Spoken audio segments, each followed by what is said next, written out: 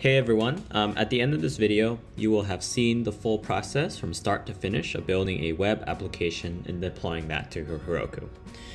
The web application that I built allows a user to look up cafes or just any public place and see what their internet speed is. It'll also allow any person currently at a public place to do their own speed test.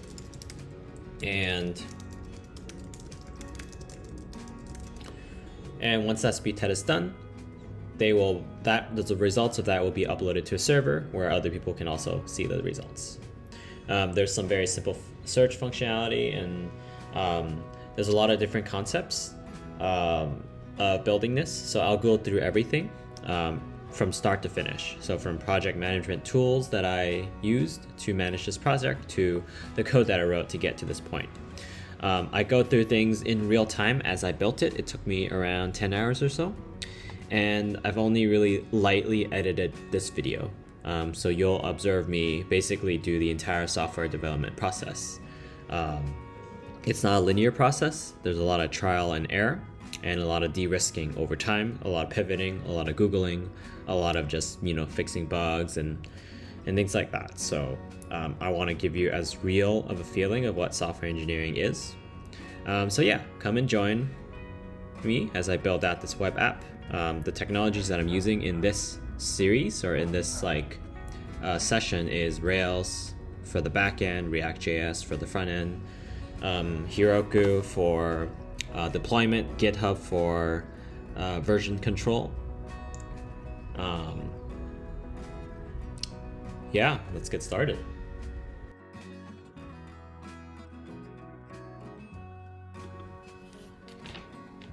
All right, let's get started. So I'm gonna spend the next probably week working on a web app for an idea that I have. So the idea that I have is basically I work remotely. And so, I spend a lot of time working from home, but I also like to go to cafes and restaurants and malls, and often, go to these places to work remotely. And so, I want to build something that keeps track of internet speeds at places. So as a person who works remotely, I want to know, like, hey, if I'm going to go to this restaurant or if I'm going to go to Starbucks, like what internet speeds would I expect at this place? And you can go to Google Maps and look up that place, and maybe someone in the reviews will have that information, but I want to build something to keep track of this, at least for myself and for the places that I go to work, and hopefully maybe someone else will use this. My motivations for this project is to try to solve a problem that I have.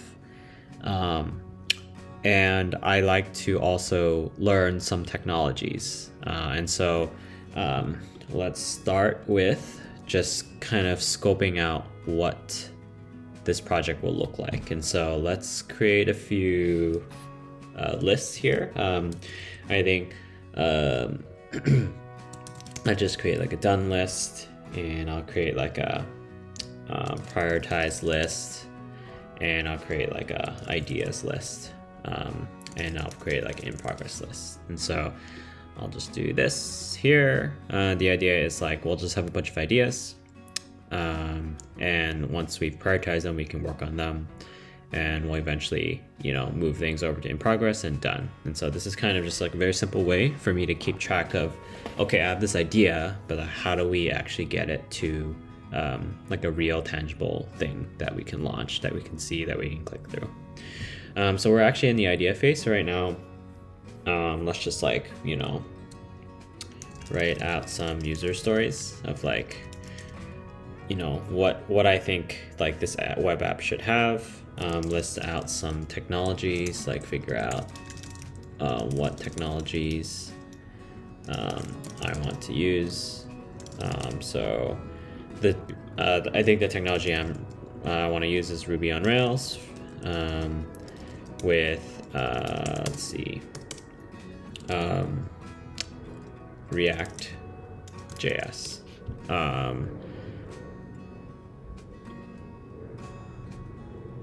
Yeah, so those are the two, and I want to deploy this somewhere. And yeah, and I think Ruby on Rails, this is like the server plus database to store data. And then this is just like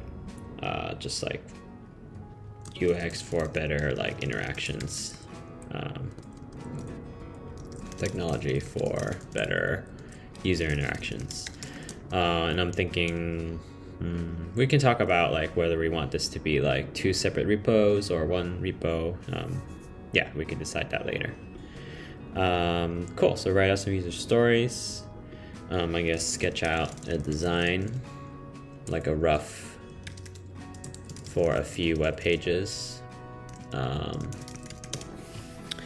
And let's see, is there anything else? Yeah, we can kind of do some database modeling.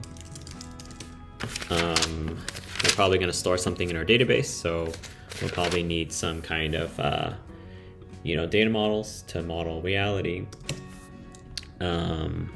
And yeah, so I think this is just like super rough of like kind of where I'm at right now. It's just like super high level. We can now think through the specific tasks that we need to do. So I think right now we could do the user stories first. And then once we have the user stories, we can like set up a GitHub repository and Rails codebase plus React codebase, Rails plus React codebase, make decision on like single repository that houses both JS and like server side code, or split into 2 repositories. I don't know yet right now. And yeah, I guess since we're doing some speed testing, probably want to de-risk, like just look up some libraries that can help with speed tests, so we don't have to write it ourselves. Probably some JavaScript libraries. And yeah, okay, so let's just write out some user stories right now, figure out what technologies I want to use. I already did that, so that's kind of done for now. Sketch out, okay, let's do user stories, and then we're going to sketch out a few web pages. And then after that, we can start seeing what we need to model in our backend, and then we can start setting up repos and things like that. And there's probably a bunch of things I'm missing, but let's just start with that for now. Yeah, all right, so let's start with user stories.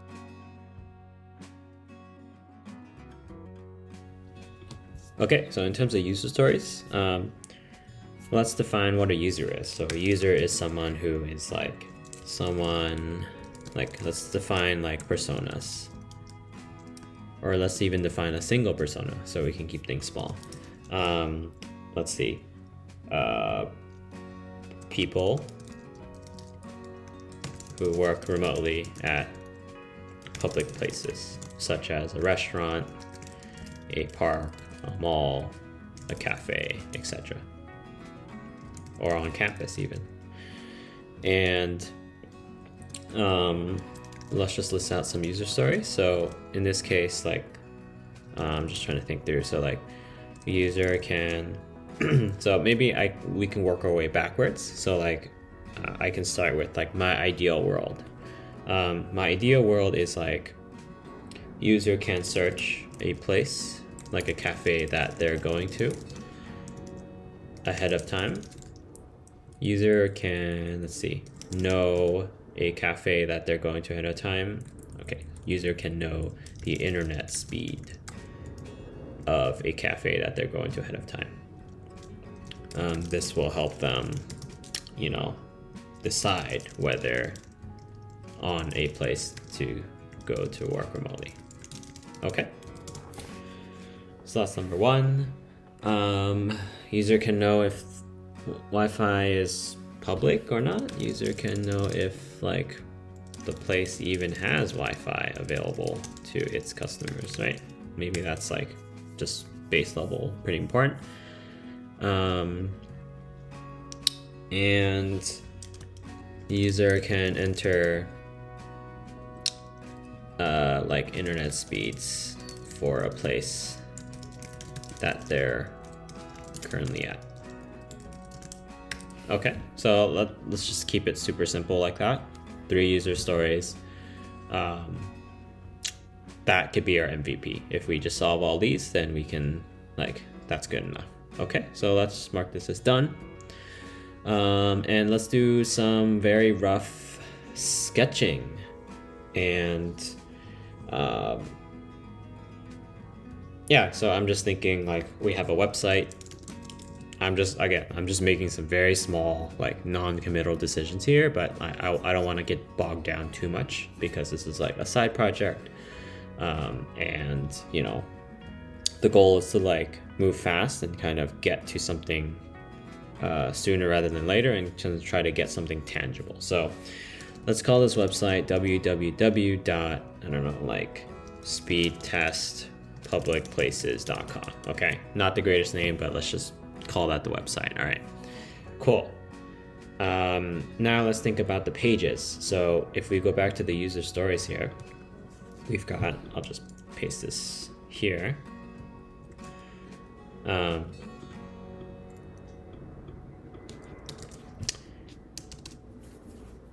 So as I'm reading these stories, I'm like, okay, do you need to log in? Like, do you have to like, you know, how do we prevent a user from just entering all this extraneous data? I'm just gonna bucket this into the ideas way, like figure out authentication, whether we need it, and just like scope it out. Basically, scope out authentication, scope out fraud prevention measures. Again, we haven't even launched a product yet. We haven't even written a single line of code yet. So like, yes, these can be things that we tackle at some point, but let's not like let that stop us from like just moving forward with it. So okay, here are the user stories. So let's say we want to achieve user story number 1. We can have a design that's like, trying to think of a good tool. So maybe that would be good. It's like, you know, like set up a design tool, set up a design mock tool. Like, I don't know, find a mock.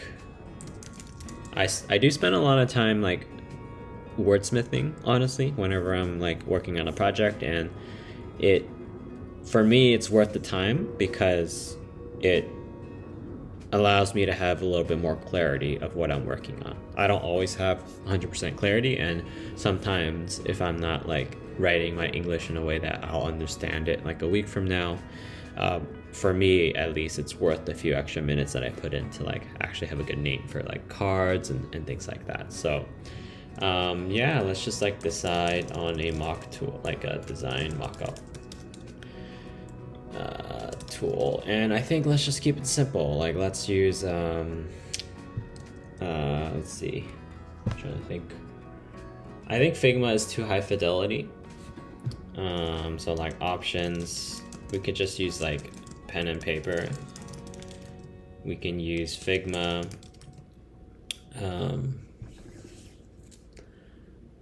We can just like steal other websites' designs. And yeah, so I think something I'm thinking about right now is like how high fidelity do we want our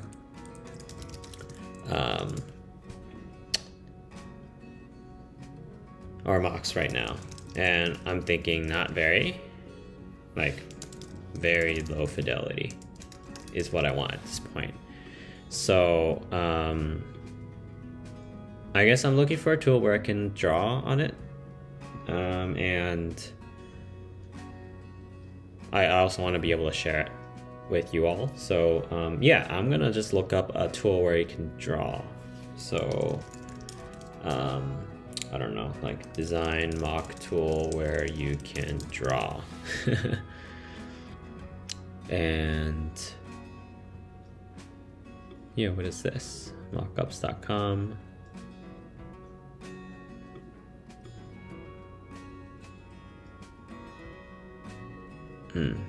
Okay, fine. Let's just look up some mockups. Whiteboard online. Okay, I think what I'm looking for is a whiteboard, basically. What I'm looking for is a whiteboard. So let's just start with a whiteboard. What whiteboard? And okay, cool. So this is basically what I want to use. Let's just use this and let's see if I can like hi. There we go. That's really what I need. And you can copy a link. And yeah, okay, good. So let's just use this guy. So we're just gonna keep track of this. I've decided. Okay, so there we go.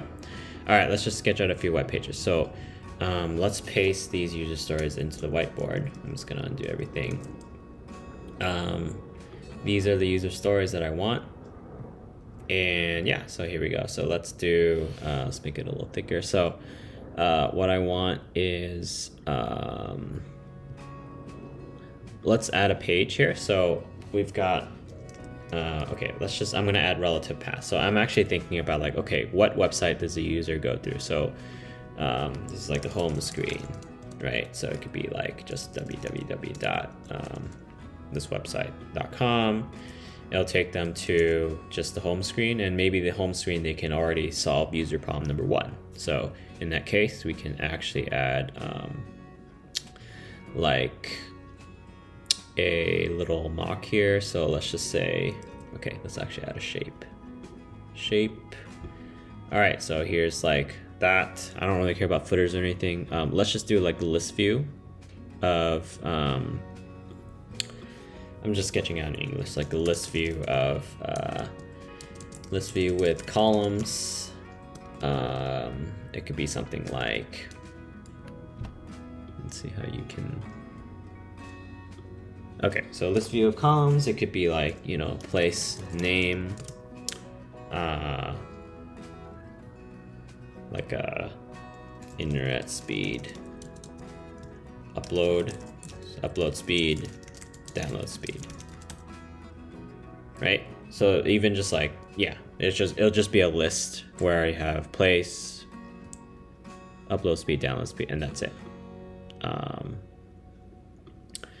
And yeah, like let's just show maybe like average or something like that, maybe variance. We'll figure this out. So let's just do that for now. So that's kind of like list view, and this probably, it can also be like slash, like, I don't know, like places or something like that. Cool. So let's do a second screen. So that should solve user problem 1. It's like, okay, I'm gonna go to this page. I'm just gonna see a list of places. And yeah, we can worry about filtering later. So as I like thinking about this, maybe like add filtering to list view, but I don't even know what I'm showing right now. Okay, user can know if the place has Wi-Fi. Okay, so I guess it's just like has Wi-Fi. Maybe those can be the columns of this like list. And then by default, like sort by name or something, ascending. Okay. Okay, so now let's build out the, you know, so this is places. This is like the index view for places. And then maybe we can do something like new, which new place or something like that. New, like, maybe you could do speed test, new speed test, where this is more of like a form where it could be something like, I don't know, like place. Okay, I don't actually want to do this. So place, it's like a text box with place.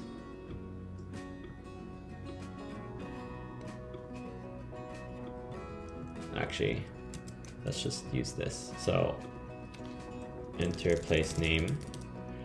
Okay, and then we can add like another one that's like, oops, we can add a button here. How do I insert a button? Yeah, okay. This can be a button, like start speed test. Right, it could be centered, whatever. It's like a button, you can start a speed test. Over here.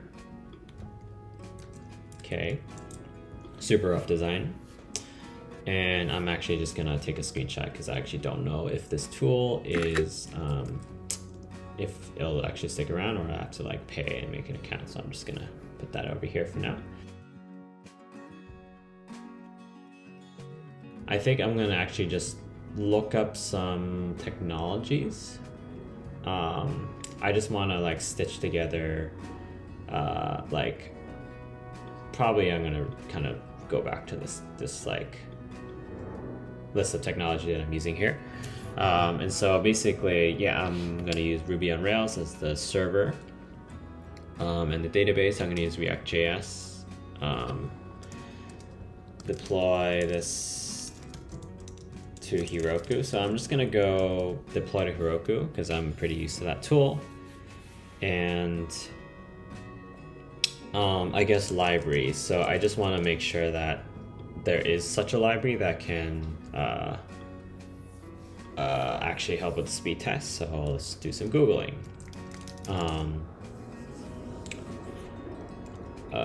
JavaScript, React, maybe, speed test. And yeah, let's just take a look at the sandbox. I'm just gonna like do a brief look at just like what the different packages are. Internet speed test, maybe let's do that. Build in, okay, so it looks like some people do it. Okay. React Internet Meter. Okay, let's see how well maintained that is. Okay, not very maintained, but let's just see if, okay, so maybe this looks like they have something that can work. It was last updated like 3 months ago. So, okay, cool. So there's maybe some way that can work. And let's just take a look at the documentation a little bit, see what kind of data that you get. So we've got medium post. Okay, they have a medium post. We can take a look at the medium post. And basically we're like building something very similar. And I just want to see like, just to get an example of like some data that they have.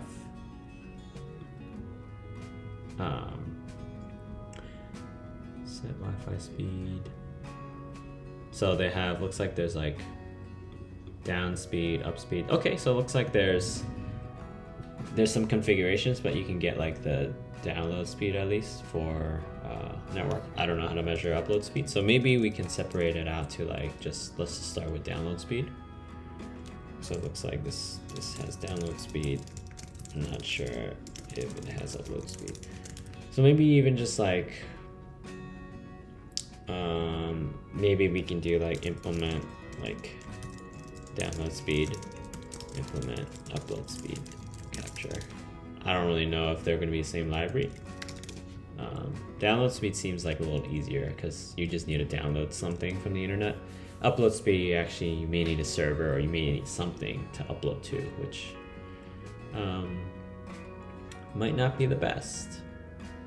Let's see, is there anything else? Speed, test, packages. Test your download and upload speed using fast.com. Fast CLI, what is this? Okay, cool. So looks like this is a better maintained thing. Let's take a look at GitHub. This has a lot more stars and a lot more fork, so it looks like it's way more active. Test your download speed using fast.com. Okay, so you just need to run this.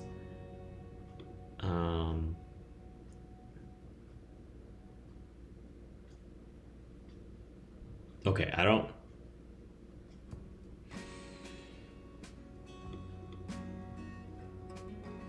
Okay, this is a node package, but I don't know if, I think this is just like a, you know, you download this to your computer and you can test your own internet speed.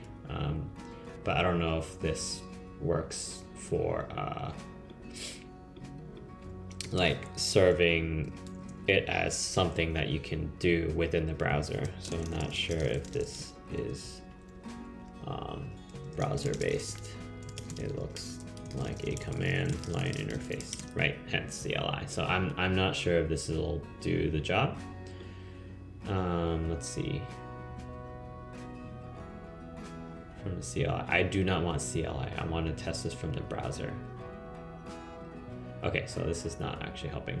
Let's go back to React. So React internet test speed test. Let's just do one more, but I think we can work with this. This is probably something we can work with.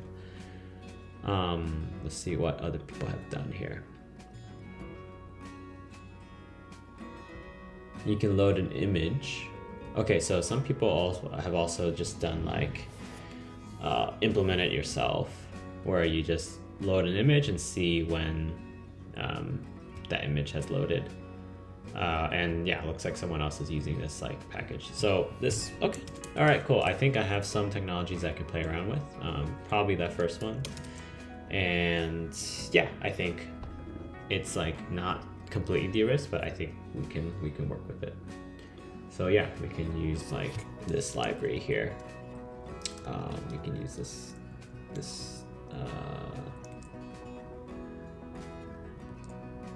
we can use this library here. All right, cool. So we're good. So next thing I'm going to do is we're going to set up the GitHub repo and actually do some coding.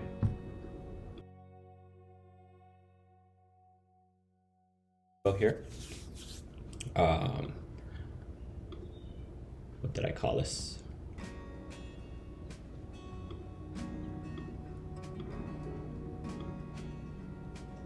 Rep design, speed test public places. All right, let's just do that. Speed test public places. Okay, cool. Or I'm just gonna, yeah, sure, whatever. I don't really care about description.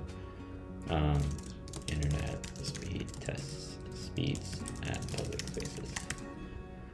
And yeah, let's make it a public repo.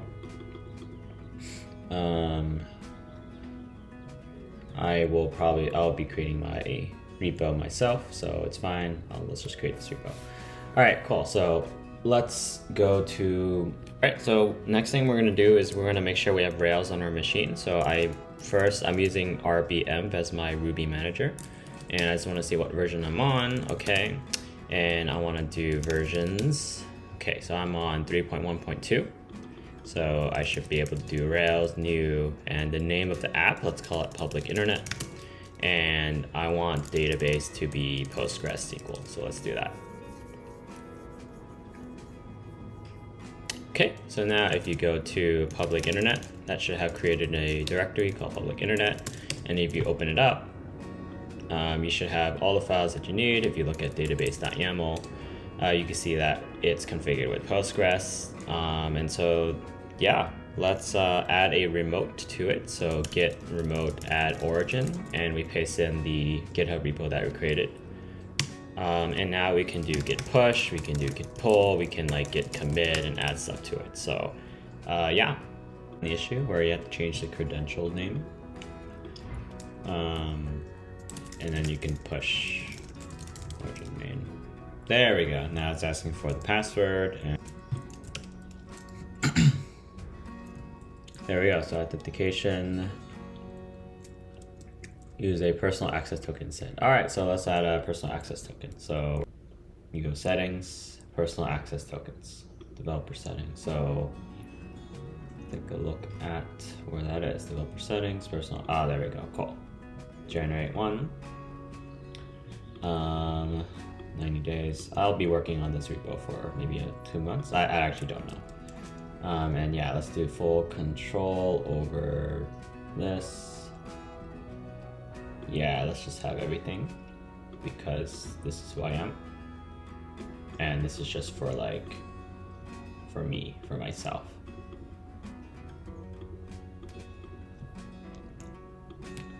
This is for the speed. AJ the engineer token, general token.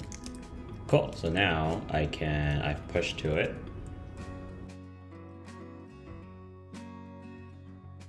Server.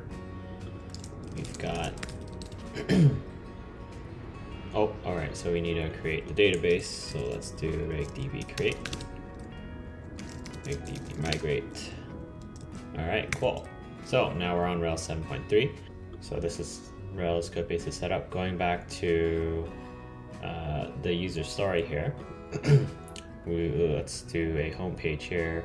It'll be /places. So let's do places : index. And let's make a controller. So controller is where Rails handles routing. And so let me just quickly go over here and say in controllers, let's do places controller.rb. And we're gonna add a places controller. And it's gonna extend application controller. And we're gonna define an action. The action is index, and we're going to render a view, and we're going to render places index. Okay, and let's go to layouts. We're going to create a layout. It's going to be let's actually give it a subdirectory structure. It's going to be places, and we're going to create a index.html.erb. And this is where we do our magical HTML stuff. So let's just give it like a header. And this would be like a list of places. And like, I don't know, list. The list is under construction. All right. So let's set this up. All right. And yeah, we're going to render this page. It's going to render this HTML file, and let's see if that works. Okay, cool. So we have a issue with the subdirectory. So I think it's layouts /places/index. I don't really like that name. I'm just gonna change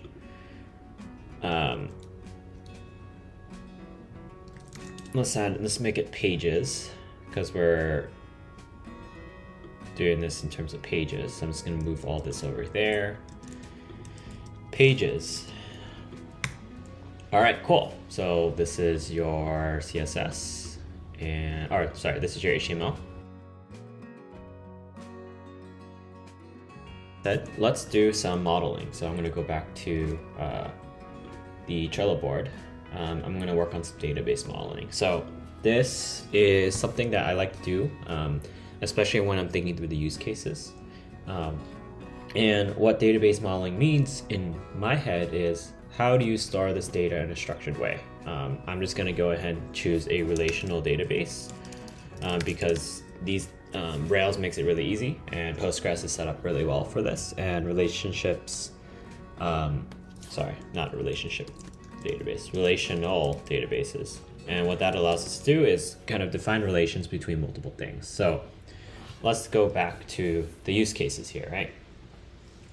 We have a website where the user wants to know the internet speed of a cafe. And they're going to work remotely ahead of time. So let's have a places table, which is an ID. So this is like a table 1, right? It's going to be called places, and there's going to be an ID for the primary key. So this is the primary key. It's going to have maybe like a string field that's like, I don't know, like the name, right? Describes, it's like, this is something like, I don't know, Starbucks, right? And we can have a location, and let's just keep it super simple for now. Again, this is not great. Like, maybe let's do address for now. Yeah, like, I don't know, 123 Jump Street. And then let's just do a city.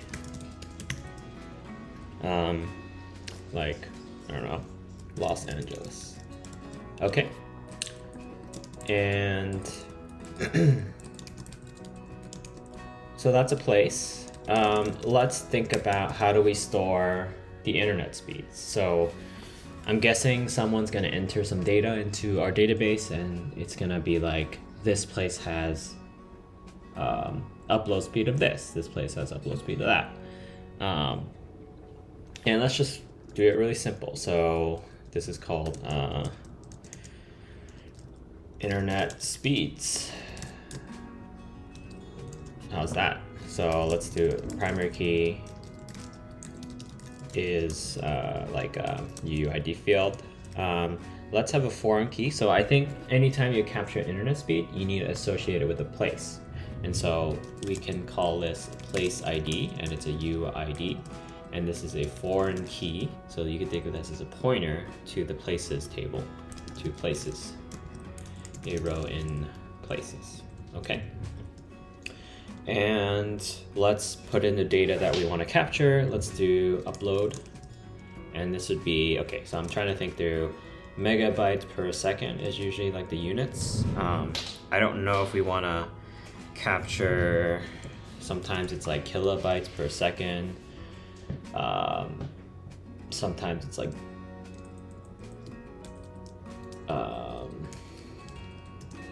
bytes per second.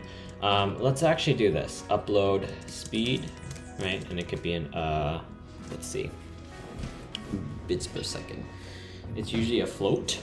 So let's make it it's like a decimal integer. So it's a decimal, download, and then upload speed, upload unit, right? And it could be a string, and then download speed, float, download unit, string. I'm gonna do, so basically it's just like kind of like model reality. And secondly is like I want to reality and relationships. The second thing I want to do is think through what fields are required, are optional, and which fields are required. So I think required, this is required. So I'm just going to go field by field. Places, yes, required. Name field, yeah, user has to enter that. This, I think, is optional, whatever. Let's keep these optional for now. Maybe city is like kind of important. It's fine. Required. You know what? Let's keep it simple. Let's make it all required. Even though, you know, maybe to start you don't really want to have to use enter this, but let's get in the habit of just requiring all fields. Place ID, that's required. You definitely want to upload speed and download speed. Let's just have all of it. And let's actually, so here's like where agile software development comes in. Let's say upload speed's kind of hard to implement, so let's not implement that, and we'll just add on to this table later on. So I've done my database modeling, so I think let's make a checklist here. So model it out, implement the tables in Rails. Okay, so let's implement the tables. So what I'm going to do is I'm going to take this schema design and translate it into schema in Rails, so in Postgres. So basically you could do something like, okay, sorry, let me commit my old stuff. So git add config routes, git add app controller, places controller, and let's add the pages. Okay, and I'm just gonna see what's up with DB schema. We'll deal with database schema later. So add basic places controller scaffolding. We will eventually replace this with places like real data. This is just placeholder controller to render a page as a proof of concept. So I was just basically saving what we have here in progress. I'm actually going to push that up to my GitHub branch or my GitHub repo. So now if you look at commits here, you can see that I just pushed up this add basic basis controller scaffold. Okay, cool. So let's go back to this database. So Rails G, okay. And I'm gonna say I'm gonna add a schema migration, and let's add these two tables, but let's do them in separate migrations. So add places table, okay. And in Rails, what that does is it generates a migration file. So you can see it generates a db migrate add places. So you can go here, and here we go. So basically I want to add this table. So let's do create table, and here it's going to be called places, and it's going to be typed as a UID. Let me just make sure that Rails create table UID primary key. I just want to double check that. There we go. So this is kind of like what I want to follow. So let's just follow this. So we've got type UID do table, and what we're going to do is we're going to have, this is the syntax, right? So let's have a t.string. It's going to be called name. We're going to have an address field. So t.string address and t.string city, okay? And then we're gonna add timestamps. This is basically short for this adds in like created at and updated at by default. So we'll know when this record was created, and we'll know when this record was updated. Okay, cool. So that is the three fields. Let's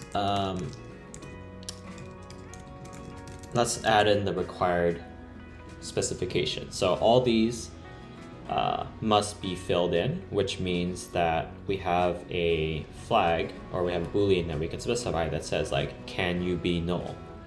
And the answer is like yes or no. And so if you look at, for example, yeah, it's null false. So I can link to some docs here.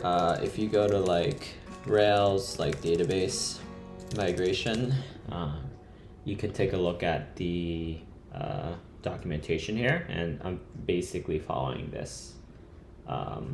And yeah, some of these have null false, and this will basically mean this is a required field. So I'm just gonna do that right here. All right. Cool. So that's the first table. Let's add the second table. Actually, no. Let's run. I'm just gonna create a branch. It's called like add tables, like initial tables. Okay. And I'm gonna see if I can run this migration. So I do reg db migrate, and there we go. So now I have a places table. So let's just add one more thing. And there's this section in Rails where you put your models. So you can think of models as like a layer to help you query the database more easily. So let's create a places model, right? And it's place and application record. Okay. So what this means is you can go into Rails console, which is a way you can access your database directly, and now you have access to place, right? And you can do place.count, which translates to a SQL query that's like, okay, how many places do I have? You can do place.create, and let's just give it like, you know, Starbucks, address 123 Jump Street, and city, I don't know, like Los Angeles. So let's actually create this in your database. And that creates it in our database. So if you do place.all, you can actually see that I've stored this place in the database, right? And yeah, there we go. So looks like the model is created. Let's add all this to our commit. Okay, so I've added the migration file, I've added the update to the schema, and I've also added a place model. So let's commit this. So add place model, add places table, and this is ActiveRecord. So and table and model, right? Cool. So now let's add in our second table here. So let's see, add the places table. Great. Now let's add the internet speeds table. Okay, so Rails G migration add internet speeds table. Okay, and we're gonna kind of go through the same pattern. So we're gonna define, oops, wrong file. We're gonna define another create table. So I'm just gonna basically copy this. We're gonna create internet speeds. Okay. And we're gonna add these fields. So we're gonna add the ID field. We already have that. That's taken care of by this. Place ID. Okay, let's do these two first, download speed and download unit. So t.string download units. Null false because it's required. I'm just gonna do something like download speed. In terms of download speed, really I care about, like, let's say if it's like megabytes per second, like I really care about just like 2 decimal places. Like I want like, you know, 25.5 megabytes per second. That is a totally good enough speed. So, okay, I think we should do decimal, and we should have a precision of, let's see, 10 digits after the decimals and 15 digits max. I don't care about digits max. I think you can do scale 2. Okay. And we can store just like something like, you know, I'll just store 2 decimal places. And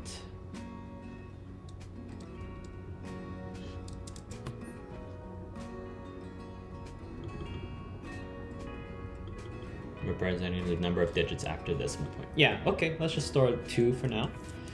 And yeah, so upload download speed. Okay, and then let's take a look at, basically I could do something like, okay, so we've added all these fields except place ID, so let's actually add the place ID.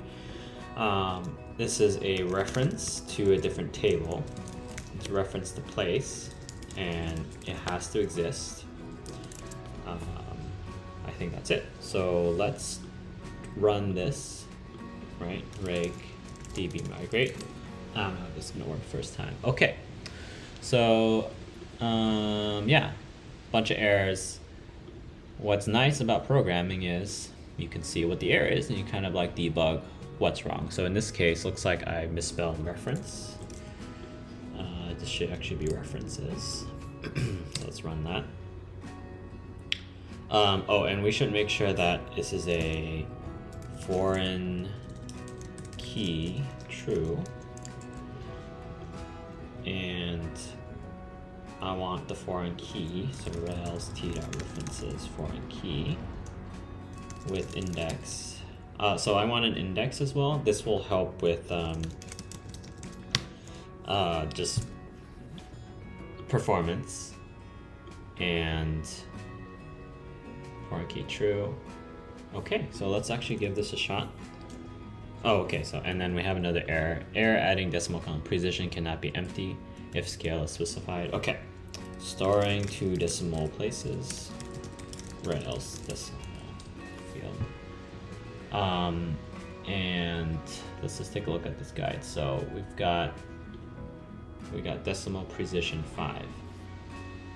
Precision is the total number of digits in the number, both before and after the decimal place. Okay, so let's think about precision a little bit. So how many digits do we need total? So let's assume we're storing megabytes per second, and you can have like, you know, 10 gigabytes per second internet speed. That's crazy.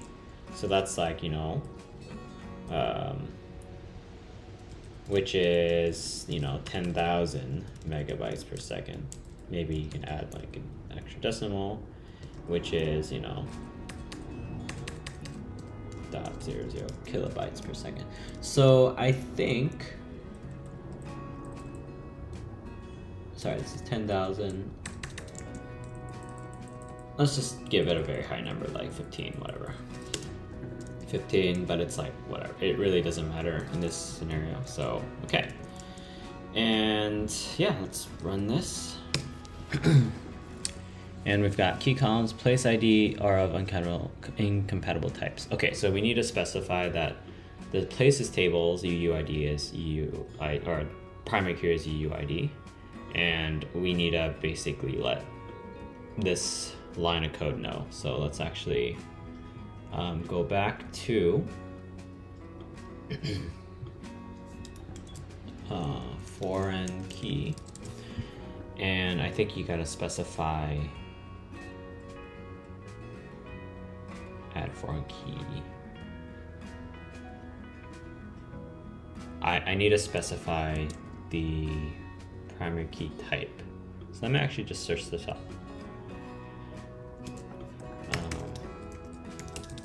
References, Rails, t.references. Let's take a look at this. Okay. We need to specify that the type is a UUID. There we go. So that's something we're gonna do. All right, so let's try to migrate this. All right, cool. We've created a table. Now let's add the association. So what Rails does is it allows us to have something like this. So belongs to, and sorry, this has many internet speeds. Okay, and if we create the internet speed data model, internet speed application record, this belongs to a place. Okay, so if we go to Rails console, remember we have our place. So let's just do place.first. I'm just gonna keep, I'm gonna name this as a variable, and let's actually create some internet speeds. So internet speed right now, there are no records in the database, but we can create one. So let's do internet speed.create, and we can say place is place, which is shorthand for place ID colon place.id. We can do the download speed. Let's say it's 25.55 megabytes. Download unit. Did I say units? Yes, units. Megabytes per second. Okay, so I've created one record, and let's actually create another record. And let's actually say that, okay, someone else measured it, and now it's, 30.00. Okay, so what we can do is we can say internet speed .all. Now we have basically two measurements of that internet, of that place for their internet. So if we do place dot, if you look at this, place has many internet speeds, so you can actually do something like place at internet speeds, and it'll show both. And you can look at the SQL query, but it basically joins the two tables and figures it out like, oh, these are the two internet speeds. Similarly, you can use the association that we created here by doing something like, okay, let's just grab the first internet speed. Okay, so you can do first, speed equals that, and now we have access to place. Right, and so we can basically more easily pull up what the place is by using this association. Okay, great. And one last thing before we're done with the database schema design is to look at the schema file. What we did was we wrote migrations that define how you go from, a database with no tables to a database with the tables that we want. And so migrations is a way to migrate a database from a previous state to a new state. The schema defines your database at current time. Like after all these changes have been made, what should be my final schema that I'm using right now? And so I use this pretty often to figure out like, okay, if I'm looking at the places model, like what fields do I have available to me? Do they make sense? how do they relate to like the real world and what I care about. And schema is like a way to just jump at like, okay, here's all the fields and all the relationships among the fields. And it's a lot easier to read this than to like have to go through these because things will change over time. We may add a new migration that's like, oh, I actually want to add 2 more fields, or I actually want to remove this field. And you can't really see that by just reading like these files, but you can get a better picture of the final state if you look at the schema file. So there we go. So let's commit this change. So we have the internet speeds table. Okay. And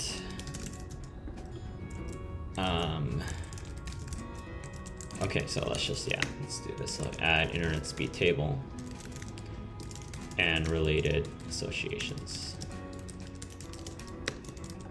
Okay, so I'm just gonna git push set upstream origin add initial.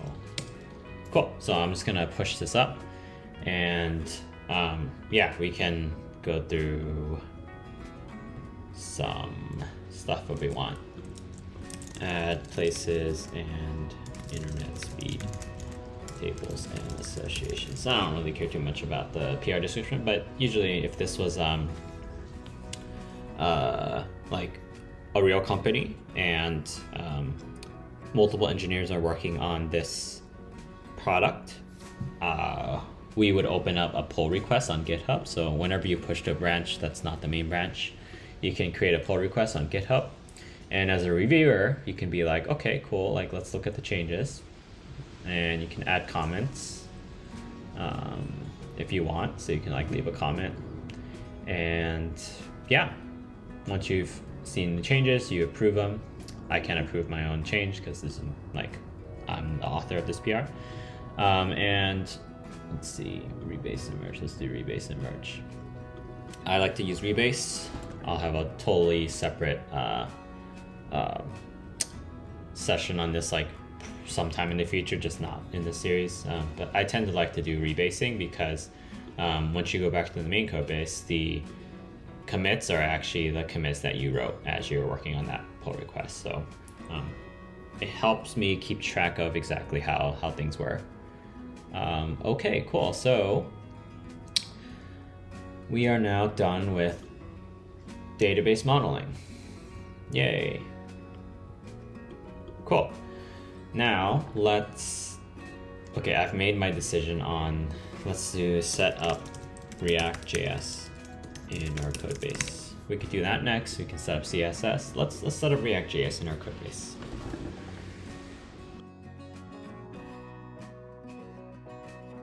What I'm gonna do is let's check out add reactjs with jsbundling. So what we're gonna do is we're gonna go to, we're gonna add a different gem basically. So we're gonna go to,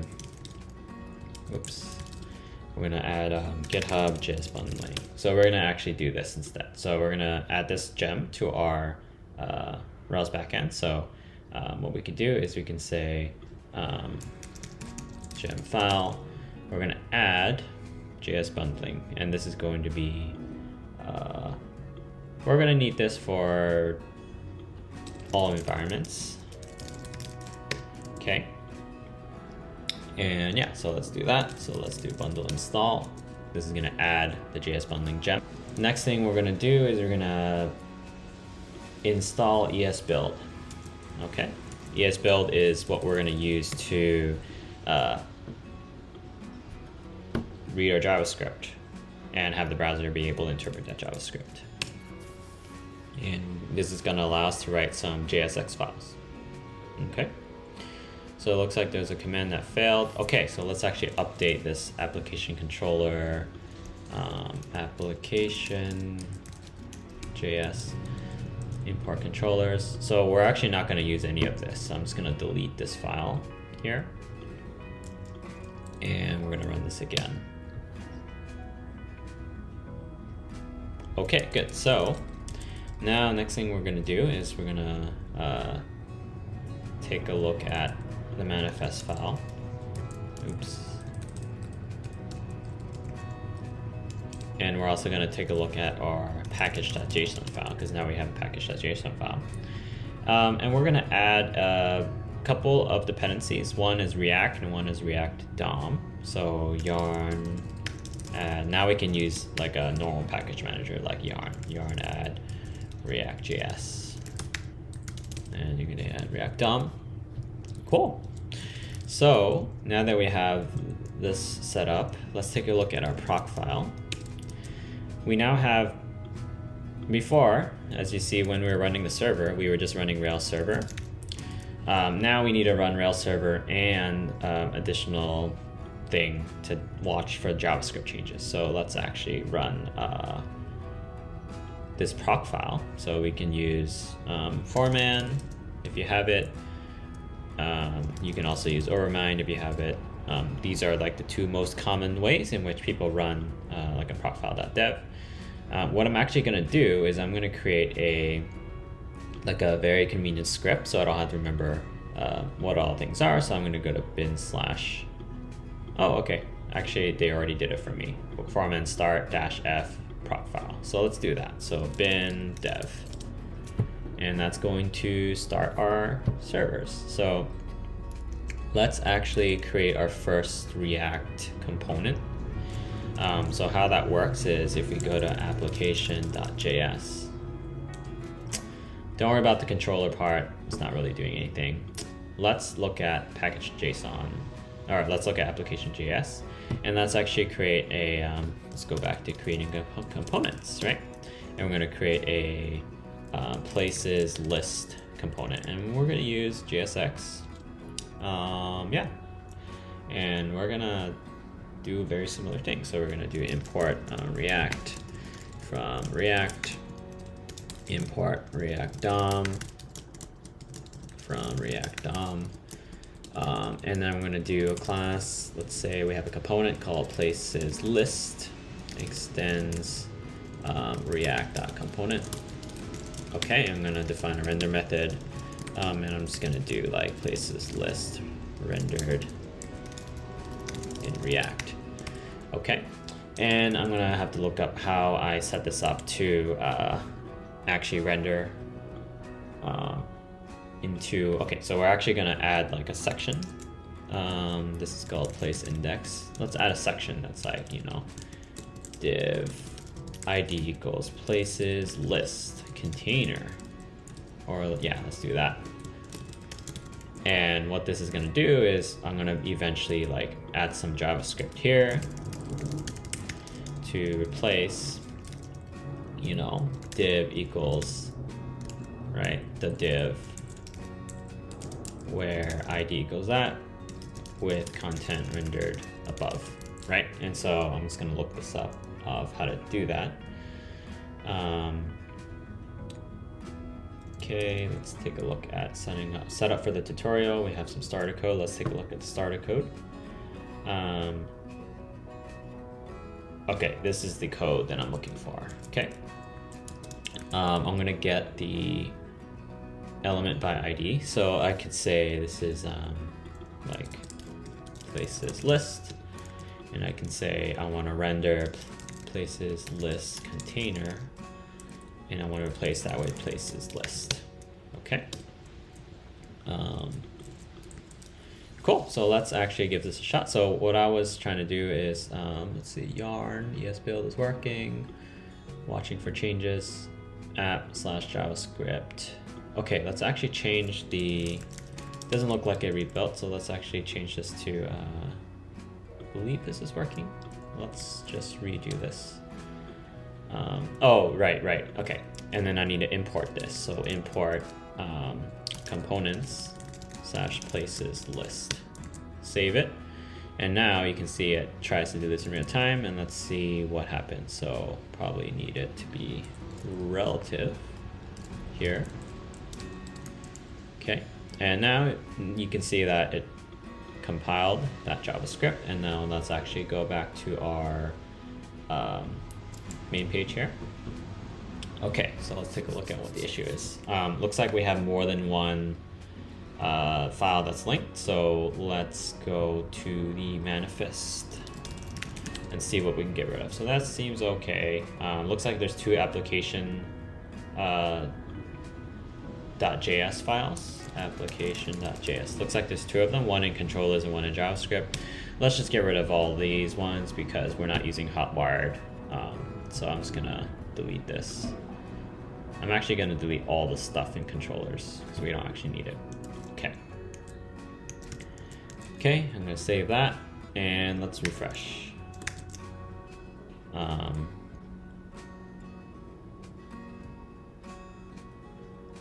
Let's see if, yeah, let's see if there's only one.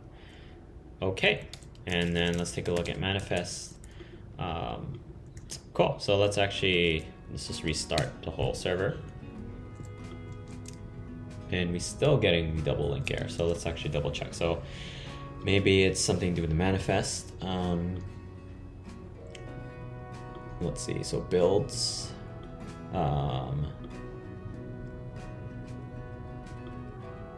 Link tree. Let's take a look at our builds file. So we still have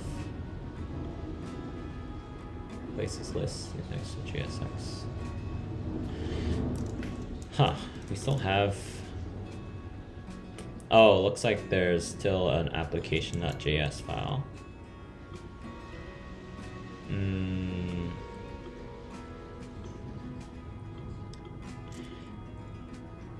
Builds vendor. What is vendor slash? I don't think we have any vendor files. Do we have any JavaScript like .js? Let's see what all the JS files are. Okay, we still have these two. It's like builds app slash JavaScript and. Okay, so let's actually take a look at this. Multiple files with the same output path cannot be linked.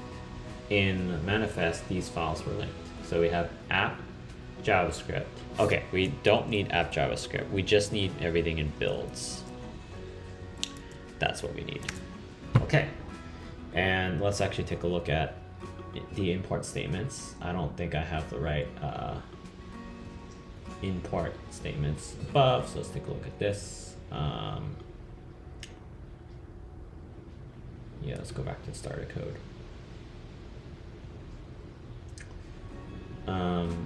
I don't, oh, you do have React DOM.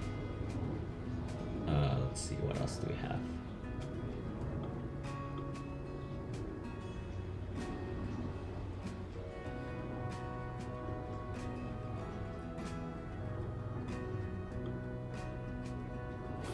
Okay. Import React is not defined. So let's go to places.tsx, JSX. Okay, React DOM. Okay. Anything else? Import React is not defined. Okay, let's actually take a look at this.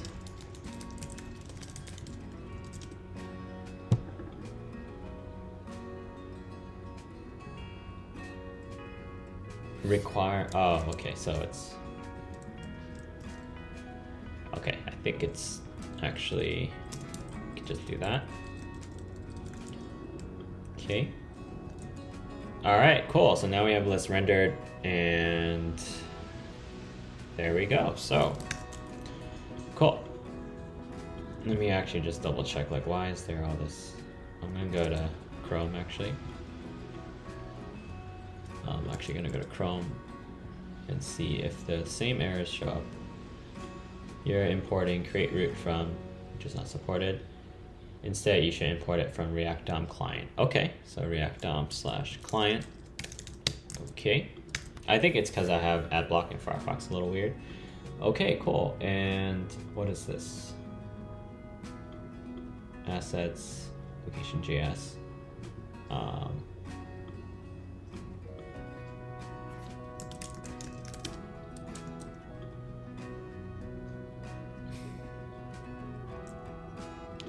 Anyway, okay, this looks good. So now we have a list that's rendered in React. And yep, great. So let's do this. So now that we have React kind of working, let's actually make this a list. So what we can do is we can, just gonna save some of this progress here. Cool, git add app assets, builds. I guess you can add all of it. Git add app assets, JavaScript, git add bin dev, git add package.json, git add yarn.log. Okay, so we're gonna just basically add reactjs and jsbundling to our code base. jsbundling-rails and EsBuild will help build our JavaScript, our JSX files, help compile our JS files into JavaScript that the browser understands. Cool. So let's just push this up.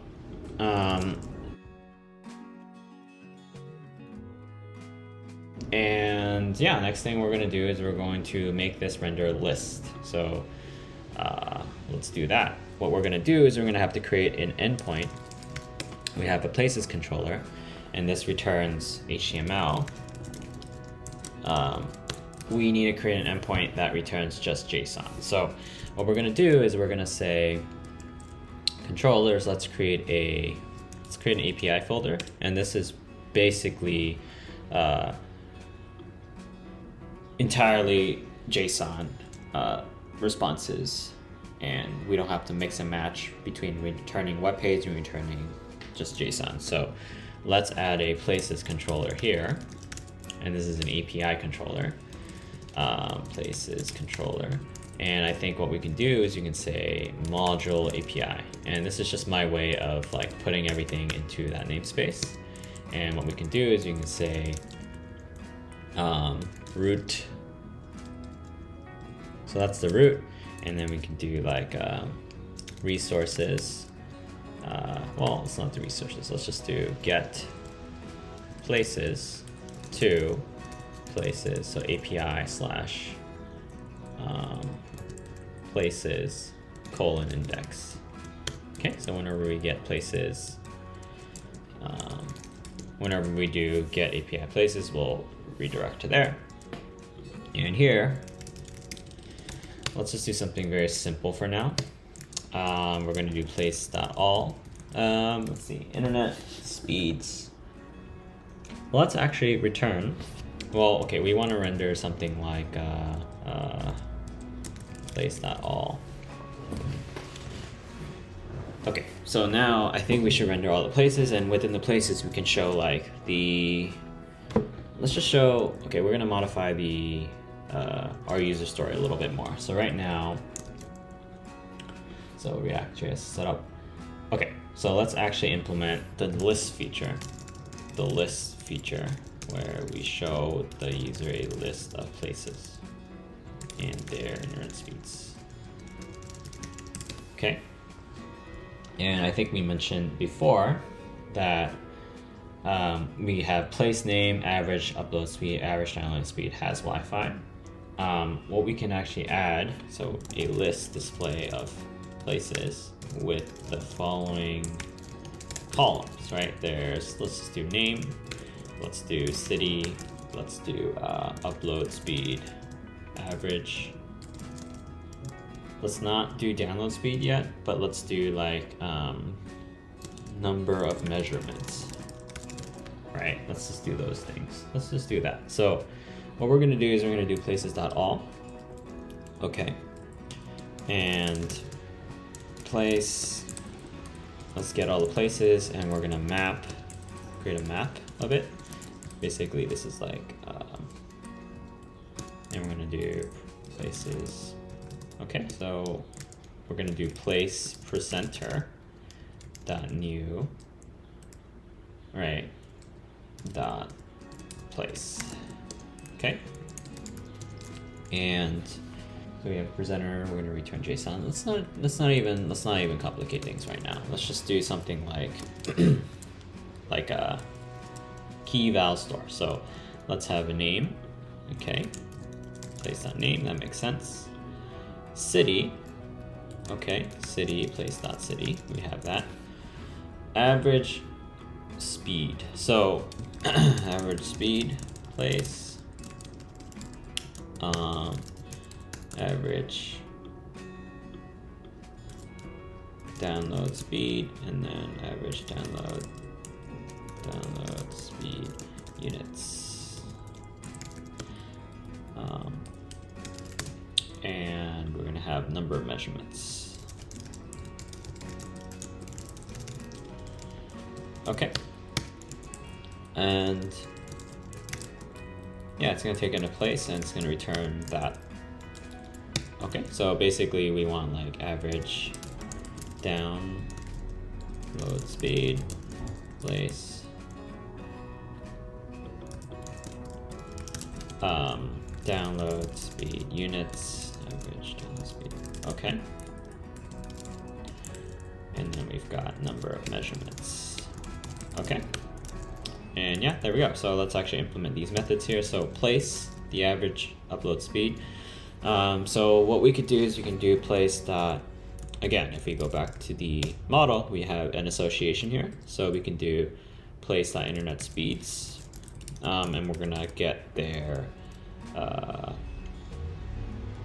let's actually just keep it super simple and just assume that all the units are the same. I'm slowly realizing that my schema design of having units is probably not the best, but you know, eventually we can make these two methods resilient enough. But let's just do internet speeds dot first dot download units, and I'm gonna refer to the schema to remember what the fields were. So download unit, download speed. Here's the list of speeds. Yeah, okay, cool. And actually, let's actually simplify this even more. It's like most recent download speed, most recent. And that's actually even just make this no, I think it's actually important for this to be a units kind of situation, because we're gonna need to sort by it at some point. So yeah, most recent download units. Let's do that actually. Let's actually do that because it's actually a little easier to implement and we don't have to complicate things right now. Cool, so we have most recent download speed. So you're gonna order by created at, and it's gonna be, you're gonna get the first, actually no, you're gonna get the last one, and you're gonna get the unit download speed. Okay, and similarly here, you're gonna get the download units. Okay, and then number of measurements is just place.internet speeds.count. It's gonna return the count. So that should return some JSON, and then you're gonna return, you're gonna render, okay, JSON, we're gonna say, okay, places, right? And there we go. So we're just gonna render some JSON, and there we go. So now let's actually hit this endpoint. So we can actually hit this endpoint with the browser if we wanted to. So if we do localhost :3000 API/places, this should redirect to the places controller. So let's actually take a look at this. So API, okay.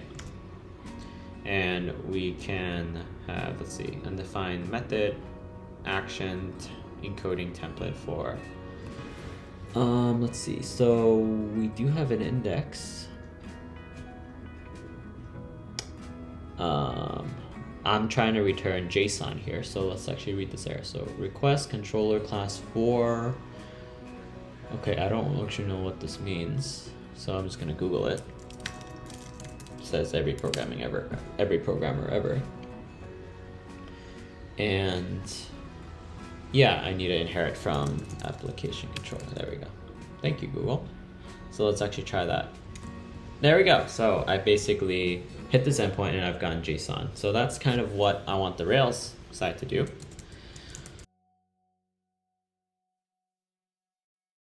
Okay, so here is where we're going to refactor this component into a thing that hits the server for data, and when the server responds, we render this. Otherwise, we render something else like in progress or something like that. And so what we're going to do is we're going to look up reactState, and we're going to actually read up on some of the lifecycle things. And in React land, there's this thing called hooks, and we're actually just going to jump straight to hooks, and we're going to use that to basically implement this to be rendered. Okay, so what we're going to do is we're going to import React, we're going to use state, and we're going to use effect. So I'll explain this in a little bit. And we're going to basically not use component anymore. We're going to use straight up functions. So let's do this. Function, and in this function it's going to be places list. Okay, and we're going to think about the state in which we're going to keep track of things. So you can think of state as like a minimum set of parameters that fully represents what you want to render on the screen. So I can think of state as in like, okay, like show progress bar, like show loading, right? That could be like a Boolean. I'm thinking that you can have like a loaded places that starts as empty and eventually gets filled, right? And yeah, so those are like the two states that I'm thinking. So let's actually add that. So loading, I'm gonna add loading, set loading, and use state. By default, we are not loading anything. Maybe we are. I think by default, yeah, we want to start this page as loading. The second state is the loaded places. So loaded places, right? And you can use state, let's say it's an empty list, because at the beginning, nothing has happened yet, okay? And what we can do is we can return something like this, right? We can do something like if loading, so now we have access to this variable, right? So basically a way to do this, I'm just gonna like code this the very simple way. So if loading, right, return, you know, like div loading, dot, dot, dot. Else, so if loading's already finished, you're gonna return, we're actually gonna loop through loaded places dot map, and then this is gonna be like place index. Okay, let's do this, and I'm just gonna map this as a function here. And let me just actually take a look at the syntax here. So it looks like there's, yes, that looks like to be syntax. Map.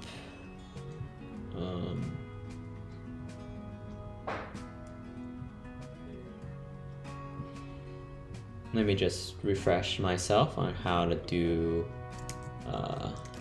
React render map.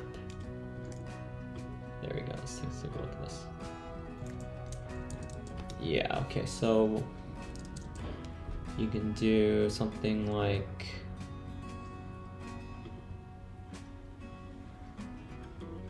comma expected.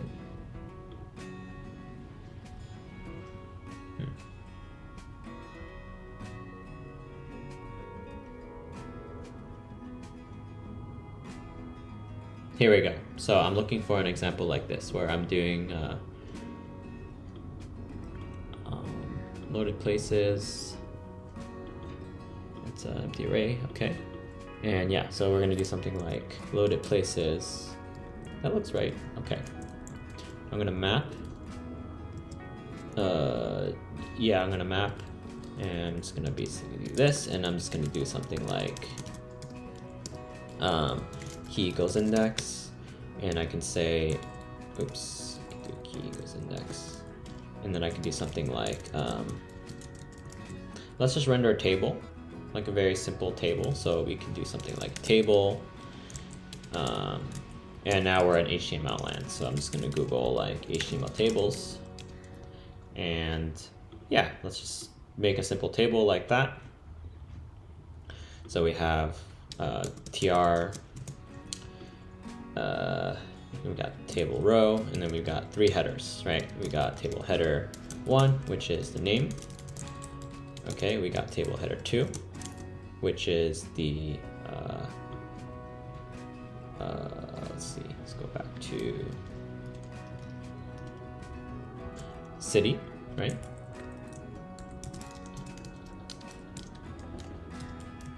Okay, then we've got upload speed, so recent upload speed. Okay, and recent upload speed units. Okay, then we've got number of measurements. Sorry, these are all table headers.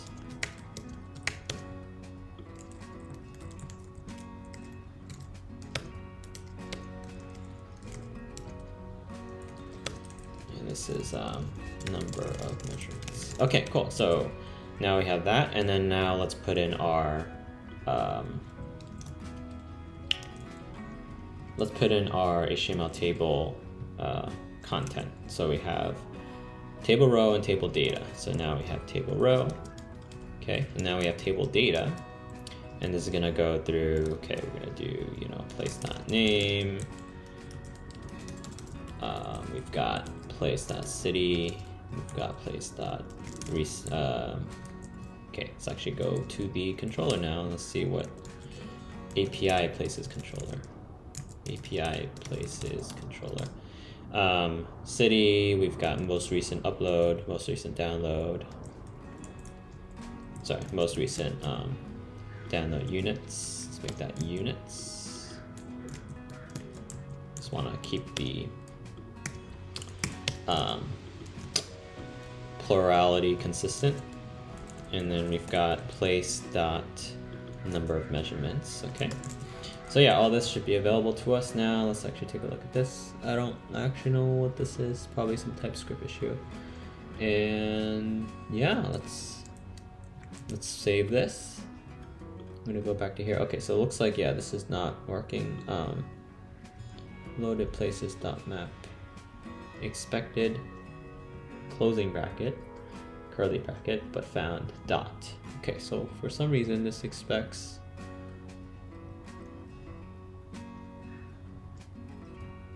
but like I want to close this.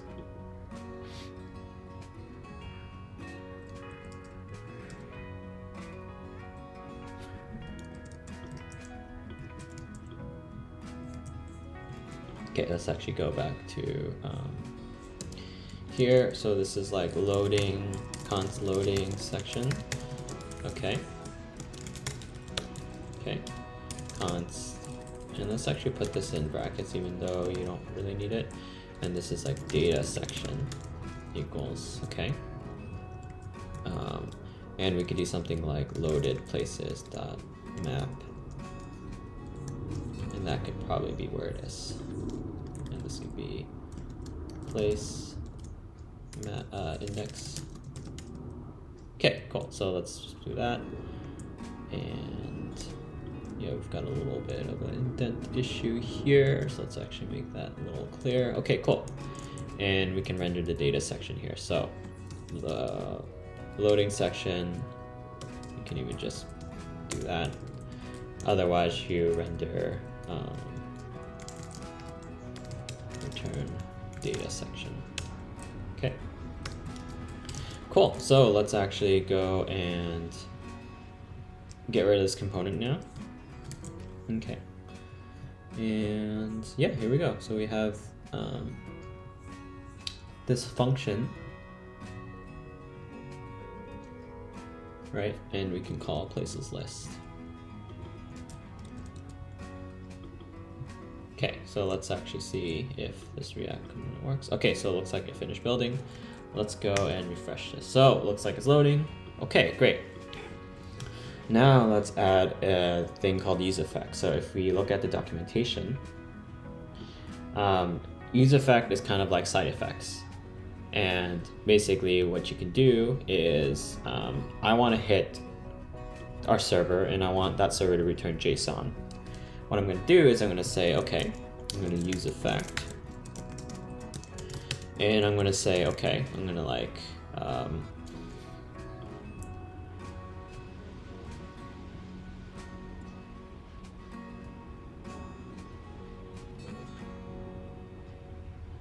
looks like when you click it, it does that. And I don't really want the, so like, does useEffect run after every, yes, by default it runs both after the first render and after every update. Okay, so what I want to do is I want to say, I'm going to run useEffect. Okay, so I'm going to hit the server and get the facilities list. Okay, or sorry, and get the places list. Okay. So what I'm going to do is I'm going to say, okay, so const API endpoint equals, okay, so I'm going to do localhost slash API slash places. It's going to be a get request. And I'm going to use fetch. Okay, so I'm going to use fetch example JavaScript. Fetch comes with most browsers, almost all browsers actually, and it's something like this, where you can like hit an endpoint.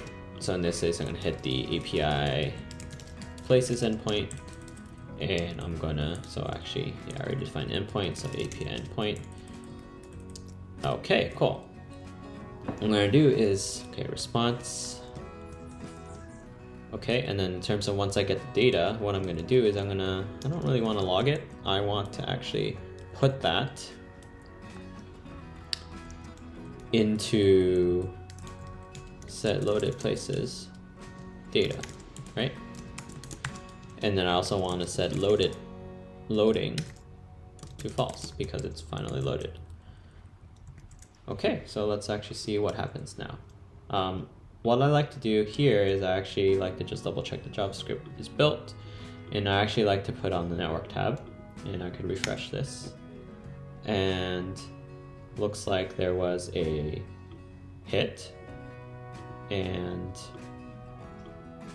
okay, cool. So looks like the endpoint was hit and we returned 200. I don't actually know what happened, so I'm gonna see what data was logged. Looks like loaded places.map is not a function. Interesting.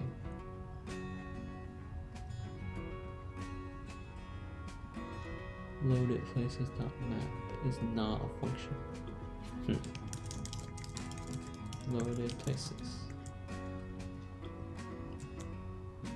It's an object.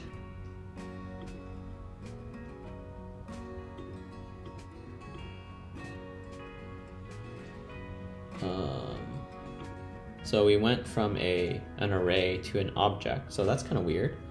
I actually think what we need to do is we need to say, okay, data. If we look at the network tab, okay, and we look at our API request, I see what's going on. You look at the response. It's actually an object, like a thing with places, and then within places are the list of objects. So I think if you do places, this will actually render like a list of places. And looks like we have some kind of infinite loop going, where whenever render happens, we are updating the state, and that's going to trigger like a re-render, and that's going to trigger useEffect. So now we have this infinite loop. This is terrible. What we can do is we can add some dependencies here. So we can pass in a empty list, which means that only if this changes. So useEffect will execute the first time you render a page, and anytime something changes about a list of fields here is when it's going to re-trigger. And in this case, I don't want it to ever re-trigger. So I'm going to update that. I'm going to refresh. Cool. So it's just going to hit the API once. And there we go. So now we have, name, city, recent upload speed, recent download speed, number. Okay, cool. There we go. So again, this is terrible styling, but we're able to get a list of places to show up on the screen. And let's actually just create like a couple more in our backend. So Rails console, I'm gonna do places.create, name, I don't know, like mall A, location, I think it's, what are the address, ABC, Orange Street, 888-999 Orange Street. And what else was required? City, Austin, Texas. Okay. And maybe we can do like, let's just keep it blank for now. Okay. So if I keep places blank, what that means is there's some methods here that are going to blow up. So if you look at my Rails, looks like there was some error here where I couldn't even return download speed, or this basically didn't work. And that's because this last method, basically this place has no measurements of internet speed. So what I can do is I can just do this safe operand. Again, this is not very good Ruby code, but it allows us to keep certain things pretty chill in terms of like, if this returns null, then this also returns null. So now we don't have to worry about if Austin, Texas doesn't have any measurements, we don't have to worry about the recent upload speed being inaccurate.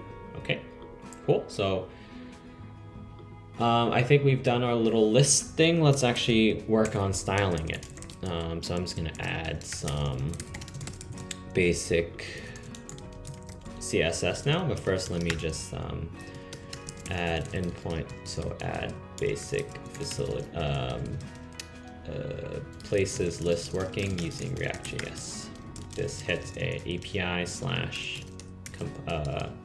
places endpoint and gets the data that we need to show on the screen. Okay, cool. So let's push that up.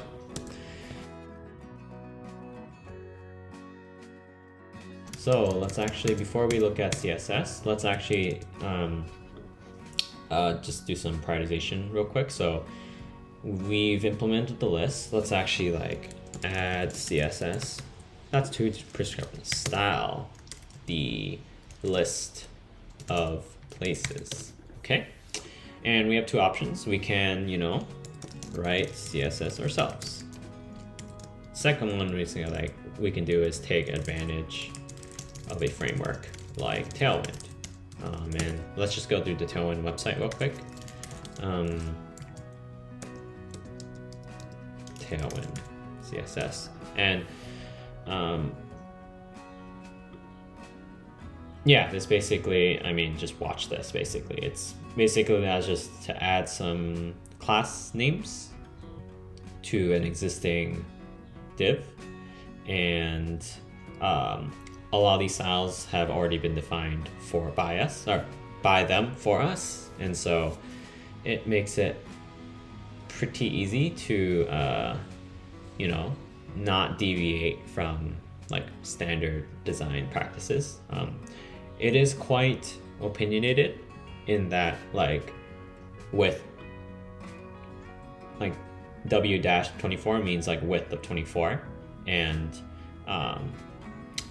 so the disadvantage of using a framework like this is whenever we're looking at docs, like CSS docs, right? And we're trying to learn how to, add divs, how to style text and all that. We'll basically learn, let's say we're learning Flexbox, right? We're basically learning a system here, but then we're also learning about how Tailwind handles that translation layer. So there's a lot of pros and cons with using something like Tailwind. There's a bunch of other ones, but they're all work mainly the same way. And yeah, so I haven't really used Tailwind CSS that much before, so I'm actually down to try this out. So let's actually try this out. And let's actually set this up in our codebase. And yeah, let's just take a look. So docs, And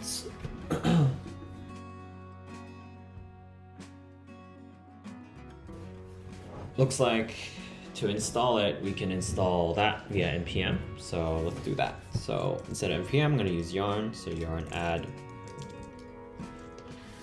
Tailwind. And then now if I look at my package.json, I now have Tailwind CSS. Great. So step 1 is done. Step 2, configure your template paths. So let's see. Add the paths to all your template files in your tailwind.config.js file. So let's see if we have this file. I don't think we have this file. No, we don't have this file. So let's, I wonder if I need to make it. Okay, cool. So I think I need to call tailwind init. Yarn tailwind init. Okay, so that created a config file that I was talking about, and looks like it's giving me getting me to change the content here, and I think I want JSX as well.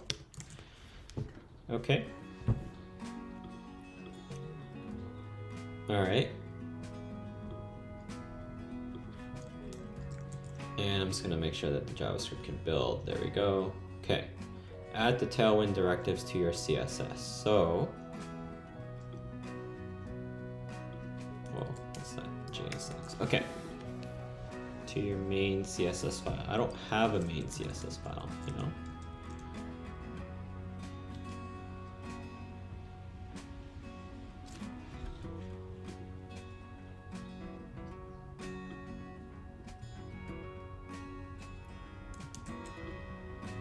I'm actually gonna take a look at this content. So source, I don't really have a source. So I'm actually gonna see what the setup is with the Rails. JSbundling. I'm actually gonna see if this is the right package for CSS, or if it's CSS bundling.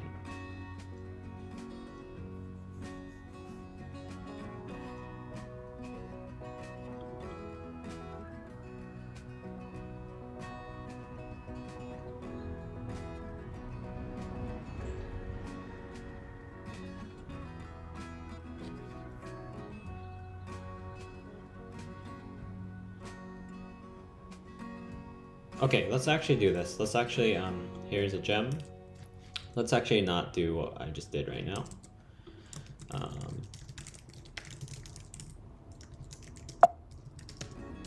Yarn install. Okay, so let's actually just restart the state.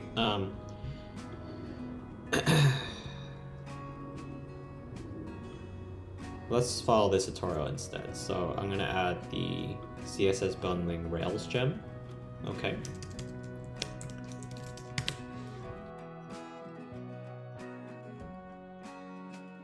So we have JS bundling, let's add CSS bundling.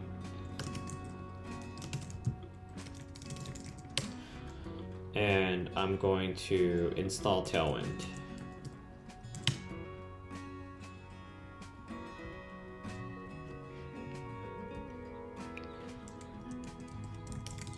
Okay, and then I'm gonna look at my proc file. And now you can see that I have 3 things. I have a web server, I have a JavaScript build step, and then I have a CSS build step. And let's see. And then I can import some base utilities in my Ican components and import them into your main application.tailwind.css file. So let's actually, so we have import process. Let's just take a look at package.json. And then I want to see if that, okay, there we go. I have an app Tailwind project CSS file. Cool. So let's actually build this, or let's actually try to run this. And cool, so now we have our web stuff running, we have our JavaScript, and then we have a CSS process as well. So let's go back to our list that we have and see if there's anything that's default. There we go. So it looks like there's something that's defaulting. Now let's look at the documentation to see what's good about like what we can do in terms of like rendering a list of things. So boom, free Tailwind examples.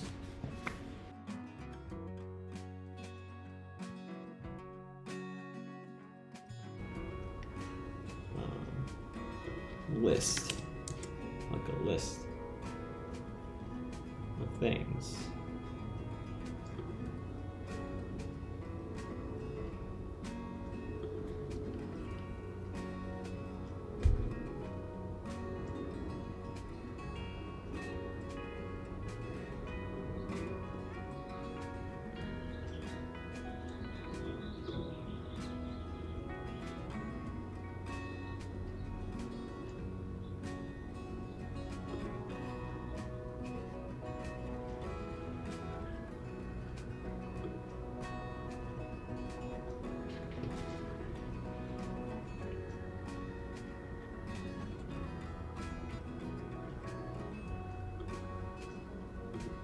Like I'm looking for a table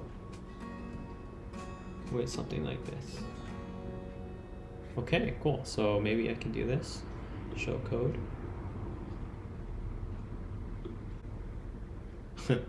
Okay, cool. So this is actually, maybe this is what I need here. So I actually want a list of things where there's some, okay, let's actually just look at the headers. So it looks like there's these headers. So let's actually do that instead.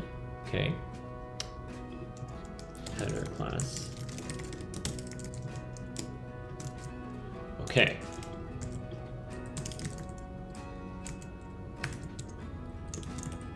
Let's add all this over here.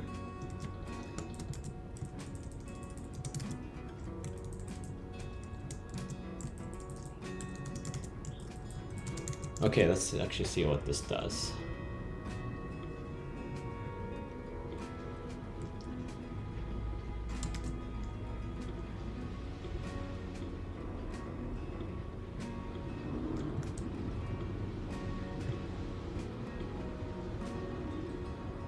Oh, why is there two headers? Okay, so the header shouldn't be there. I think the header should be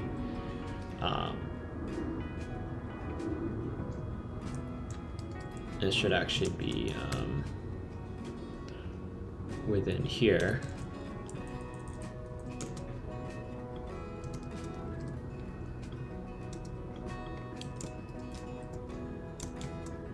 Okay.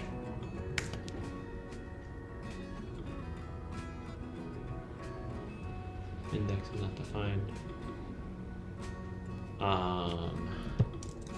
Yeah, okay. Div should actually be here. Okay, I'm just debugging something right now. All right, cool. So we've got this. All right, cool. So now we have that. We don't really have, okay, TR cannot appear as a child of that. So table row.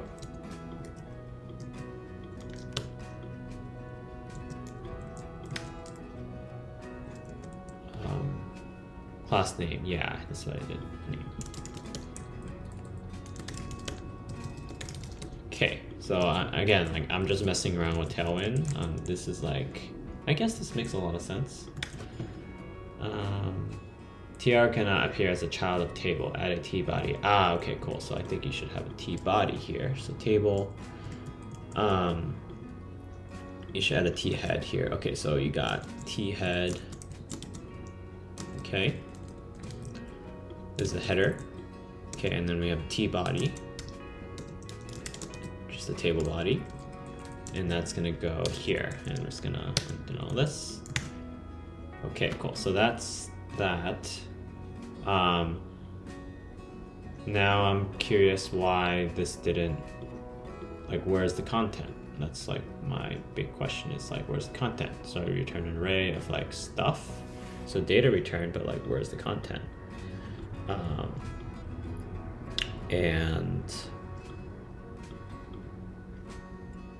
Yeah, I'm actually curious where the content is. So actually, let's look at this. So yeah, we have all these guys. And then we have tbody. Tbody, there's nothing in there. So I'm actually not really sure what's going on here.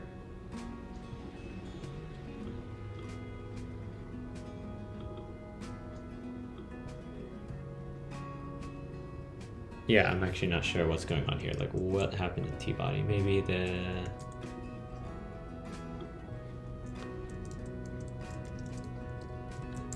maybe you need a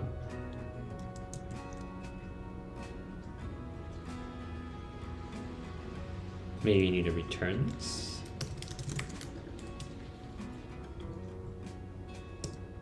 Like a map return. I actually. Okay, cool. Yeah, so you need to return something. Okay, great. So now that we have a list, let's actually take a look at some of the CSS, because I actually don't know if this worked.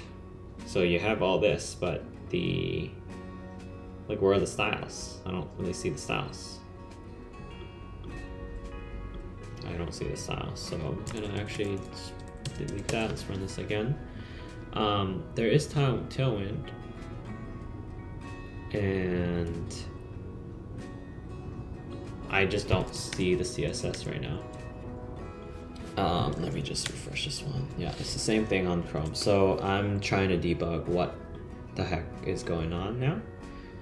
And yeah, let's take a look at this application.js file. I actually don't know if this is like where I should put my stuff. Do I have another CSS file? I do. I mean, it is building it. Like, let's actually just add like a error here. Yeah, it's basically it shouldn't. Utilities.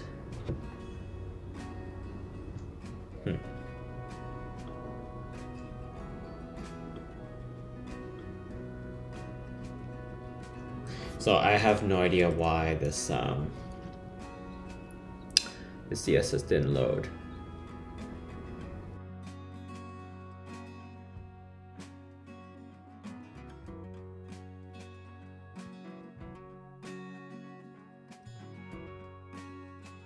Configuration. Okay, maybe it's this. That's the issue here.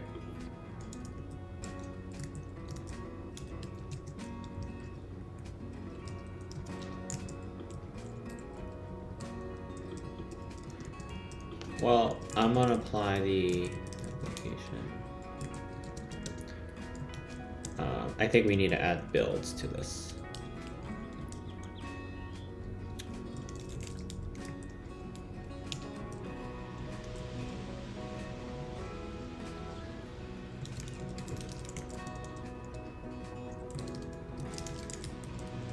App asset builds.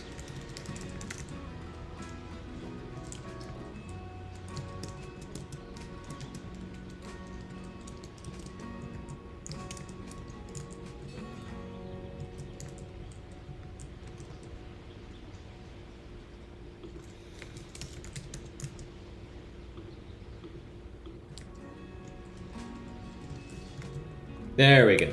That is how you do it. So I think it was just I just needed to include the I don't really care too much about helpers. Let's just keep the code around, but I really need the builds to register this. So now I have all this. It's really funky. But there we go. So ooh, this is really ugly. Let's actually choose a different one.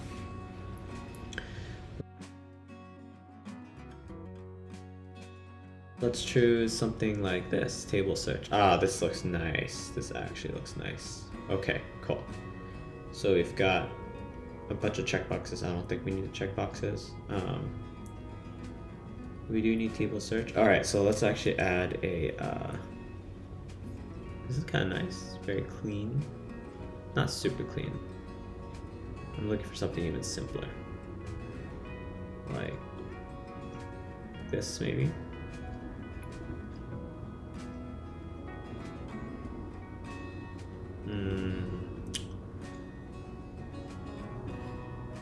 is this. This looks a lot cleaner. So yeah, let's try to put this in. So we have a table, we have a header. Okay, I think let's use these headers now. Table, let's actually add this as the table class. Okay, so we've got,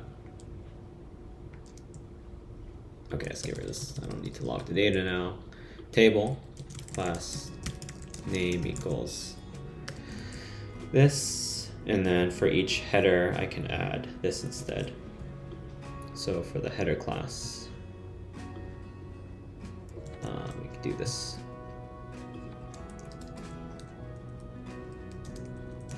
This is table header class. I can render that. Okay. And for the data section, looks like we have a div of a bunch of stuff. I don't really care too much about the image, but for the text, okay, so you have an image and then you have a text. So let's actually make this as the name. Okay, so we've got TD, and inside the TD is a bunch of stuff. So let's do that. So do they have a TR? No, TR is just nothing. Okay, cool. So TD, and within the TD we do something like flex item center. Okay. Flex item center. We have a div here for the avatar, and then we have a div for the name. So let's do that.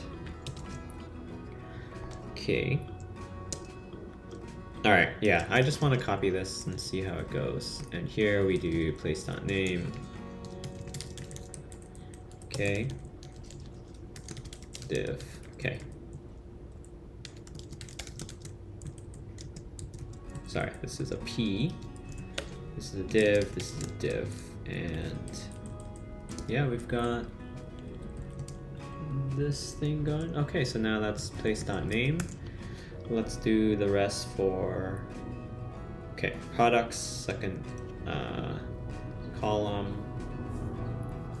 I think we could do the same thing. Yeah, I think we could do the same thing here. City.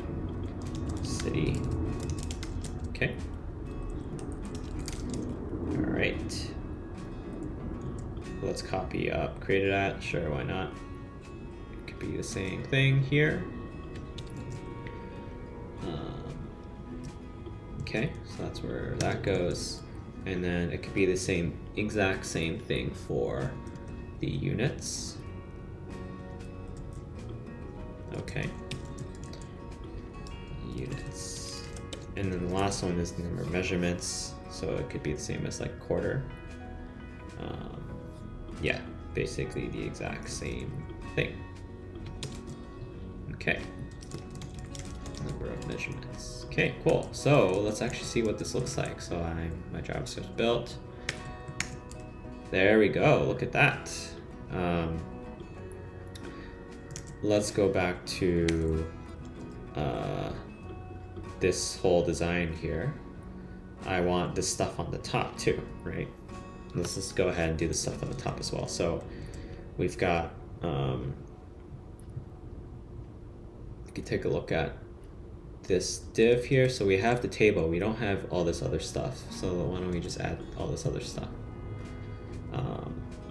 So don't really care about hello world.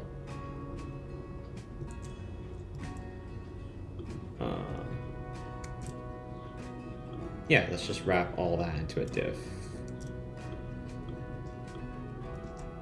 So yeah, we've got, yeah, let's just wrap all that in the div here. And let's just align some of this. Okay, so that's all in there. And we've got a table div. Sorry. That's table, and then we've got div, and then div.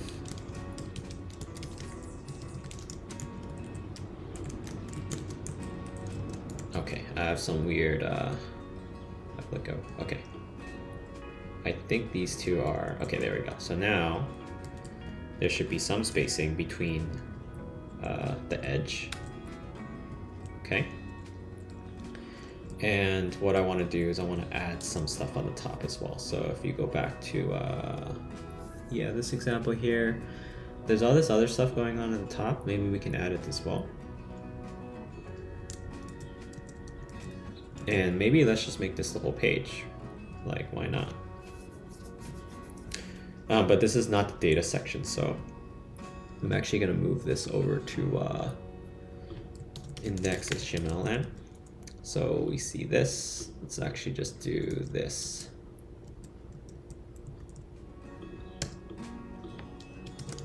Okay. Let's do that.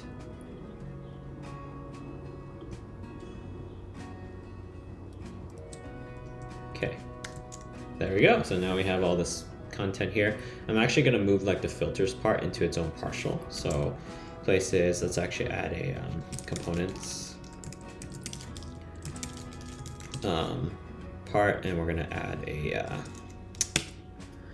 I actually don't know if I don't think we should do this in Rails. I think we should do this in like React. So let's actually just do something like, yeah, that's fine, but we can do places container. Let's see. So all this is kind of searching. So I think we should do places list. This is called the page. We can do something like function places list filter, and then we could do like function places. Let's just do filter. No, let's just keep it here. Let's just put it all in here because it'll be easier to deal with in one spot when we build the filtering. So yeah, I'm actually just gonna move all this. Let's just return something as simple as this, and let's not have React. Let's have React do everything. Let's not have Rails do that. So let's do places page dash places. Let's do that instead.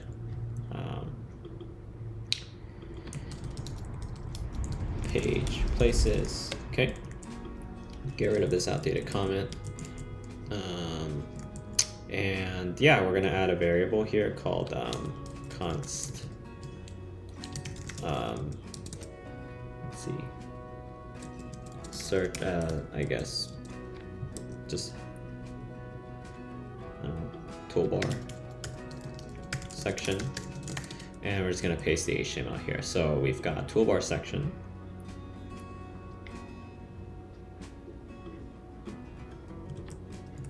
Which is going to be this. Okay.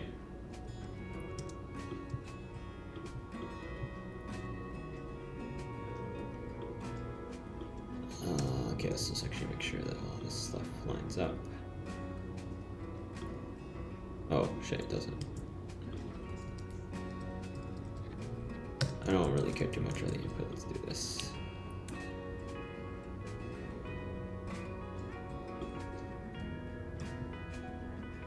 Report, great. Got input section. Got a div here. This div should close that div. This div. Okay, where's this div being closed in? Yeah, it should be here. Div should be that, and that should close this. And the input section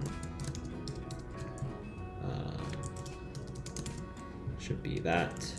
Okay, cool. So now you have a toolbar section. What I need to do is you need to say it could be loading to begin with, and at some point I'm gonna actually do that. So function toolbar section with body, and you're just gonna return basically your HTML but with the body in there.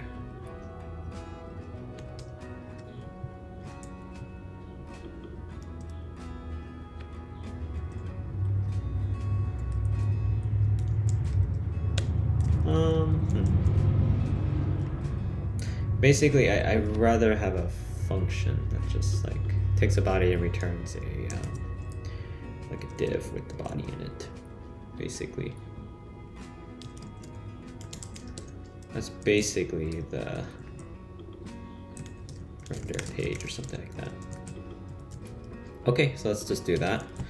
And yeah, you're gonna do return. Okay. Render places page.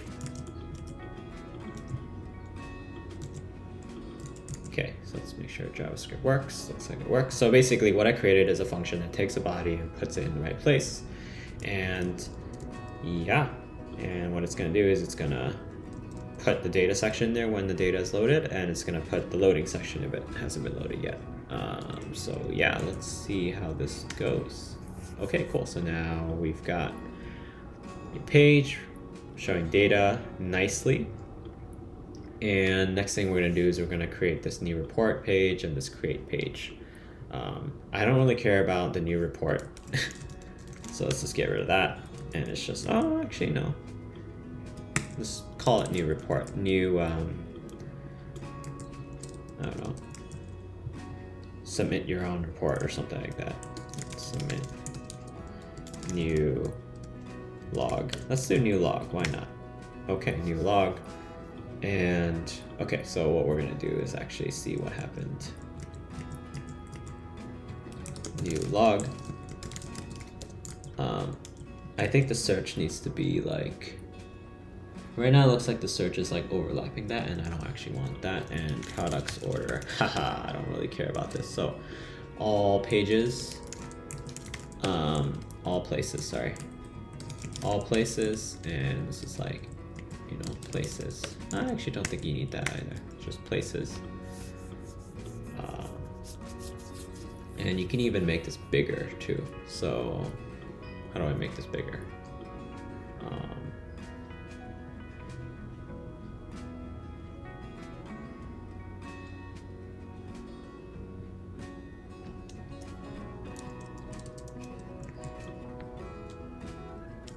Okay, fonts. Font size, there we go. So let's make it like kind of big, text large. What happens if I do text large? Okay, so it actually makes it bigger. So I think we should make it pretty big. So if we could do something, I'm just gonna save this in my little listing.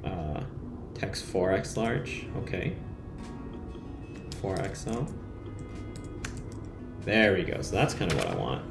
I want to move this search a little bit to the left. Let's see if it's responsive. Haha, it's not even responsive, so yeah, like, come on. We can make it responsive, but let's see. We've got input class. Got div.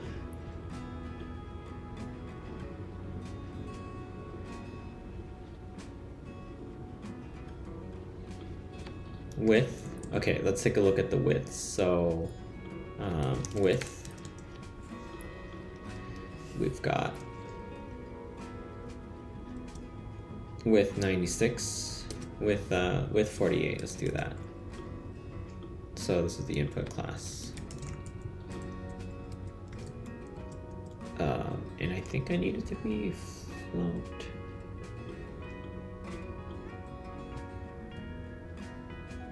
I actually want this new report to be below. I want this guy to be like below the other diff.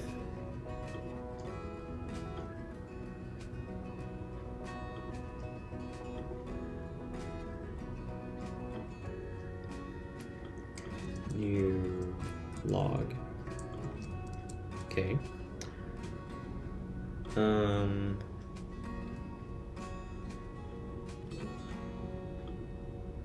But why is this?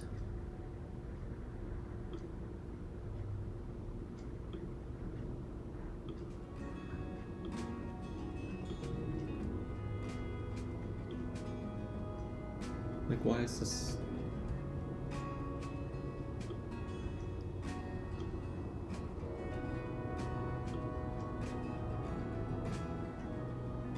Okay. So this guy, I think this needs to be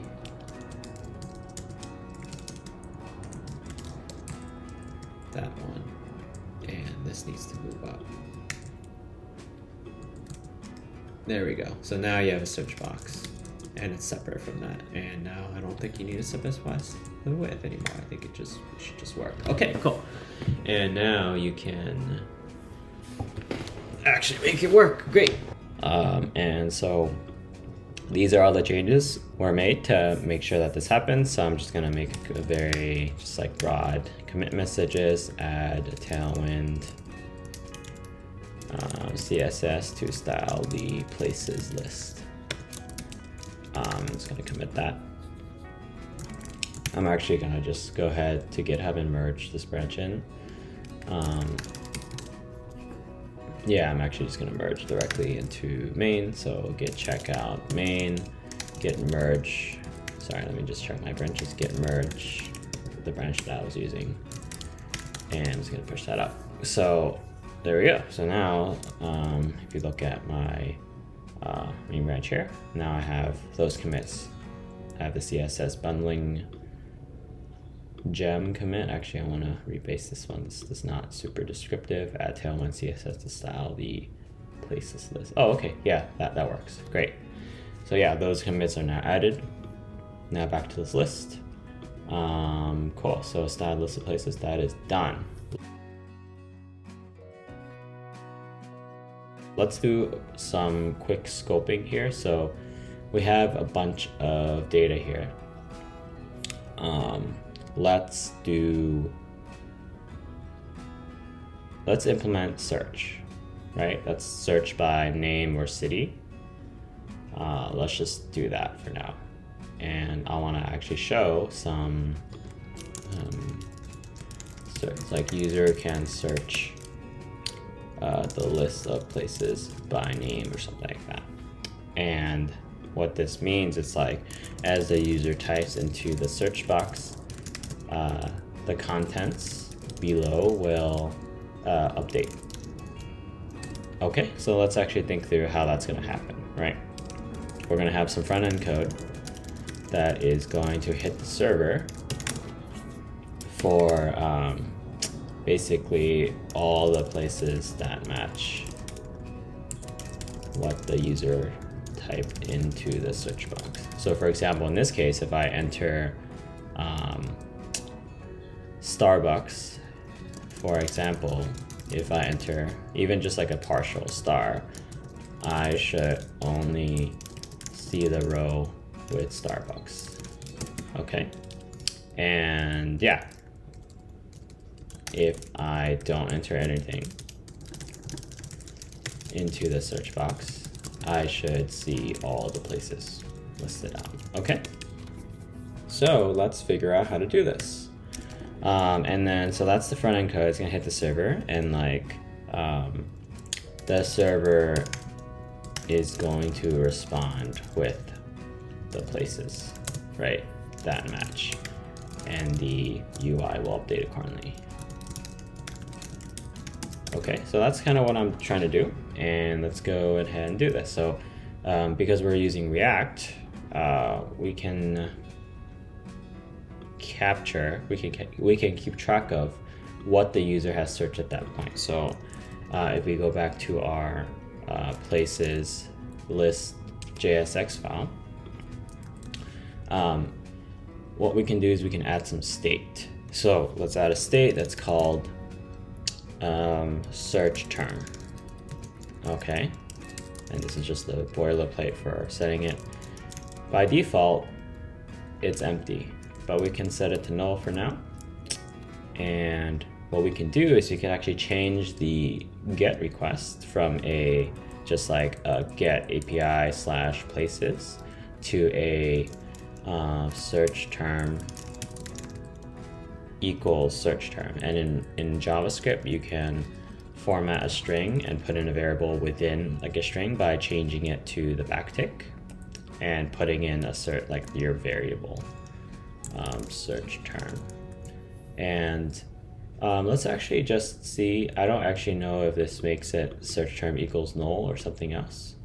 But let's hop over to the Rails side now and do places controller API. And what we can do is we can actually, let's just print out what the params are, right? So let's refresh this page. Whoops, server was not on, so I'm gonna go bin/dev.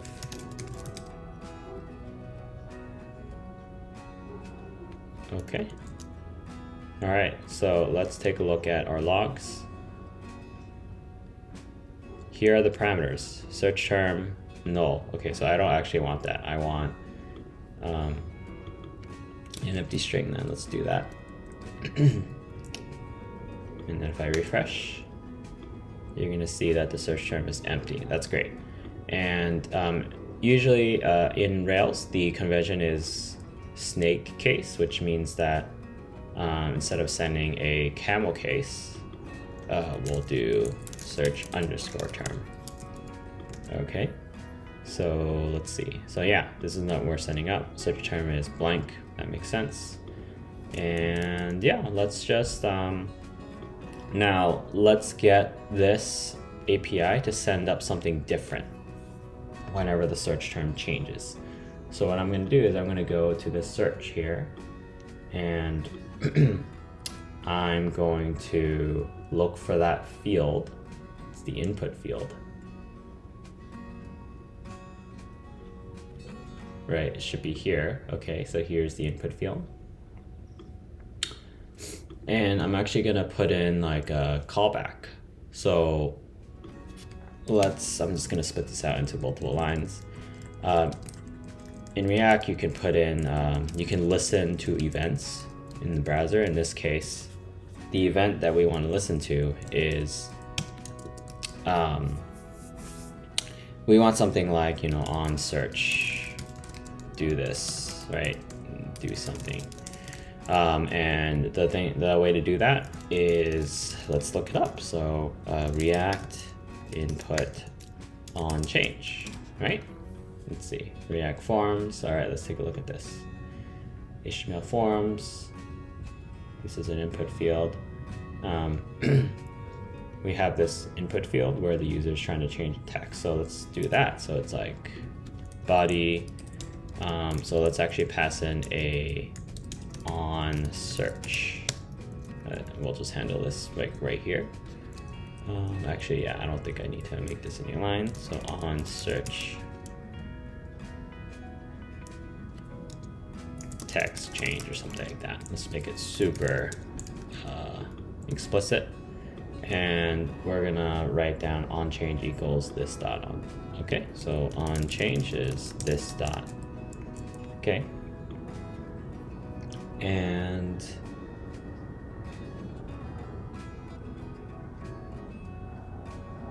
yeah, all right, let's see if we can trigger this. Let's define this actually. So we have a function that takes an event, target that value, and whenever that value changes, we're going to set it. So on search text change, this is going to be a, let's see, let's go back to React hooks and see whether the useState is the thing that we're trying to do here. Yeah, so in the React example, right, user can click a button, and once they click a button, this count increases, right? So it's a thing that changes the state. And what we're gonna do is we're gonna use hooks here. So we've declared a state variable, and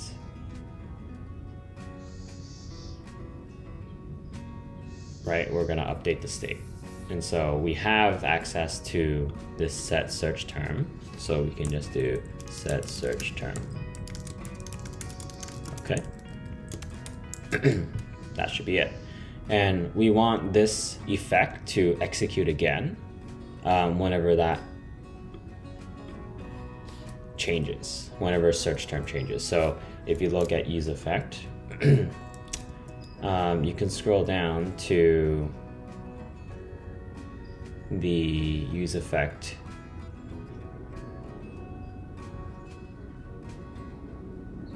dependencies section. So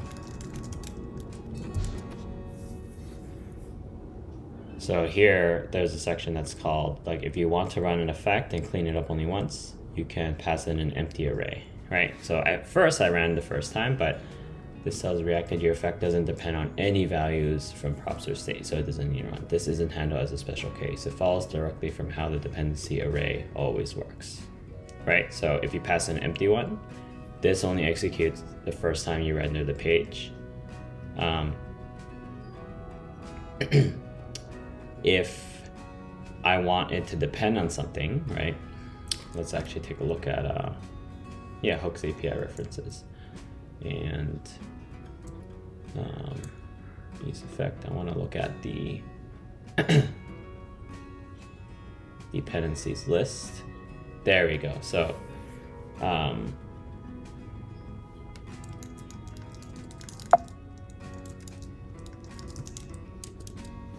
conditionally firing an effect. So this is like when a prop changes.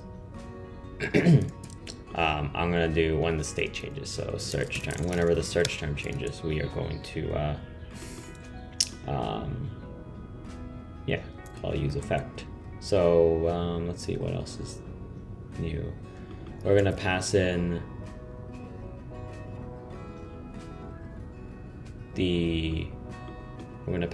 okay, actually this is like not super.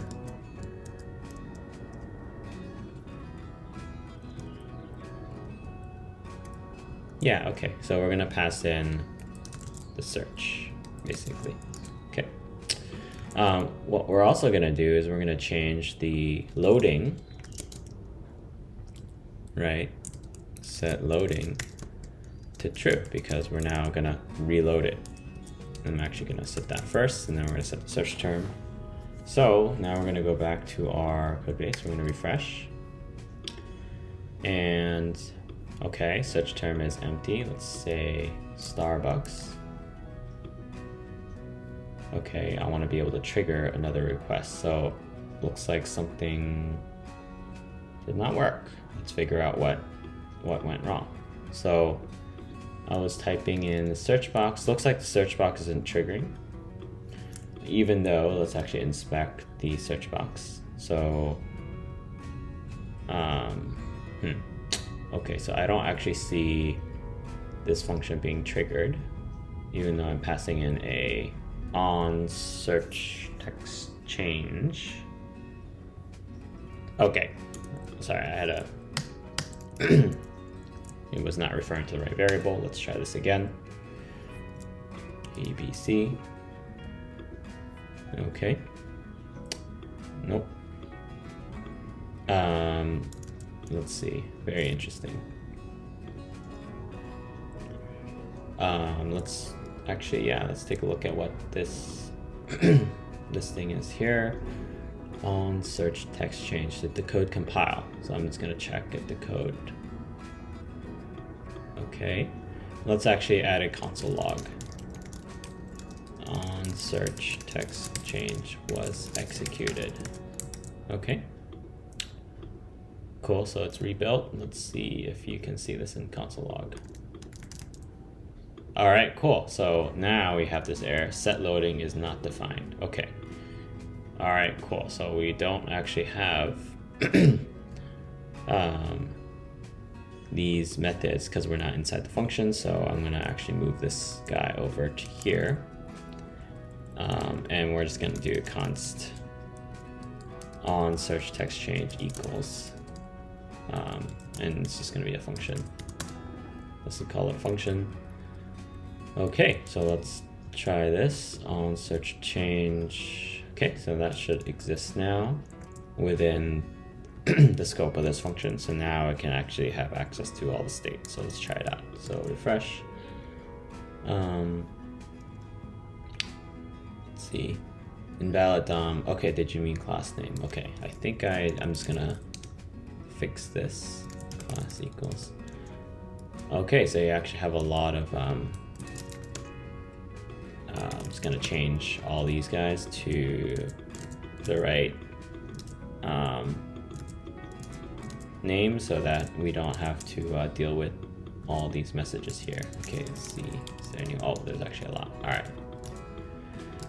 So what we could do here is we can also do replace all. So I think you can do replace in files. Replace with class name equals. And I only want to do this in this file. So current. Okay, cool. Cool, there we go. So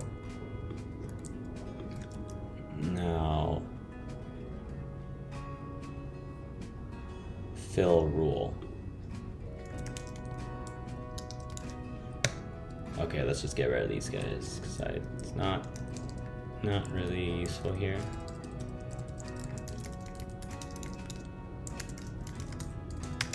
Okay, let's see. Okay, cool, I've gotten rid of all the messages now. I'm actually gonna commit this real quick. Git diff places JSX. Okay, git add patch. Let's see.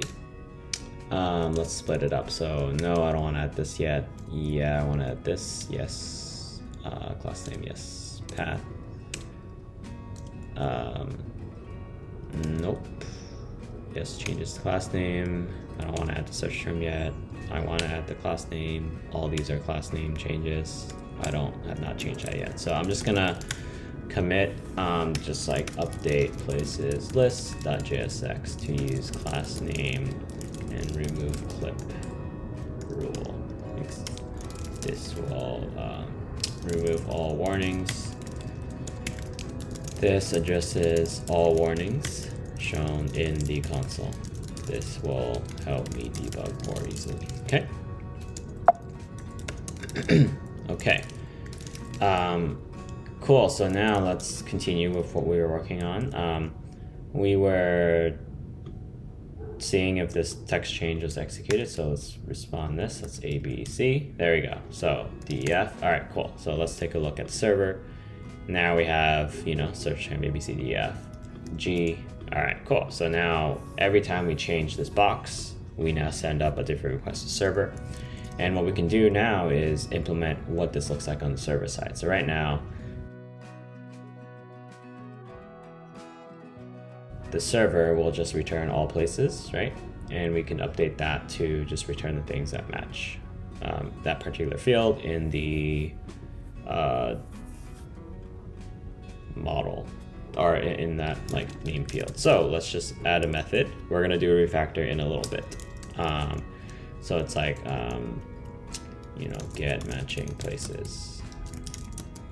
And this is gonna take in, for now, a search term, right?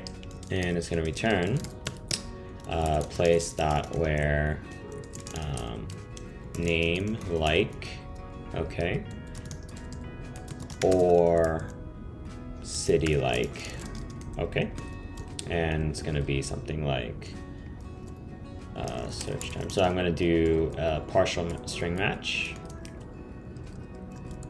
and let me just double check. I want to basically put the same variable here, but I don't want to repeat it twice. So let's just take a look at Rails ActiveRecord where let's see, clause, let's see,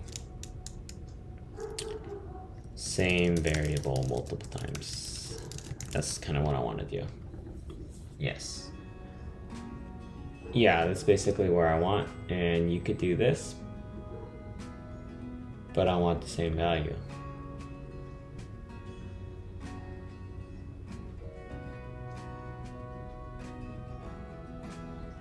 There's gotta be a way to do this. Huh, it's actually kind of interesting. So I just want to explain this out. Right now, I would have to type search term. I would have to type this 2 out because there's 2 positional arguments. And I just want to see if someone's being able to pass in the same not need to pass in the same param.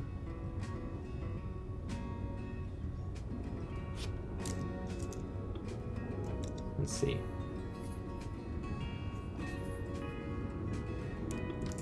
Rails, ActiveRecord, reuse the same variable.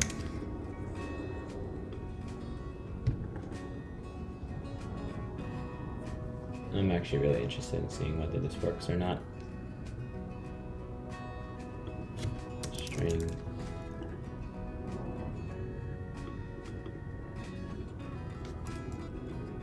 Okay, let's actually take a look at the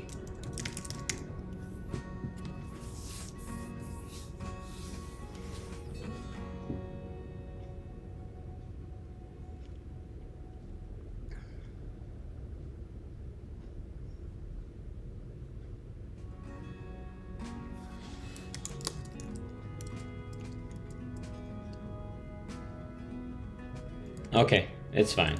Let's just keep it for now. But we might have to, well, I would definitely want to refactor this later. So get matching places. And we're gonna parse param, so we're gonna get like search term param. So as you can see, if you look at the server here, we just need to index into the search term key. And that should get us what we need. So we're gonna create a method called search term param, or let's just directly access it, it's fine. Okay. And there we go. So now this should match what we have. So for example, I think we can do if search term blank, right? This is if it's blank, then we return everything else. We just return the ones that match. So let's do this. Refresh. Okay, let's put in Starbucks. Right. Okay, and this didn't work.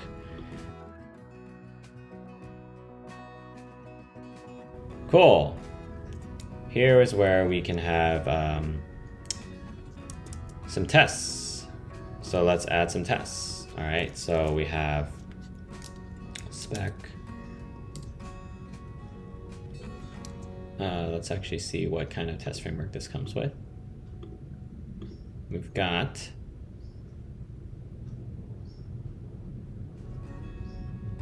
tests. Okay, here we go. So we have some controller tests here. Let's add a places controller test. So API. So I'm gonna add a folder. I'm gonna add a places controller spec. And what I'm gonna do is I'm gonna write a test. So I'm actually gonna see if there's an example test that fixtures, okay, helpers, integration tests. Okay, actually, let me just see what test framework that we use. RSpec, no, test, mini test. Let's just see what tests are run. So bundle execute our test. Okay, I'm actually just gonna read the docs a little bit. I'm used to RSpec, but I want to see what the Rails 7 defaults were. Testing, Android applications. All right, so Rails test.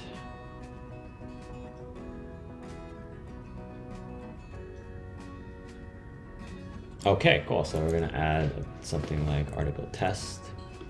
Okay, so let's do that. So class places controller test. Okay. And let's just add, let's just see if we can get a test working here, okay?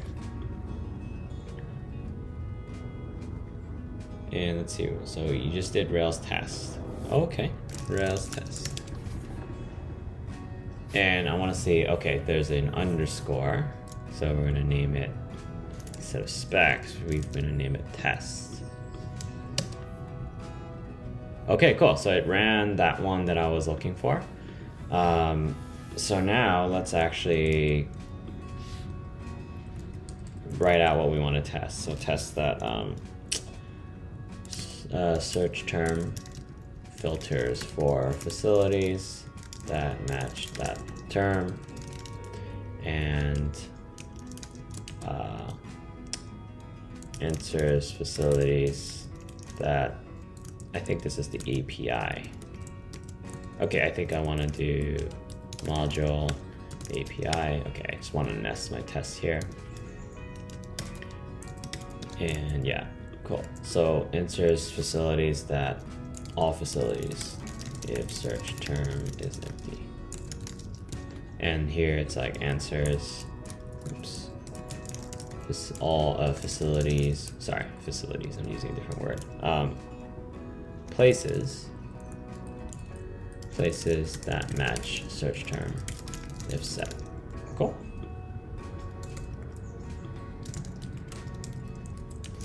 And let's just write a failing test. Assert false. Okay. Cool. So next thing I'm going to do is we're actually going to like create some seed data or create some data, then hit an endpoint and see if the response is correct. Okay, so that's what we're going to work on next.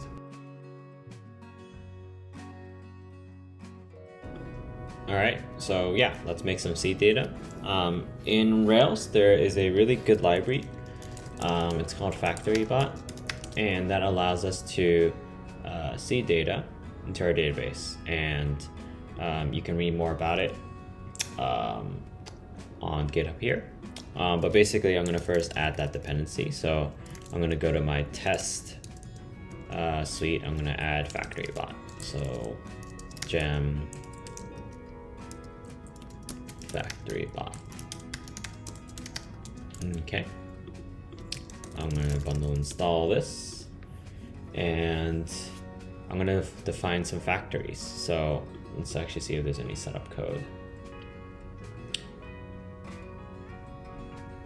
Okay, cool. So I'm going to go to my test section. I'm going to add folder called factories. I'm going to create a factory for places. I'm going to create a factory for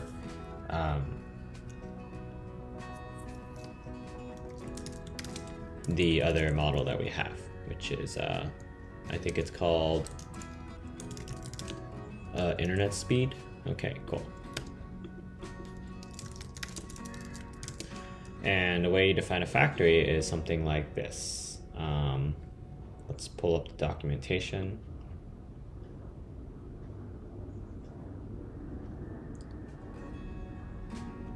So we have mini tests. Okay, so it's something like this. Okay, and basically we have the factory, it's a place, and we're just gonna write up the field. So we have name, address, city, name, address, city.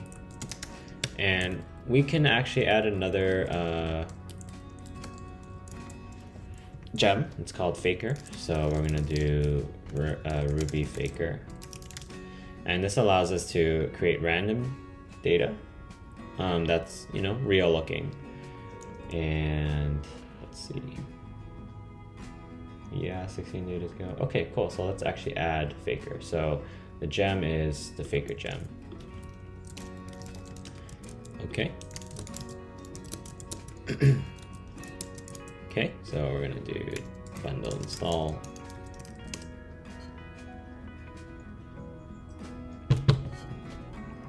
And yeah, so now we can add like a fake name, like faker name. It's gonna give you like a real name here.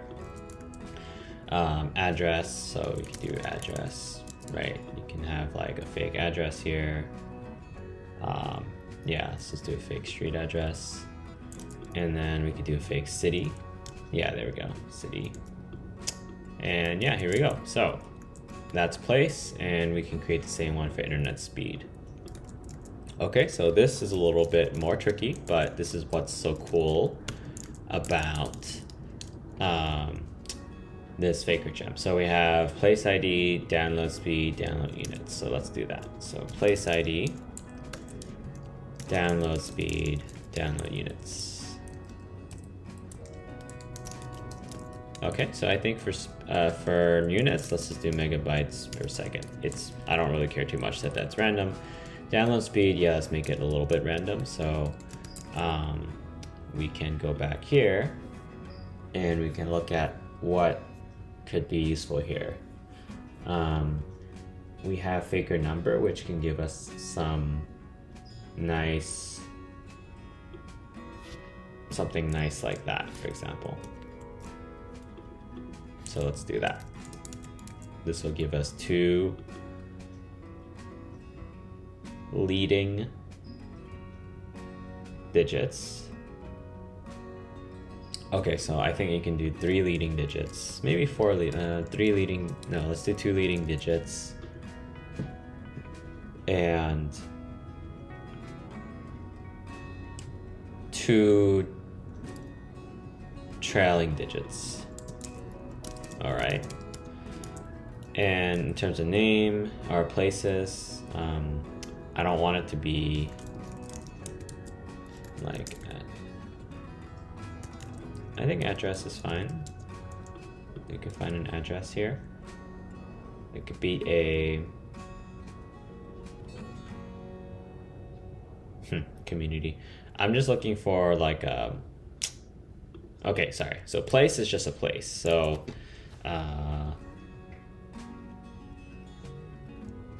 what we can do is we can actually leave it like that. And what this will do, this will automatically create a place using this factory. So I can illustrate by going into tests, and let's actually, instead of a set true, let's actually add a debug statement. And let's actually run this. And let's actually create like, let's create a place. So factory bot.create a place. And yeah, let's just see what that place is. Okay, so let's Rails test. Okay, cool. So it looks like some new with trying to get the factory to register. So right now the problem I'm running into is it doesn't detect factory bot. And there is a place where we need to add some like code that loads all the factories, because I decided to split up the factories in multiple files. So I'm going to type dir rails.root. Okay, and then I'm going to do factory. So test/factory/ all RB files here.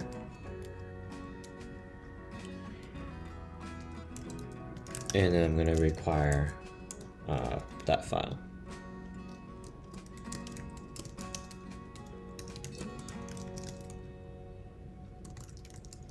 Okay.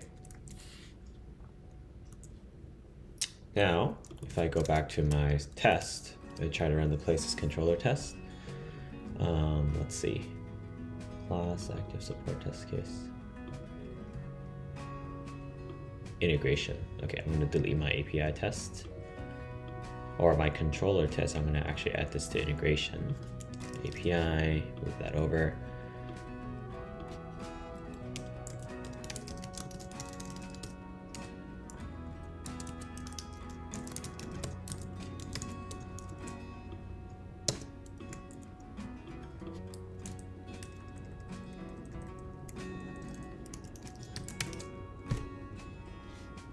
Okay, syntax error and test helper. All right, so we've got open bracket here. We want the dir to be like this. Cool, so now we're in here. Let's see if we can actually create a place.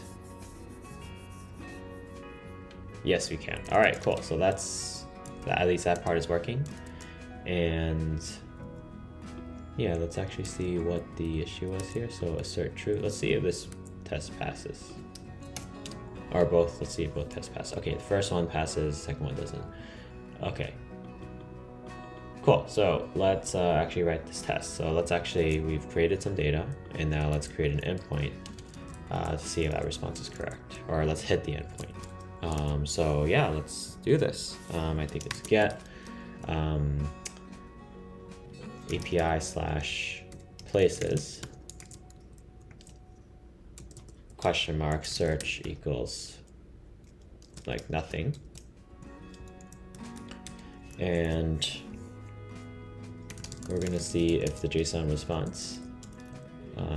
Let's just do that and see what variables we have available to us. I think it's JSON response, but I don't quite remember off the top of my head. So I'm just gonna, actually, let's try this. Let's do response.body. Okay. Parse body equals JSON.parse response body. And let's just see what that will give us. So, yeah, let's execute line 5 here. Okay, cool. So parse body is this JSON. This is the response we get from the server. That's awesome. Now we can just assert that things are correct. So I'm going to use assert. Okay, let's actually take a look at the Rails mini test. Expect. Do we have an expect? We do have an expect. Okay, let's just try this. Expect parse body. Okay. To equal. Okay, so what we're gonna do is we're gonna actually see if it equals. So we want places.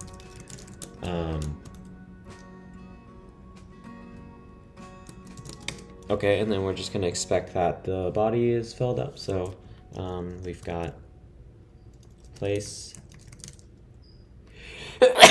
Sorry. Place. Let's see. So the body was something like. Let's see what we're expecting here. Okay, we're expecting something like this right now. So we've got.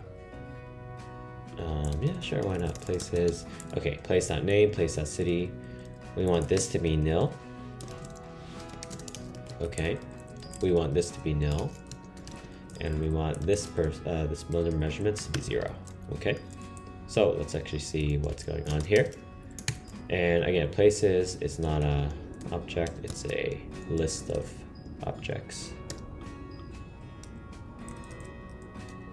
Okay, so let's see what's going on here. Let's see if this passes.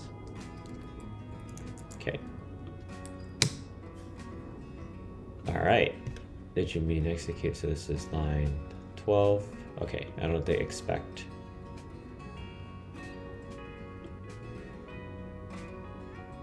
Undefined method expect. Okay, cool. So let's look at mini test Rails expectations. I'm just gonna double check what the syntax is for using mini test. Assert not nil. Assert equals. Okay, assert equal. Let's try that. Assert equal. Parse body is this other thing. All right.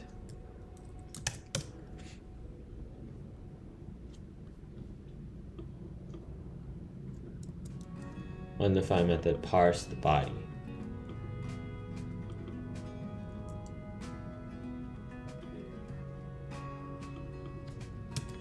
Okay. All right, there we go. So now we have a test that says, I expected this, but I got this. What's up with that? So I think what we need to do is we need a stringify keys. So yeah, you can see that, you know, you expect a string, but the actual one is a symbolized version of it. Let's just double check if this is gonna work. I wonder if it does the nested thing. Nope, it doesn't.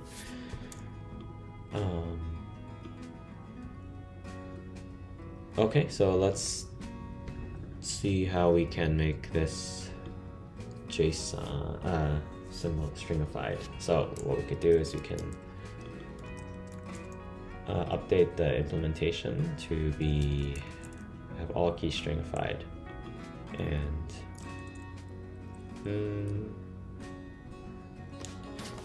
okay, cool. So we want the this is symbolized. So let's stringify all this. Yeah, let's actually type stringify keys here and see what the expected is now. Okay, there we go. So that's okay. We should actually flip this around. So looks like the first parameter is the expected quantity or the expected value. So expected response equals that, and we have actual response is the parse body. So let's just make that clear so that when we're debugging the tests, we know which one's expected. So the expected one is the first one, so we expect all these strings. The second one is, okay, it looks like the nested version isn't stringified, so let's stringify the internal part of it. Okay, cool, so now that succeeded. Looks like we have param. Let's actually just get rid of the params, so we're getting the logs anyway. Cool, so now we've passed this first test. Now let's pass the second test. So we've got here, let's say searches all places if search term is empty.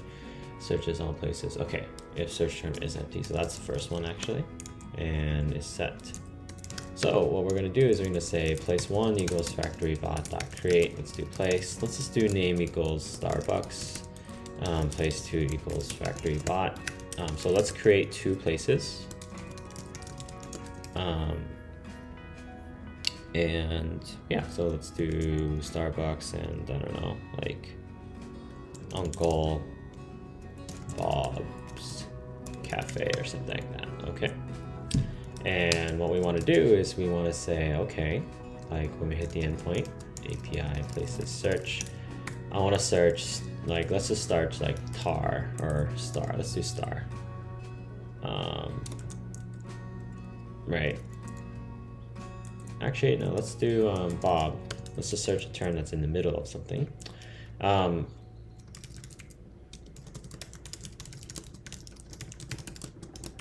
We want essentially place2 to be true. So we want the expected response to be just the second place. Okay. And yeah, let's try it out.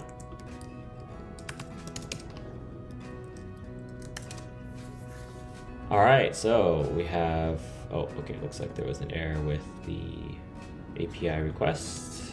Okay, let's continue. Okay, cool, so we expected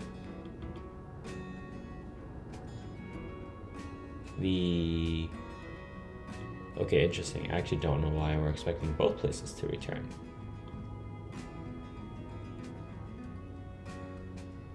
Expected response. This is the actual response. Okay, actually, assert equals Let's take a look at this. I wonder if the documentation is expecting the first one to be, okay, expected actual, right? So expected, oh, interesting, what? Okay. Okay, so that's the first one is the expected, the second one is the actual. So let's just get a more accurate error message here. So places, Uncle Bob's Cafe, okay, cool. Second one is we actually got both to return, which is very interesting. And if you look at the just like QA, right? Mall, if we only, okay, so we're actually getting different behavior now, which is kind of weird. So let's see what's going on. If we search Bob, we actually get back both place 1 and place 2, and we don't want that. Oh, okay, so it looks like the search, I think it's search term. Okay, let's try this again. Let's actually run both tests. Okay, line 30. Okay, there we go. So if we search, if the search term is Bob, we actually get nothing back. So let's actually see what's going on. All right, and let's just keep changing the implementation until the test passes. So search term is blank. Okay, let's actually add a binding.pry and let's run this second test here and let's see what's going on. So we've got a search term. Okay, let's see what we're passing in the search term. It's Bob, makes sense so far. Let's see which clause it's going to do. So search term.blank. Okay, false. All right. Now that means it's going to end up here. So let's see what that is. Ah, okay. So I see that the search term actually isn't like I'm not even substituting it as a variable. So what I can do is instead of this, I can do pass in the search term. And let's actually see, okay, let's actually Google Rails where like clause pass in a string. Let's just see. I'm trying to look for, so if I just did this directly, I'm worried about like security issues. There's this thing called SQL injection attack, and basically this is a security vulnerability in your application that you're introducing if the user, let's say the user passes in a search term that's like, you know, like drop table, like colon dash dash drop table. And this is basically creating a vector for them to like inject code directly into your SQL, and that's not what we want. And so in Rails, they encourage us to pass in a parameter, and that will sanitize our input. So let me just look for, okay, cool. So yeah, there we go. We can actually use this example actually with the colon. So, right, if you read this, it's basically saying what I just said, where, yeah, if you just put the string in there directly, Rails is not going to help you prevent the SQL injection attack. So what we can do is we can do something like search term colon params.search term or search term. Okay, so we got this, and then we can pass in just a colon search term, right?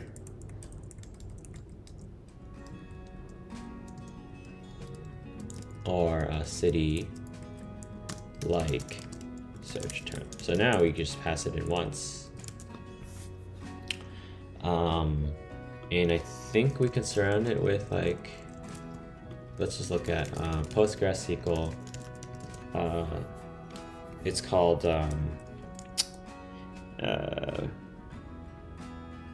like substring check. Let's just see what the example is for like. Yeah, it looks like you need a colon, or you need a %sign. Okay, so okay, let's give this a shot. Let's give this a shot and see what it returns. So again, I don't have to like manually QA. I can just run the test.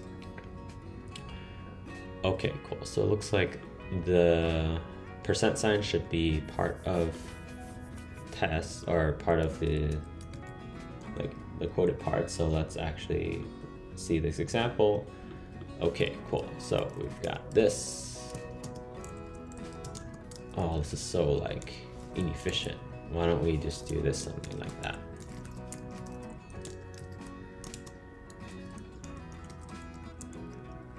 Okay, let's try that out, and let's get rid of the %signs from the SQL part of it. Basically, I want something like this. Okay, run the test. There we go. So I'm gonna run both tests now, and they pass. So what that means is this should work ideally. So let's say I want to search like all, right? I'll match with mall. I want to match just Starbucks. I can do Bucks. Let's do city. So I could do like tin, which should match Austin. Let's do the whole string. That should match. Space should match Los Angeles. That should match. So now we have search working, and we have some tests that cover some test cases. Let's actually add one more test case. And this is like answers no places if search term does not match any places in RDB. And what we're gonna do is we're gonna just do the same test. We actually don't really need both. We could just write one place. So we're gonna create a place. We actually don't even need to like verify anything about the variable. We can call the endpoint, right? Term equals, blah, blah, blah, right? This is not gonna match anything. And yeah, we're gonna try to get the response now. Okay, there we go. And yeah, expected response. So we expect places to return empty lists. That's what we expect. So assert equal expected response parse body. Okay, so now, and yeah, looks like there's a typo here. It basically, this error was like, oh, you have a colon here. It was expecting something else. So now I know to look at that line. And yeah, so I expected a colon. Okay, so let's actually signify keys.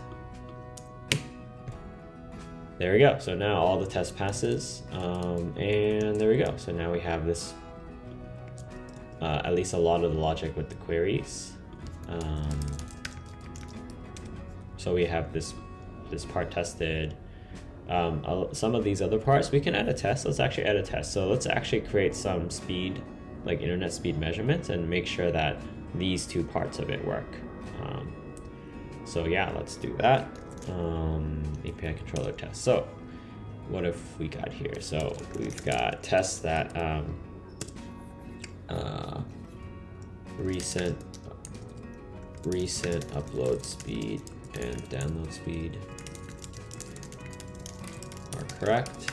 Let's just do recent upload speed, units, and number of measurements are correct. Okay, let's just do that. So let's create a place. I think you just really need a place here, a single place, and then let's create a couple of tests, a couple of internet speeds. So factorybot.create internet speed, and we're gonna do let's see, and we're gonna say the place is the place, and we're gonna say the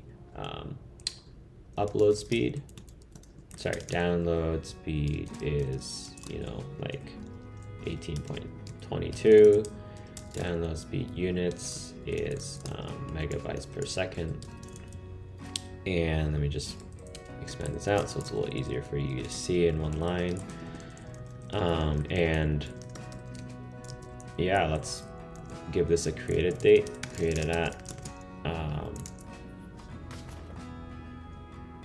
let's give this a created at like 5 days ago, for example. Factory bot. Okay, so this is speed 1, and we've got speed 2. Create internet speed place, and let's just have very similar fields but change numbers a little. Let's say it's like 59.1, and we've got the same units, but this one's like 3 days ago. Okay, and so now if we make the get request, and I don't really care about the search term now, let's just do search term blank, right? I want the parse body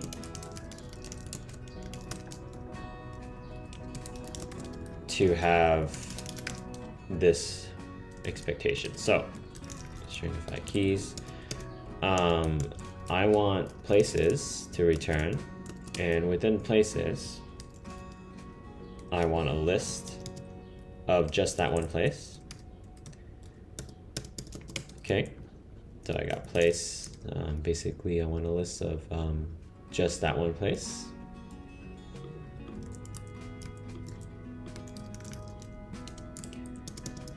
Okay, so this is place name.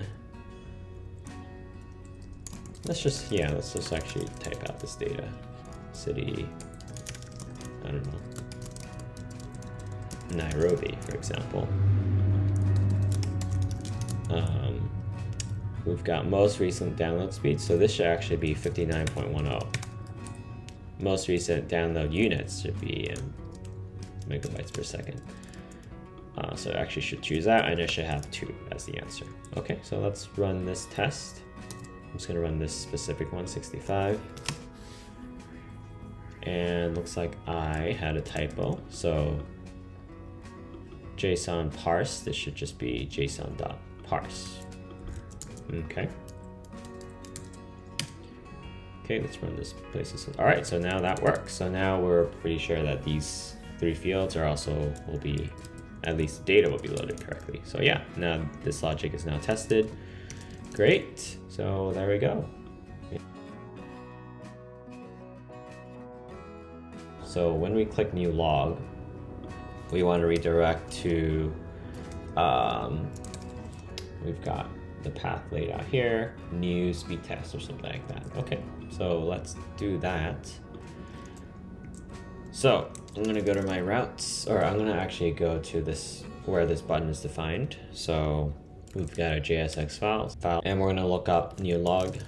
So it should be here, and we're gonna navigate to somewhere else. Okay, and I think if you go to, let's just look up like HTML button link. Let's see if we can do, how do we create an HTML link that acts like a button? There we go. So let's actually surround this with a form.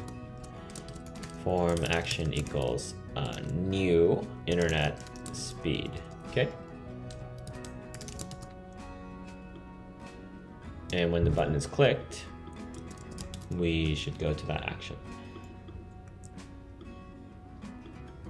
Let me just see if we have to define type submit or if this is okay.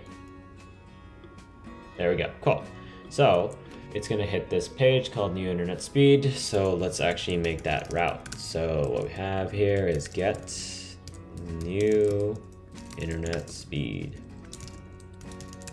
Okay, and it's gonna redirect to, so we're not gonna hit the API, we're gonna hit the, let's do internet speeds new. Okay, and we're gonna create an internet speeds controller now. So we have the places controller, which deals with all routes that hits the API. And we also have the, we have the API places controller, which is returning JSON. And we have the places controller that returns just the home view, which is the list of places. Now we're gonna create one that's internet speeds. So internet speeds controller, and it's gonna follow a lot of the same structure. Sorry, that was not a folder. Create a file.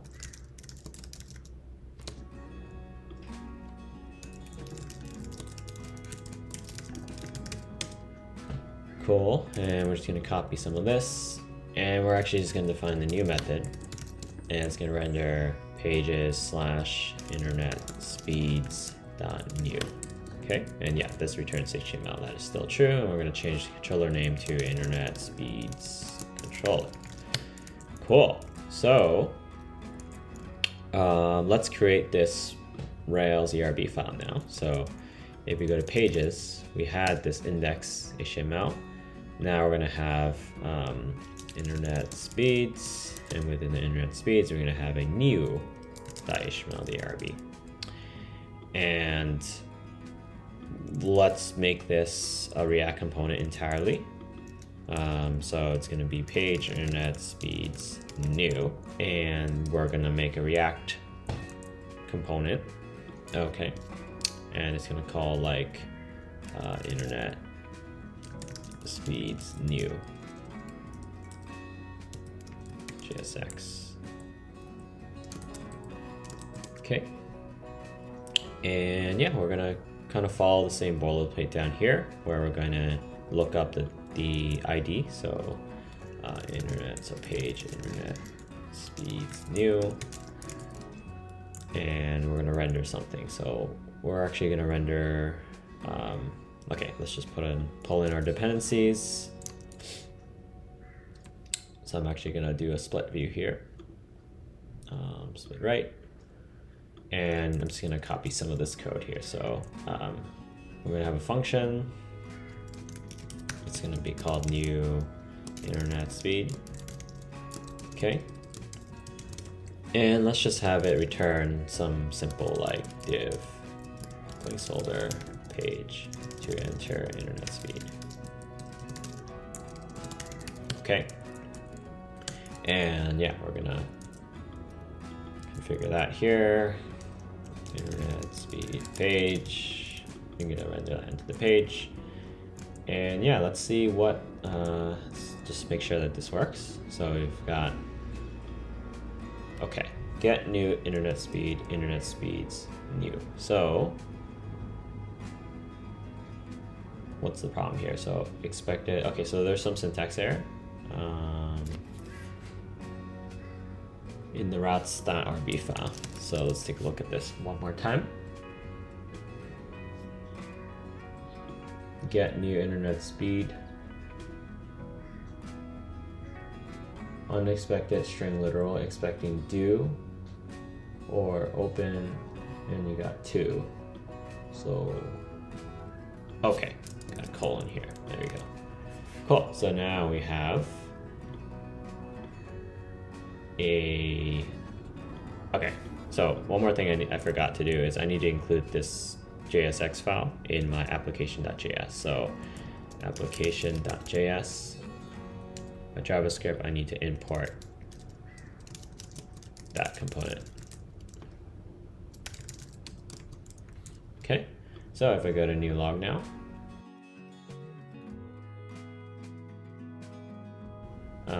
okay, target container is not a DOM element. Okay, so let's actually just double check. Page internet speeds new, is this a DOM element? ID equals it is. Okay. And let me just check how I did it with places. In places, I was looking for page places, right? And that exists in my index file. So, all right, let's just inspect the HTML and let's see what we have actually. So we do have a div page internet speeds new. And let's just double check the function, new internet speed.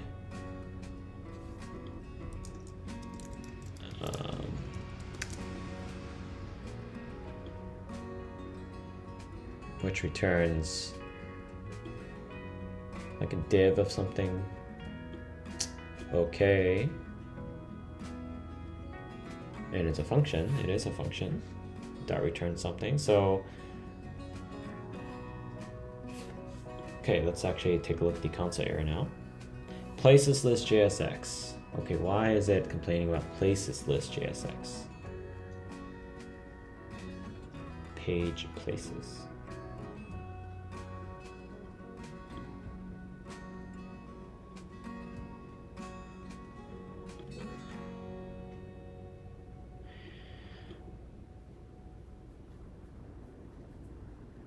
Okay, so what happened is it's looking for the page places element, but it's not existent in the database. And so when you do create root, there's actually like nothing in there. So yeah, I'm actually curious how people deal with this, because I am sprinkling in React components here and there. And if I'm just rendering this page, obviously, like, you don't have places list, so what's going on? Now, if you go back to here, I'm curious why. Okay, so yeah, we do get the error for the other component. Okay, cool. So let's do some research a little bit. Sprinkling in reactjs components, Rails. And let's do Rails 7. We're using jsbundling-rails. We're using that. Yeah, let's actually take a look at this. Okay, they're using import maps. They actually have something more sophisticated where they...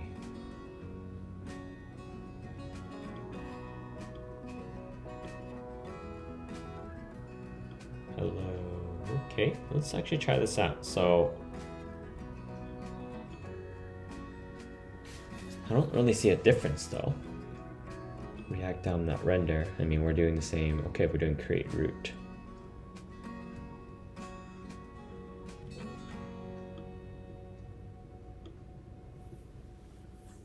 Okay, let's actually double check. So,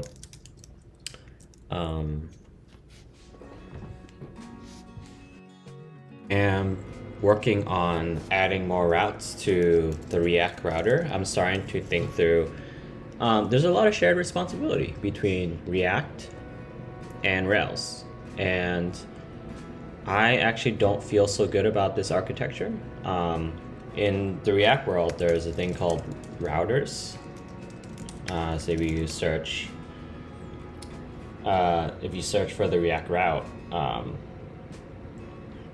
you can actually add a React router DOM and it will handle all of the pages for you. So what this does is like you can handle, links to pages, and each of those pages is basically a React component. And so what this allows us to do is it separates the Rails code base completely from anything front-end related, and it basically, all Rails does is it renders like the base app, the base React app, but all other routing, like these two things, that can belong in React land. And I'm starting to be more convinced of that because I'm looking at the Rails code that I'm writing right now, like this new.html and this index, like all I'm doing is writing a div and that's it. And maybe that's just not what I need to do on the Rails side. So let's actually take some time and do the refactoring. So we have this places list.jsx. Let's actually rename this to, I think this is fine, but I'm gonna take out some of the stuff at the bottom here. I'm actually gonna create a, let's actually follow the documentation here. So let's actually add our router file. Okay, so you know what? I'm actually gonna just stash all my changes right now. So I'm gonna go back to what I had before, which is a list view. And I'm gonna add this package, yarn add rake router, and I'm gonna try to set that up. So let's go through, so I'm just gonna manage this. So it's actually like refactor code base to use routing, so Rails can do less. And so that all Rails needs to do when it needs to render HTML is, render the Rails app, React app, React routing will handle everything. Okay, so let's work on that. Let's hunt that for a little bit later. Cool, so I'm just gonna clear out some tabs here. We had this routing tutorial open, so we added React router DOM. I'm just gonna do a quick due diligence check. GitHub, I just wanna see how well maintained this is. Yeah, React router DOM. And I wanna look at okay, so it looks like a lot of people are using it. And I'm looking at the documentation, okay, pretty recent. And I can look at the change logs. Okay, look at the releases. They're releasing every few days. People are working on it. Lots of contributors. Version 5 already used by millions of people, lots of contributors. So this looks like a well-maintained library just from the high level. So I think it's good, we can use this. So yeah, I've added the yarn file and looks like it, yeah, you can add something like these. Let's actually just follow the setup code. So application.js, instead of this, let's just do render like components.app. And let's just call this like app.jsx. Okay, and we're just gonna paste some stuff here. So we've got part React. Okay, and then we have our app. So let's just copy all of this. I don't really care too much about the navs, but I'm just gonna return this whole thing, and then we just read through what this does. So there's a router, looks like there's a navigation part with a bunch of links. I don't really care about the navigation. Looks through its children and renders the first one that matches the route. So Yeah, I don't really care too much about this. I think I just want this here. And then, yeah, just it looks like there's some routers. Second example, nested routing. Okay, cool. So I actually want to add, okay, let's add some paths. So we have the places path, okay. And with the places path, we're gonna render the places list page. Okay, so now we can do something like import places list component, and we're also gonna import some other thing, but don't worry about that for now.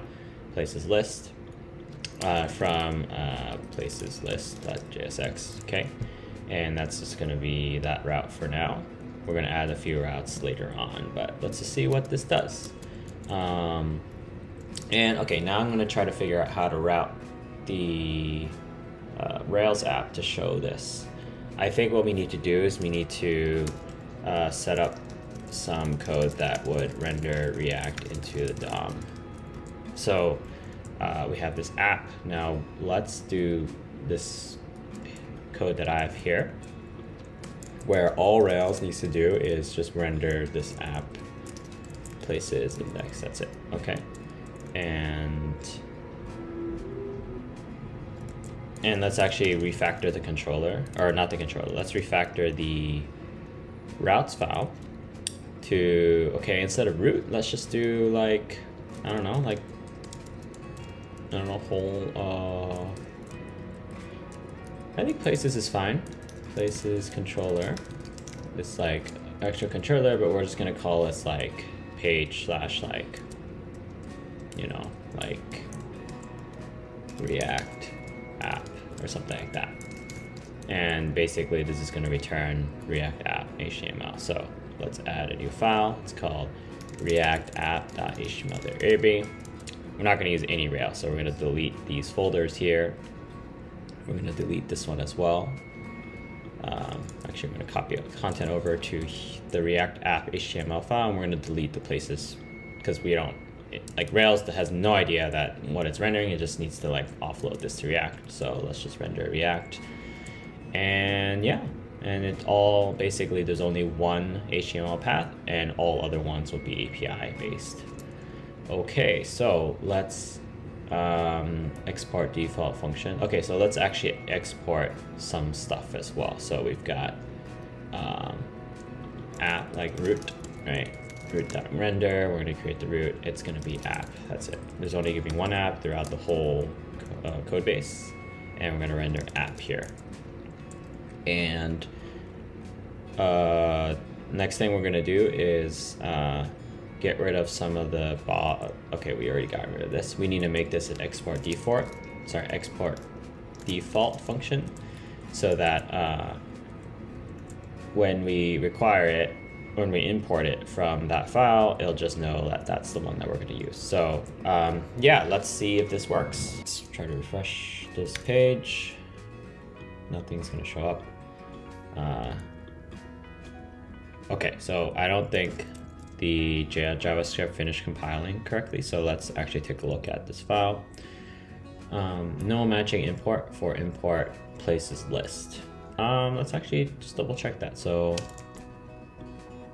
okay, there we go. So we're running into a JavaScript error here. So no matching import, no matching export. Okay, I'm just actually gonna rebuild this because we just added a new package. So we're gonna double check that node reloaded things.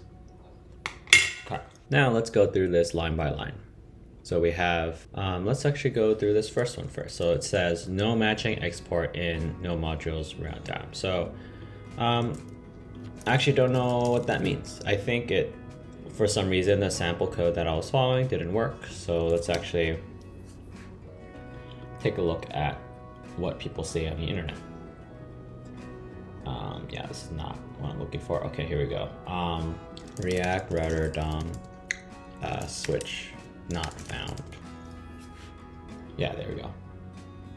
Looks like someone ran this 15 days ago or 7 months ago using routes instead of switch. So let's just double check this. Upgrade all switch to routes. Ah, okay. So this is the same app in v6, which is we just need routes. So we actually don't really need, okay, so we're gonna change this API. Let's actually double check. So yarn block, sorry, package.json. Let's see what version of React router DOM we're using. We're using 6. Okay, so the docs we were reading were outdated. So let's actually follow this one now. Yeah, this example here does not. Okay, so let's actually do v6. No, all right, there we go. v6, okay, anyway. Cool, let's just follow this example. So we've got, this is actually way more useful, more up to date. So let's do that. Okay. I don't really care about links. Okay, so any route that matches just, let's just have a single route, and that's gonna route to places list. Okay, and we're gonna import places list from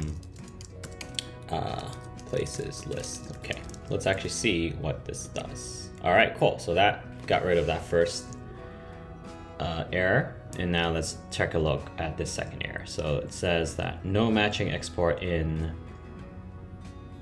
Okay, so let's actually see how to actually export a function. Okay, so I was exporting the wrong function. What I wanted to export is the places list function. So now I'm going to export that, and let's see, still doesn't work. Okay, so export reactjs function. I want to export a function. So you could do import something from, and then within that you can export class. Okay.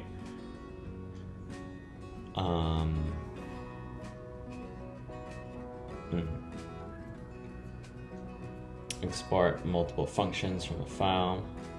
We've got a function, we've got 2 functions. Export named exports. I wonder if this is a named export or just like a straight up, like, let's try it out. So app.jsx, we could do import places list from, if there's only one, maybe we just need to import that directly. There we go. So that succeeded. Now let's go back to public internet. Okay, cool. React DOM is not defined. Okay, so let's actually import React DOM. React DOM client. Okay, so let's try that out. There we go. So we've just refactored our app. So now we can easily add something like route path equals, let's do new internet speed. Okay, and element. Okay, and it's new internet speed. Okay, and I'm just gonna make this element appear when I click new log. So I'm actually gonna put that in the beginning so that, let's see. I'm actually gonna put that in the beginning, and I'm gonna create this component, and I already created it. I'm just gonna export this function, default function, new internet speed, and I don't need to do any of that DOM stuff here because that's taken care of by the router. And let's see, this person will, or sorry, this function will now be imported here. New internet speed, internet speeds, new, okay. Let me just rename this new internet speed .jsx. Yeah, sure, cool. All right, let's see. So I need to figure out how to hit this route now. So let's actually look at the docs. React router, installation, getting started. Let's do, I want to know how I can redirect it to a certain route. So I have a bunch of routes. link to. Okay, so interesting.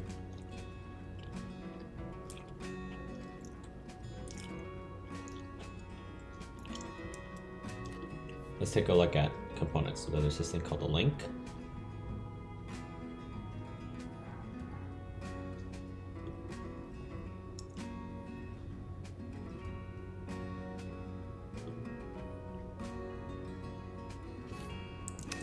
Okay, what I want is I want this to be a link, but right now this is a button. So let's double check. So React router button link. Wrapping a React router link to an HTML button. That is exactly what I want. So you have a link and you can put a button in there. Great. So let's do that. So we have a button class here. Let's actually wrap that in a link. And we can actually import a link from React router.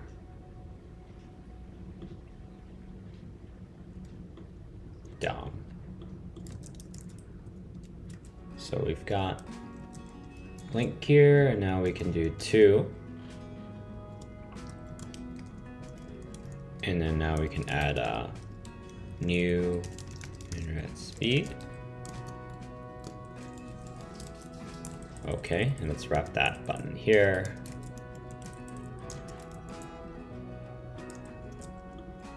Link to, and let's just double check that that's the route. So if you go back to app.jsx, it's / new internet speed with dashes. So that's good.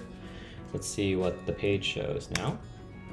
Okay, so it looks like it rendered. Let's actually see what this is. Looks like it's an anchor tag. Okay, so I'm gonna click on it. Voila, now I have this placeholder page for entering this new internet speed. So there we go. So just to recap what we've done, did a refactor where we're replacing Rails code that was handling routes to just all React code will be handling routes. All Rails is in charge of is the API. So all Rails needs to do is figure out how to route you to your React component. And everything else is just API. So we're gonna add on to this. Ideally, we don't have to make any more changes to Rails rendering HTML. We're just gonna add on API endpoints and new routes in React here. So yeah, let's commit this. Let's commit these changes. So we have the app component. We use that pages. Okay, so now I'm gonna commit this. So this is like refactor routing to use React router DOM and add blank page for new internet speed. Okay, and so this PR is basically like it got Rails handling routing was too much responsibility. And a lot of that overlaps with what Rails.js gives us with their ecosystem, specifically the npm package of React router DOM, which allows us to navigate to different pages and components without a full page reload. And this commit also adds a internet speeds blank page, which we will add on to next. Okay, so let's push that up. Great, so we've finished refactoring.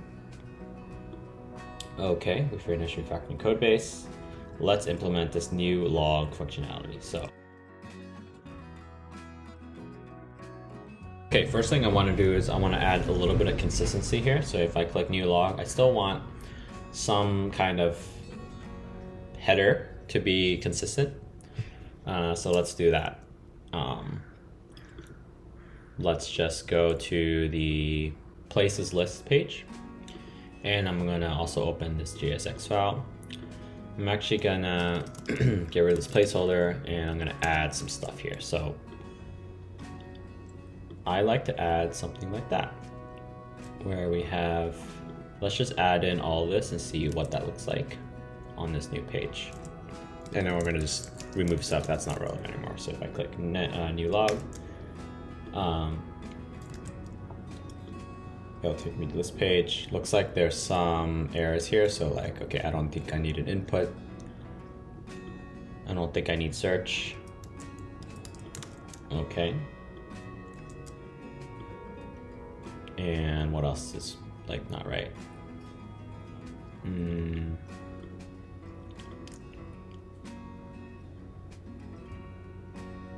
Link is not defined. Okay, so I don't really need my link either because that's already there. Well, actually, I might need that. So let's actually import the link. Okay. Okay, so now I think instead of new log, actually, yeah, let's get rid of the link for now. I don't think I really need that. And let's call this like create a new log internet speed.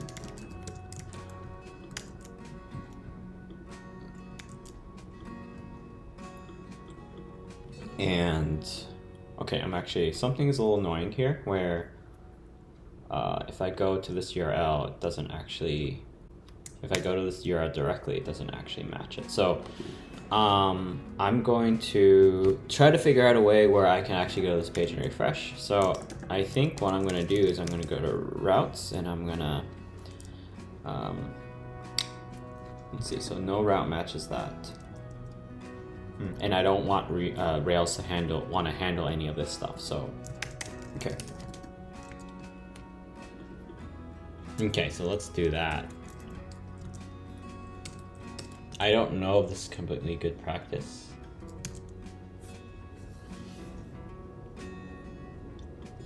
There we go. So this is kind of the problem that I'm trying to solve here.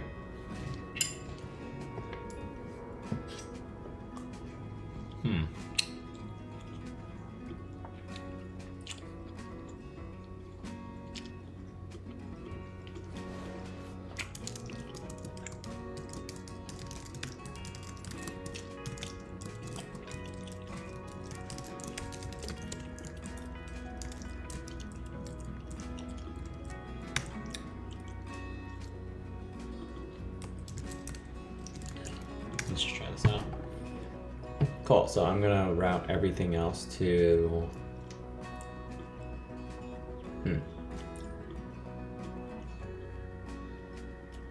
But I don't want Rails to be aware of any paths, so let me see if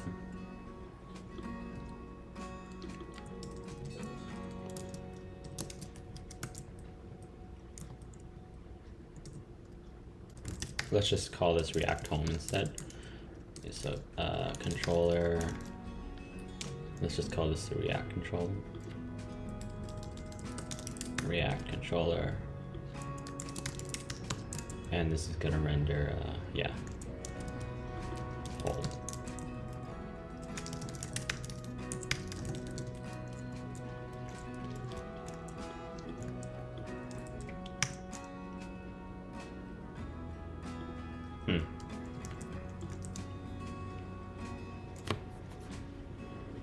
React :home.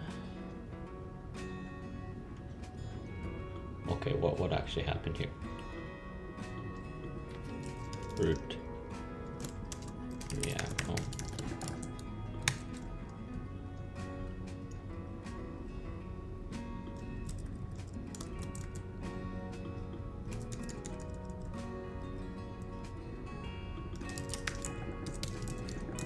Okay, let's just try this. Okay. And then you can get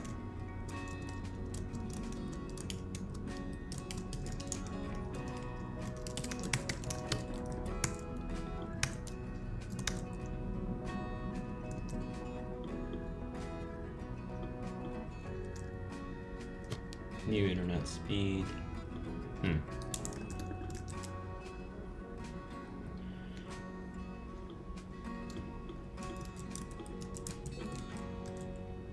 Okay.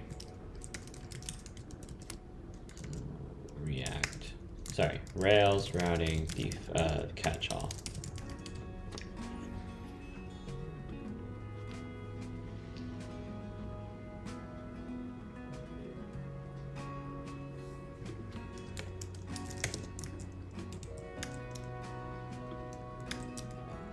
Let's do that. Okay. All right, cool. So the root is home, and we're also going to any path. So now I can refresh this. All right, cool. So that should be good enough now. Yeah, it's not very intuitive. Please leave a comment if this is not good practice. I actually don't know if that's like the best practice, to be honest. So, okay, cool. So yeah, that's done now. Cool, let's implement new. Let's actually just commit this because, you know, this is like a change on its own. So what we have is a git add config routes. We've refactored these controllers.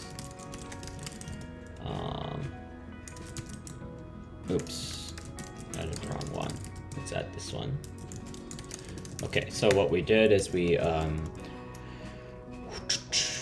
updated routes to default to React controller. This will allow us to go to a page like new internet speed directly without Rails complaining that the route does not exist. Essentially, all routing delegated to React Router component. Okay. Cool. Let's push that up. Okay, so now let's actually add so we're gonna have like a new header. Update the header. We're gonna have a text box for place name, text box for place city, button for speed test, and then automatic post request to the server once speed test is done in order to save this record in our database. Okay, so we've updated the header, log internet speed, text box for place name. Okay, so let's actually now go to tailwindcomponents.com. I'm gonna look for just a very simple, very clean form. So let's take a look at components. Let's look at inputs.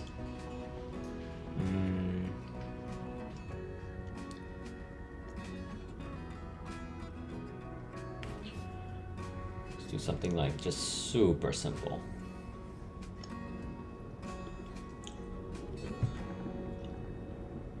Like this thing.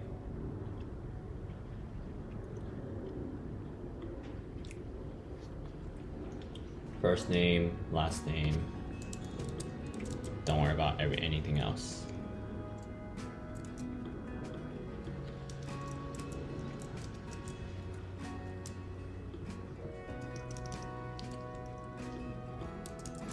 Okay, and then I'm gonna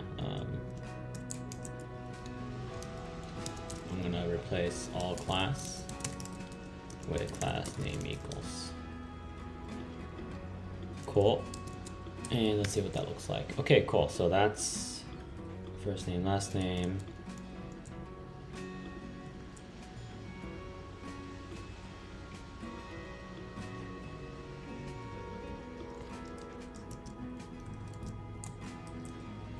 Let me just see why the input's messed up here. We've got that. We've got that.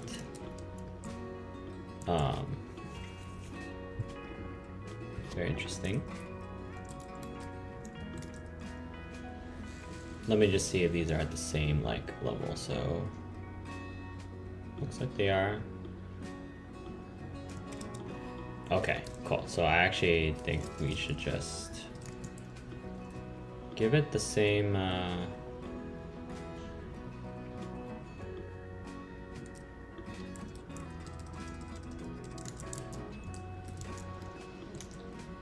There we go. And then I'm gonna give this like pad, like I need to give this some padding top. So Tailwind CSS margin top. So we've got MT. Let's do MT like 2 or something like that. Give it some margins, and let's actually give it a width, because I don't actually need you to have that much. So we could do like width. Let's take a look at this. I think width 80, it's good. Let's do width 96.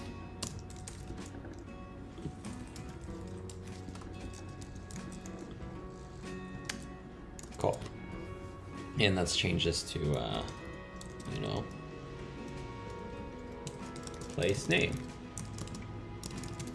And the ID would be place name. And the ID of the second one would be city.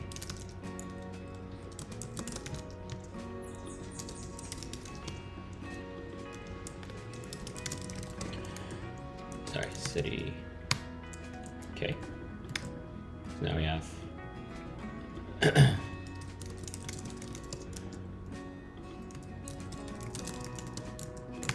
cool. So now we have a form, and user can just type something in, and then we're going to add a button now.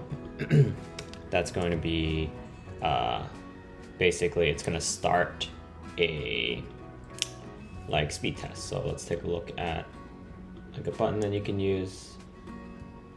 Submit button. That looks fine. Let's see. Actually, no, let's go back to here, register account. Let's copy that one. Okay, so we've got a button here. Sure, why not? Let's center it.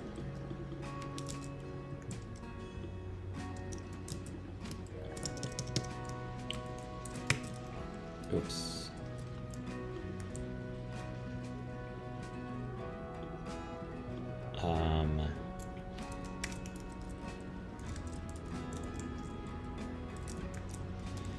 Class equals, yeah, let's do that.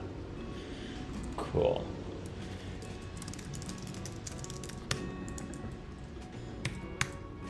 Okay, so that's way too big. So let's do, let's kind of do the like reverse syntax center. That's fine.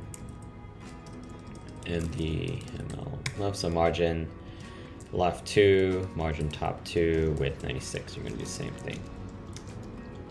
Okay, and let's actually give it like 4. Just give it a little bit more. Cool. So that's that.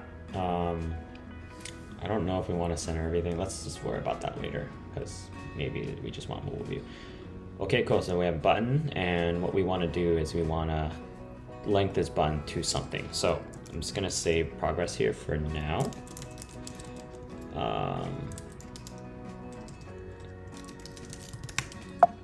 Added like style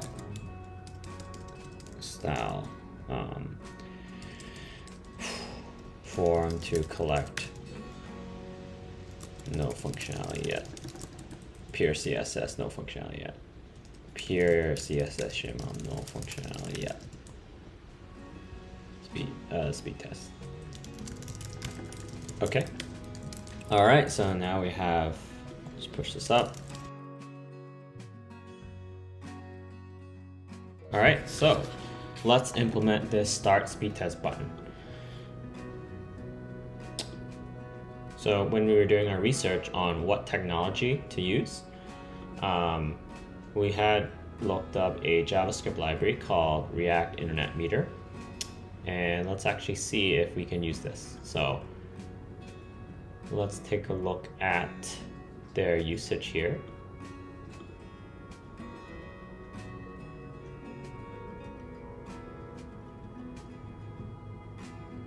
Let's actually see if this is a real image.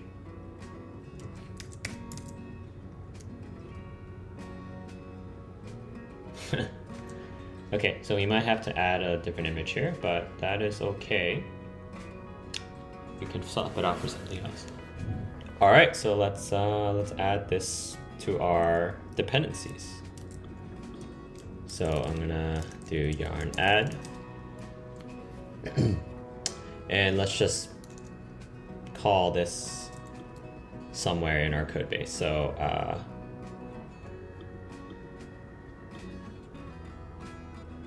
let's just stick it here and see what happens. Looks like there's a CSS. I don't really care too much about CSS.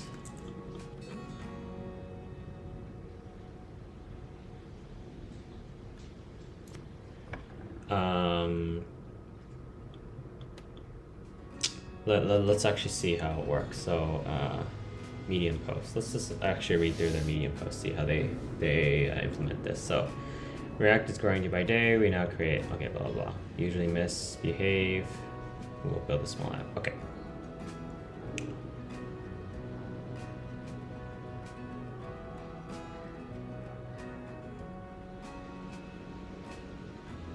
Okay, so we have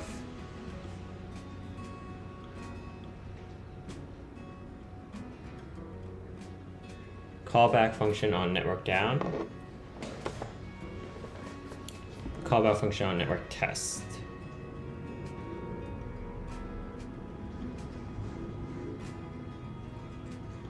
Okay, so I actually don't really know what network down or network test is. I also want to dig into the repo. Are they really just downloading image? Like, is that it? Because they are, maybe we implement this ourselves.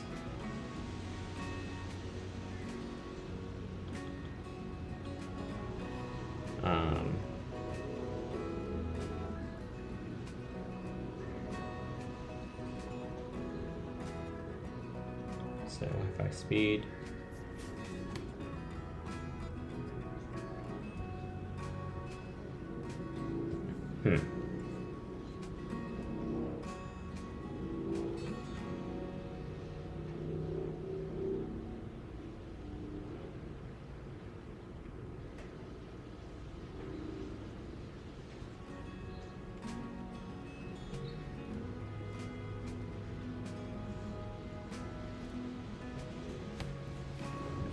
All right, let's actually just see what it does. So,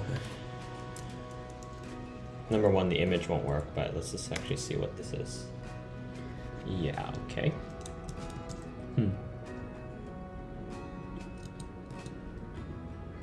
Error downloading image. Okay, so the image is not, okay, let's actually look for a, I don't know, like image Google for speed tests. Let's just like do that. Image speed test. Let's see. All right, why don't we just download this image here? So I'm gonna save the image. I'm gonna actually just take a note of what the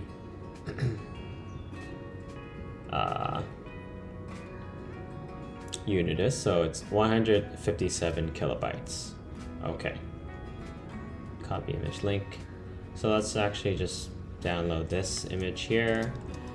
And again, the size is 157 kilobytes. Okay. And I don't really care. Okay, ping interval is fine.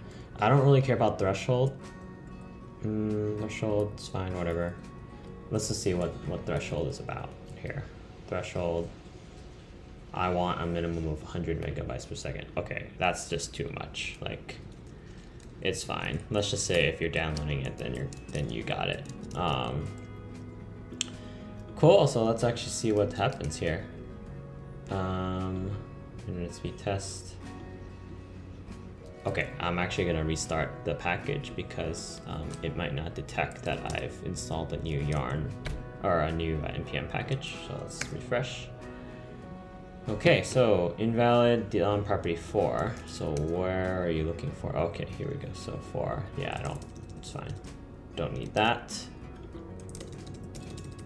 Okay, so get rid of the warning there. Cool. So what is going on here? Okay, so set Wi-Fi speed. Okay, cool. So let's actually define these functions. So set Wi-Fi, set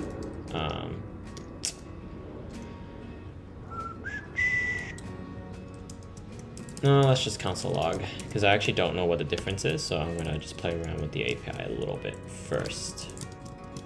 So we've got callback function on network test. And the second one is callback function on network down. Okay. And maybe let's make the interval like every second because, you know, refresh this. 20, 21, 17, 19, 19, 21. Let's actually see what it's actually doing. So it's hitting, it's just getting the same file over and over again. And so yeah, so now the internet, it's like, you know, 20 megabytes per second, I think. If we actually throttle it, let's say it's good 3G. Now we've lowered it to 6. And if we do regular 3G, then now it's even lower. It's now, you know, 1, 0.5, 0.5, 0.37. If we look at Wi-Fi, now it's going to be a lot faster. I mean, maybe not.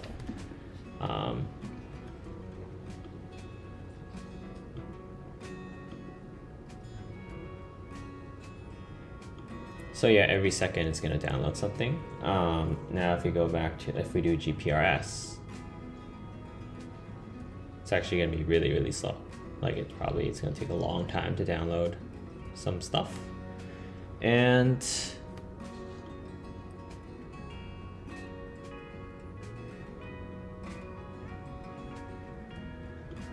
cool, so we've got something kind of working with the downloading.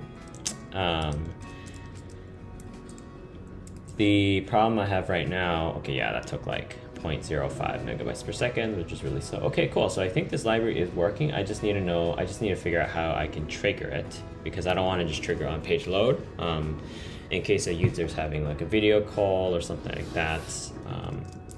And I might not even want to trigger it every second. Let's keep that up. So, okay, so now that we've got it, let's find a way to like not trigger this immediately.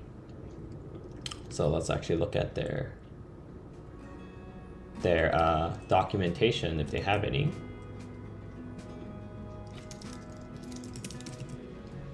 Looks like the internet test is still going, so that's actually not very ideal. Okay, so I think what we should do is we should try to do, let's not render this component unless you click this start speed test. And when the component is rendered is where we want to start using it. So let's think about how we do that. So right now the button is showing. I think we should have a state. Let's think about what states we should have. So I think we should have a, you know, start speed test running, like test in progress. Okay. Okay, and this is equal to, you're gonna use a state, and by default it's gonna be false. Okay. Then we're gonna have,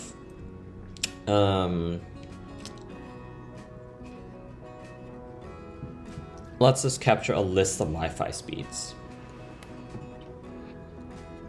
over 30 seconds. So Wi-Fi speeds, measurements,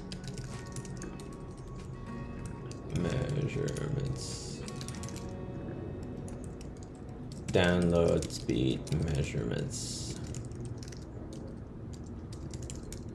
download speeds. Let's just do that. Okay, and then set download speeds is the setter. useState download speeds. It's going to be empty for now. And we're going to do something called a useEffect. Okay, I'm trying to think.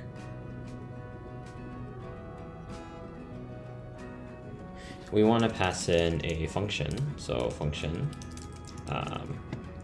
set Wi-Fi speed, set download speed, and on download speed receive. Right, on download speed change or something like that. You're going to take in a speed, and you're going to set download speed. Or no, I'm not really going to set it, you're going to add it. So you're going to do download speeds dot push. Okay, so I actually think we should do add. Okay, let's look up JavaScript. So I want to update the list. So basically I want to do something like add speed and then like set download speeds. So const new download speeds, new download speeds. That's what I want. But I don't actually know, like, okay, so that is a function and it's going to return this thing. You're going to set it. And you're going to do something like basically I need to be able to set this. So it's like on click equals. If I click this, I want to be able to set the test in progress. True. I want to set the true. And basically, if new download speeds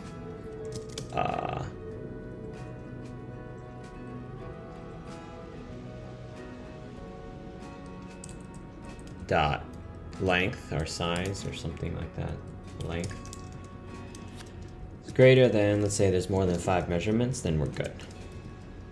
Set test in progress false. Okay.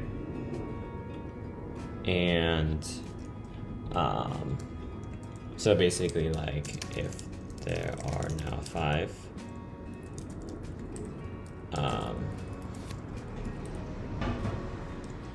if there are now 5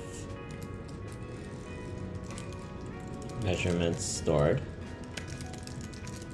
we can stop the test and probably like make a post request or something like that. Okay. Test finished. Results are, and then we can add let's just log it for now, but eventually we will send that to the server. So download speeds. Okay. And now I need to change this part to conditionally show some stuff. So right now we're gonna say start. Okay. But if it's gonna be, you know, if, okay, I actually don't know how to do this. If start, if test in progress. Okay, so I think here, let's do this. So you could do something like if test in progress.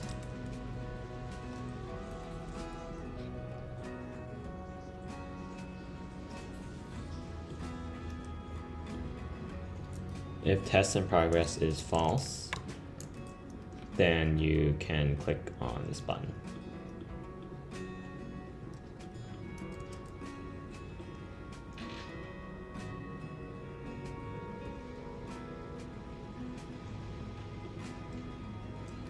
Return.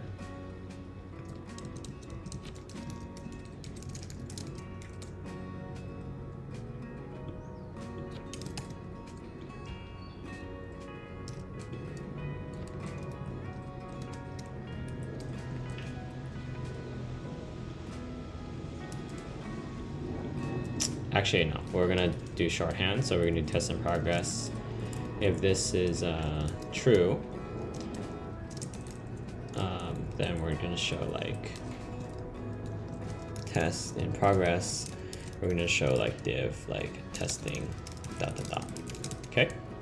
If test in progress, if not test in progress, then we're gonna show basically this thing here.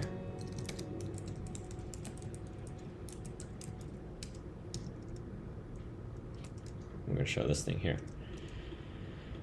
And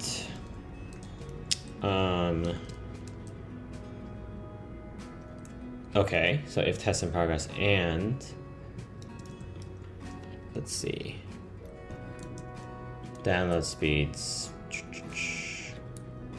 greater than dot length greater than, like less than is 0 basically,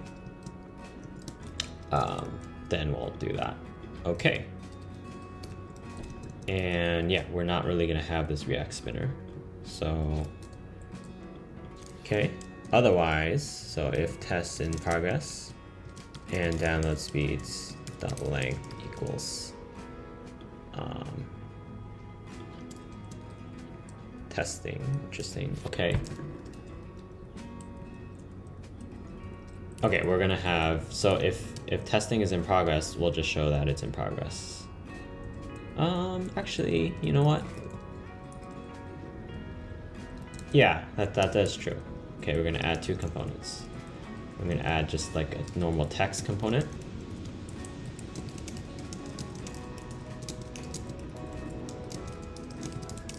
And then we're gonna add we're just gonna add this React component here.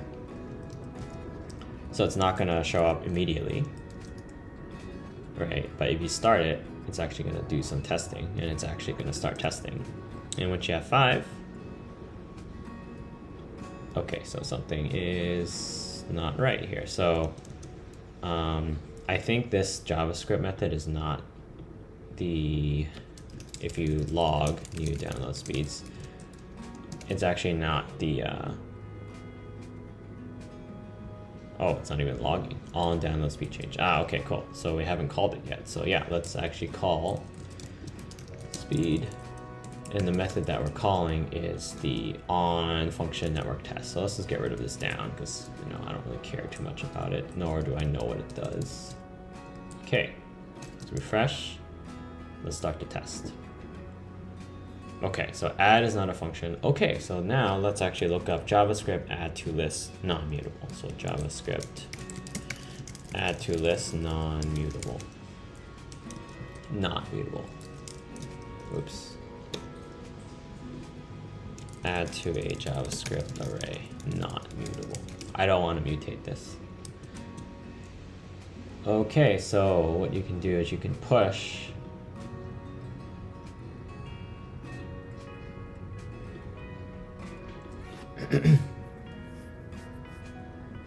okay, so let's use the ... method actually.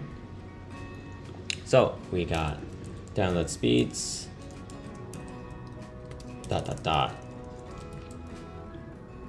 Okay, so let's actually try this out now. Start speed test.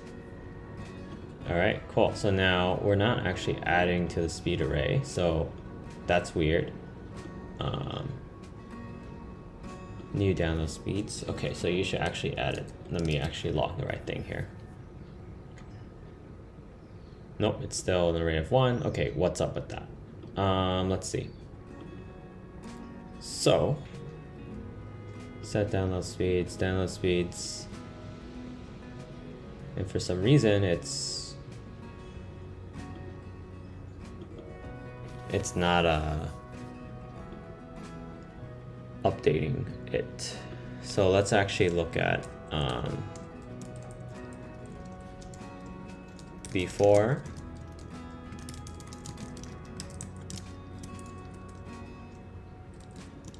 after. Okay, let's actually take a look at this. Typo here. Let's refresh. Okay, before it was an empty list and after it was just a value. So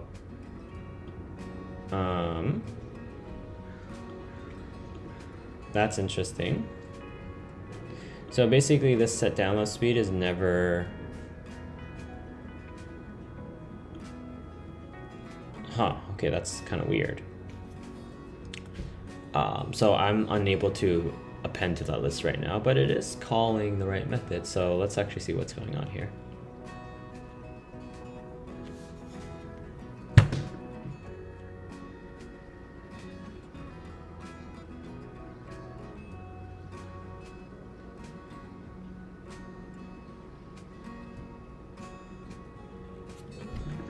test is never finished in this case.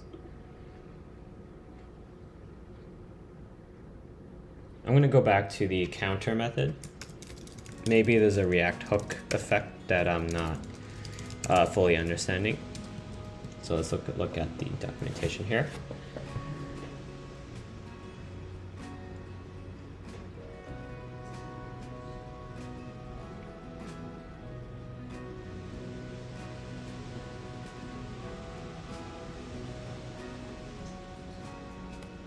We might need to use useEffect.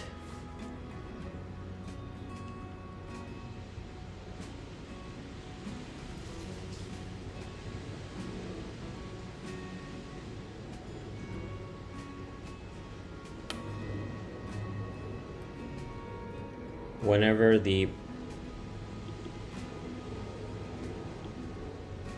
test is in progress, I'm going to call. Okay, so let's use effect. Let's take a look at the state hook.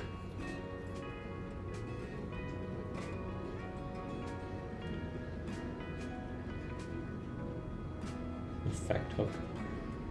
They let you use state and other React features without writing class, let you perform side effects on function components. So basically what I want to do is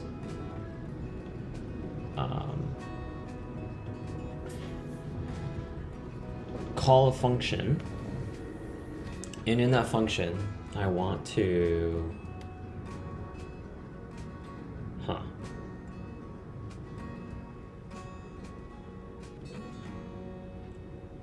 kind of want to do this, yeah.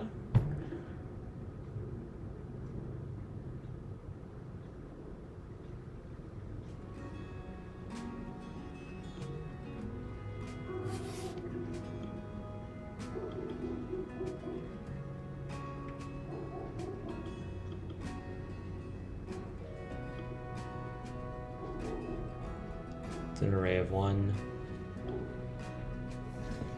And then I want to call set count on it, right? So I'm calling set download speeds on it. So why does this not?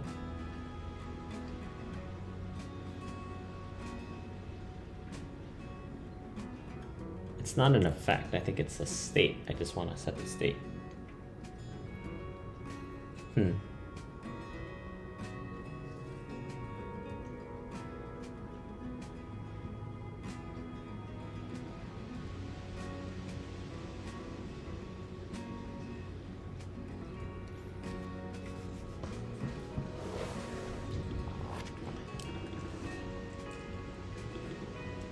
Download speeds is the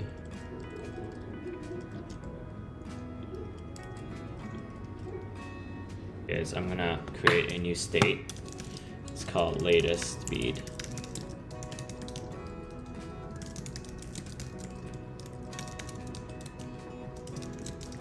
And it's gonna be null to begin.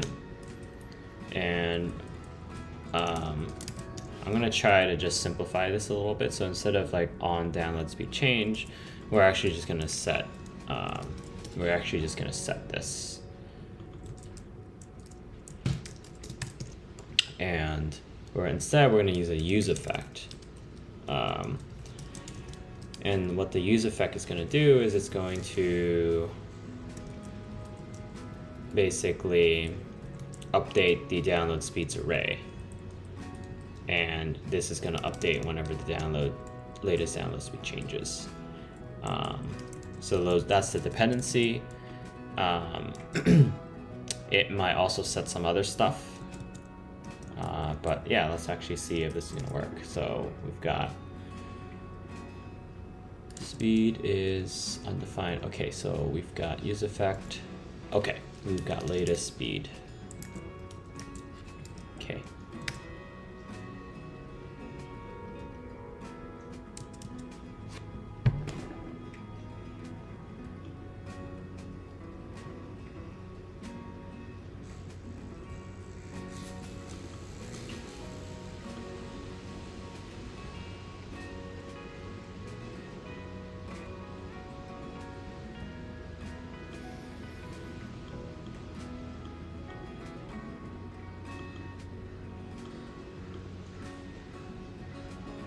Before it's empty, after it's empty.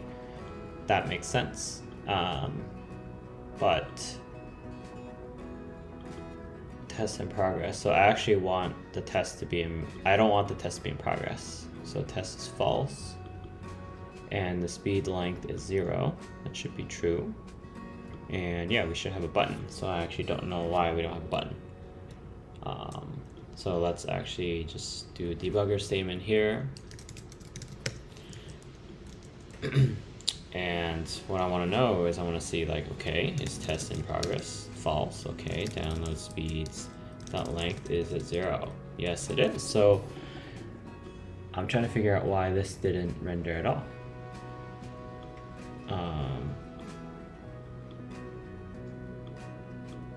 Oh, looks like it actually appeared and now it disappeared. So it appeared and then it started testing. And as it's testing,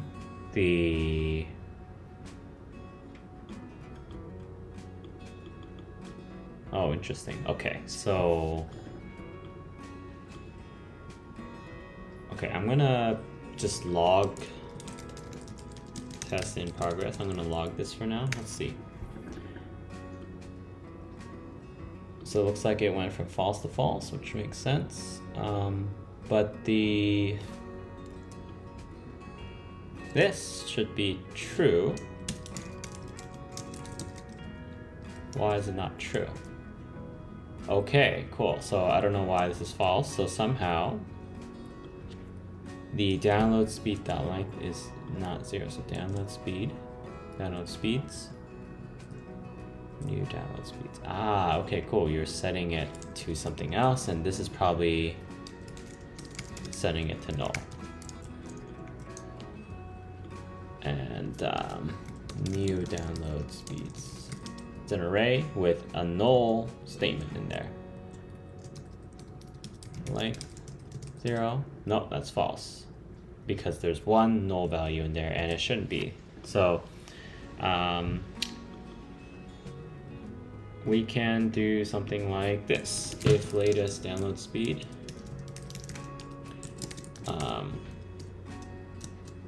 if it's present, then yeah, you do this. Otherwise, you don't need to do anything.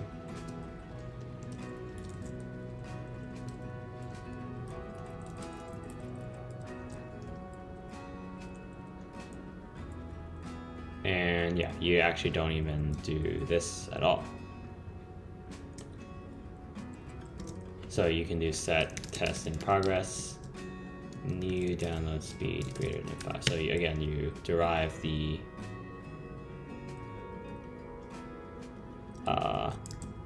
whether or not you finish the test by the new download speed length. So we can do both of these. And yeah, let's test this out. So we've got speed test, it's testing. Now it's building up the array. And once it has 5, let's see if it stops. Nope, it continues. So I want it to stop. So maybe it's less than or equal to 5. Let's try it again.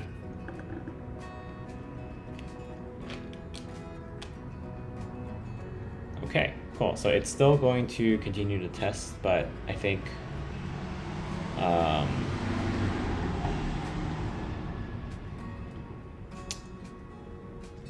yeah, it's gonna continue to like ping until you're done. So I think if you navigate away from this page, it should stop. So I think what you can do is you can actually set it so that basically like if, actually I don't really care about testing in progress. I think you're just gonna have to just write some stats here. So if, let's just document this a little bit. So constant if ready, let's see, sufficient data points. Okay, and this is new data speeds. If the length is greater than 5, greater or equal to 5, and yeah, if it's sufficient, then we're going to send a post request. And yeah, there we go. So let's do that, so we're going to use the fetch API again. So remember in our previous feature where we were loading the list of facilities, we had a fetch request here where we hit an endpoint. Let's do something similar. Okay, so let's actually do a post. Let's do a post endpoint where we post API/internet speed. Okay, and let's use underscore here, and let's actually just look for an example online. MDN fetch API post request example. Okay, there we go. So post example post implementation. There we go. So let's actually follow this example here. Okay, so we've got, oh, sorry, whoops. Let's actually, yeah, let's do this. And okay, so we're gonna fetch from this API endpoint. Okay, and it's gonna be a post, not a put. And yeah, we're gonna send up JSON and we're gonna stringify some data. So let's actually specify what this data is. So this data is a JavaScript object, and let's just define the keys. So the key is, let's just define the parameters of this. So what have we done? We've done the latest download speed, so we can do something like, so let's just look at schema real quick. So we want the download units, okay, megabytes per second, and we have download speed, so download speed, okay, and this can be just the average. Let's just take the average of the download speeds divided by download speeds.length, 1.0 times that. So this will give us some number. And what else do we do?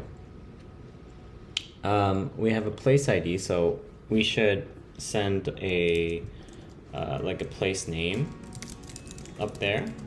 Okay, and this is going to be so we're going to have to get this from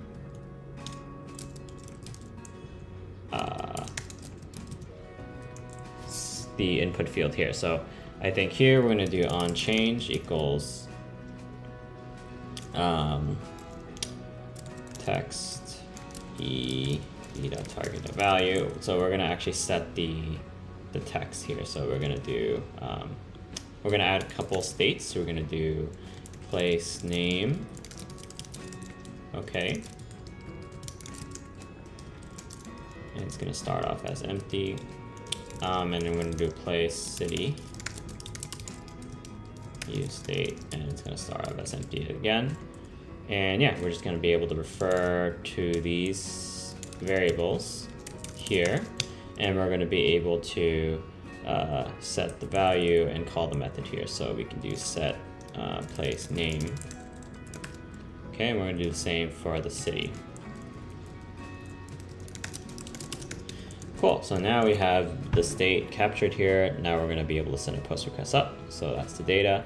And yeah, we can, on success, we can, I think we should just log success for now, but I think we should try to redirect to like the home page or something. So let's actually do that. So React router navigate. Let's just take a look at this.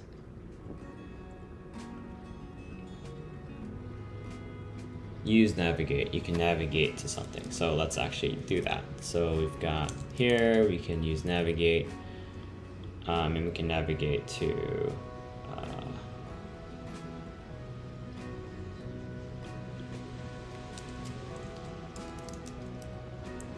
cons. Okay. You can use navigate, and that's going to allow us to navigate to let's just navigate to the home screen. Okay. All right, cool. So let's see what this does. So if we go back to here, we're gonna play the speed test. It's gonna do 5 runs of this.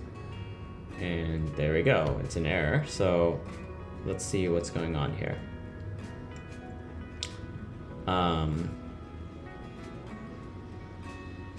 JSON parse unexpected character at line 1, column 1 of JSON data. Okay, so there's an issue with JSON data.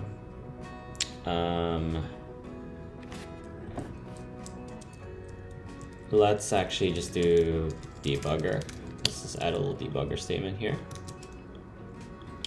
And yeah, let's just see what the data is here at this point. So data is an object. Okay. Okay, so I don't understand why this doesn't work. I think this response is just incorrect, so I think it's probably here that is the issue here. And I don't think I need to get the response. I actually don't really care about the response, to be honest. I just need to see you return like, you know, success or failure. And that's like basically it. So I think that should be good. Let's try this again. I'm gonna start the internet test. Once it gets to 5, it should send a post request. There we go. So now it says success. Okay, cool. So I don't know how it returns success, even though there's like some issue here. So let's actually go to let's see, places list, response JSON. Yeah, I don't know how this succeeded. Like, how did it get to success? I have no idea. Maybe it's, you know, data, but you're just not going to do anything with the data. So let's just do data. Let's just try this out. New log. Because I'm not even sending, like, I'm not even hitting a real endpoint right now. So I don't understand why the success. Ah, okay. Status 404. There we go. So,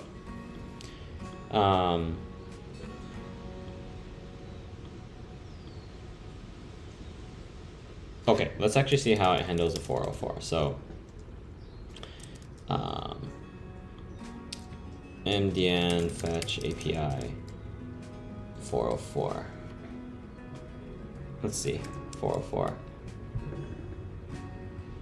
When the network error is encountered. Ah, okay, cool. Does not reject. Instead, a then must check the response side. Okay, okay, that makes a lot of sense. Response side. Okay. Cool. So I think we're gonna do that. So we're gonna I'm just gonna go back here.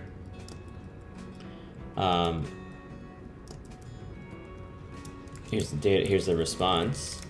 Okay.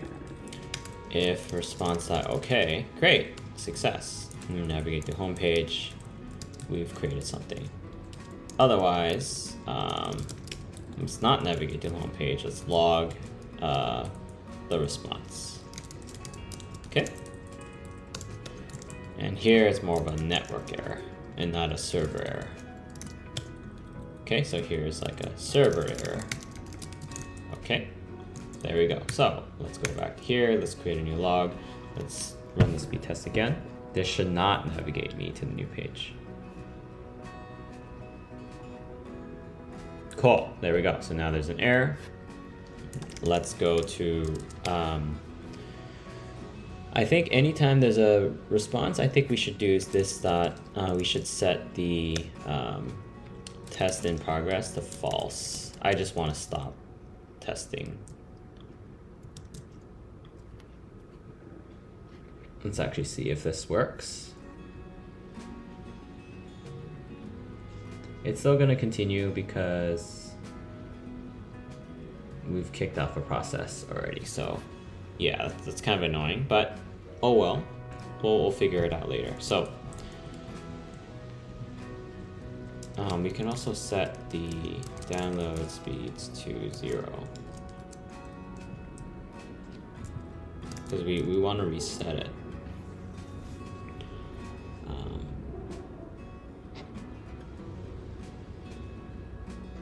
Yeah, I just need to make sure that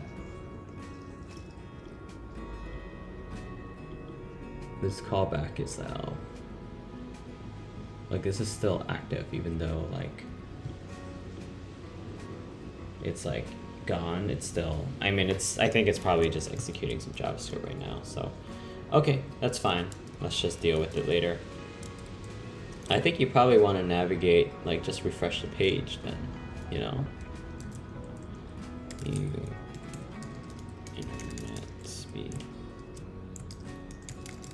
Let's see what happens if I just refresh the page. If it's finished, like, if it's finished testing.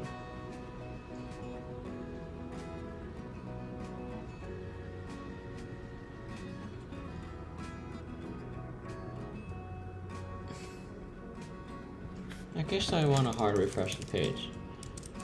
React JavaScript refresh page. I think I want to refresh the page. Reload. Application.reload. Maybe that's it. Okay.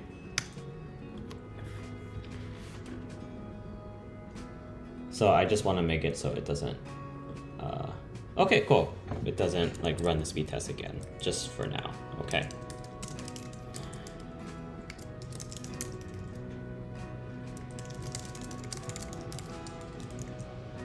Okay, great. So what we're gonna do is now we're gonna actually write the endpoint. So let's write the endpoint now. So we've got that. We're gonna do API/new internet speed. I think it's just, let's take a look at the API here. It's API internet speed and it's post. Okay. All right, 2, and it's gonna be API/internet speed create, or let's do new. Okay. And no, it's an endpoint. Okay, let's actually double check. Rails create versus new. Let's just double check to make sure which one is for handling post requests. There we go. HTTP post takes a record as part of a new action. So yeah, let's do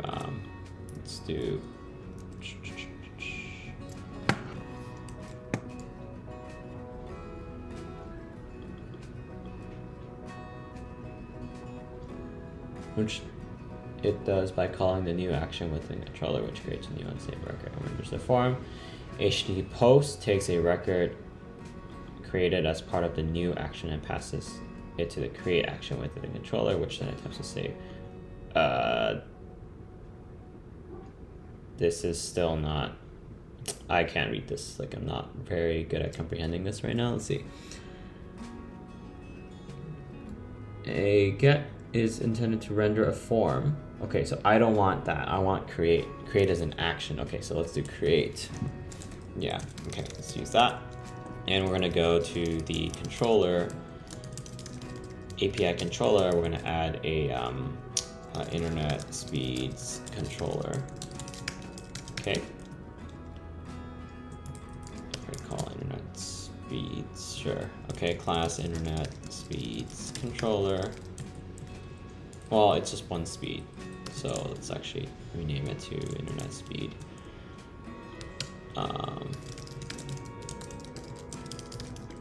Okay, cool. And it's going to extend application controller. And what we're going to do is we're going to add in a create method. And basically it's going to say, okay, we're going to get the params, place.create. So first we're gonna create the place, params, city, params, okay. So we're gonna create it with the city and we're gonna create it with the name. And I believe address is another field on there. That's a required field. So I'm actually gonna go ahead and add an address field here. So address, place address, and we're gonna do the same logic here where we want to now capture these fields as part of the state. Okay, and we're gonna add a new section here, and it's gonna be set address, and this is just gonna be address field. So now if you go to the, now there's three. There's place name, city, address. And maybe let's flip the address with the city, because usually you enter the more specific stuff first. And okay, cool. So yeah, now this is gonna send a post request once all it's done to hit this controller. And we're gonna have, there we go. So we're gonna create the place. And after creating the place, we're going to create the internet speed. So speed equals internet speed dot create. Okay, and internet speed takes in a place, takes in download speed and download units. So place download speed, params download speed, and address. Sorry, download units, params download units. Okay, so let's actually add a bind. Let's just see what happens. We're gonna create them and then like render JSON created, render created. JSON is empty and status is created. Okay, so this will basically return to a 1 to client. Okay, so let's actually try this out. So let's say this is let's see, Starbucks, maybe like Uncle John's, 123 Blah Street in New York City. Cool, so let's start a speed test. I think this is probably not gonna work, but we're gonna debug it when it doesn't work. Ooh, something happened. Server error. Okay, so let's take a look at what the server error was. We've got, let's see, an error in line 14 of this code, of this file. Line 14, we've got, okay, so we've just got some commas missing. I think we have 1 comma missing, so let's try that again. So let's actually go back to the, let's go back to this page and see if we made anything. No, we didn't make it. Okay, cool. So I don't know why the place didn't create either. Very interesting. Okay, let's try it again. Test the good place. 123 J Street, San Francisco. Okay.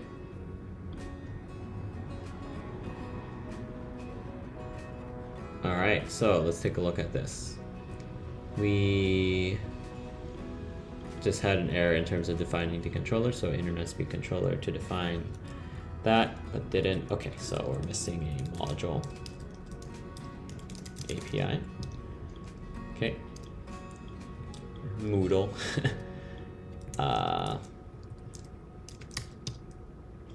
Module. We're going to try this again. So A, B, San Francisco. Okay. Should probably make this test a little faster. Okay, cool. So it looks like we sent up a post request. And here are the parameters: download units, download speed, place name, place city, place address. Good. Download speed. Okay, so these fields are not what I'm expecting from the server. And then we have this cannot verify CSRF token authenticity. So cool, we're gonna have to do some searching, but let me just make this test a little faster by reducing the amount of so const num requests max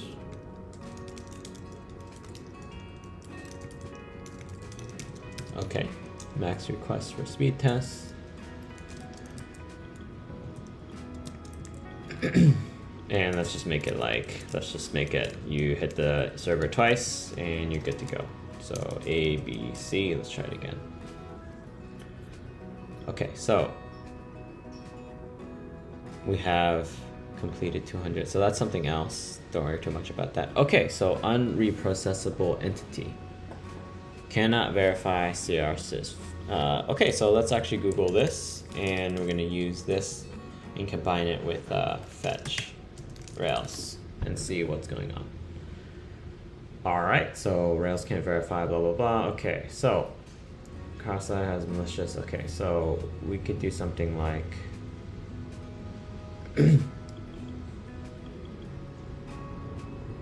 however, in an API that's intended for cross-site, it's not very useful. So yeah, let's actually detect. I think we can just deactivate this. So we have application controller. It's the base. Let's actually create an API-based controller and just have that shared functionality be there.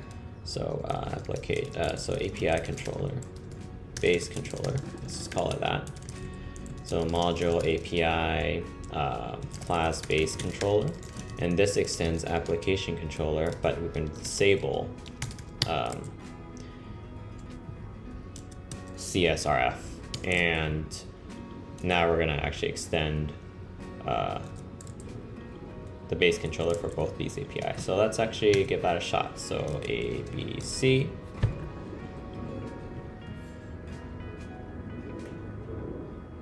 Okay, you see this? Now it looks like the record was created, and there we go. We have A, B, and we have internet speed, and if we can like search it, we can do that.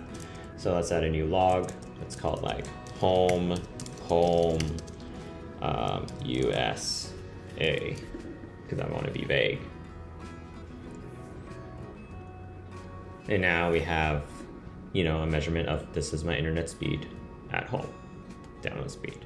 Cool, so let's grep for a bunch of console.logs and let's just get rid of them, clean it up, and we can like, let's see, we can reload.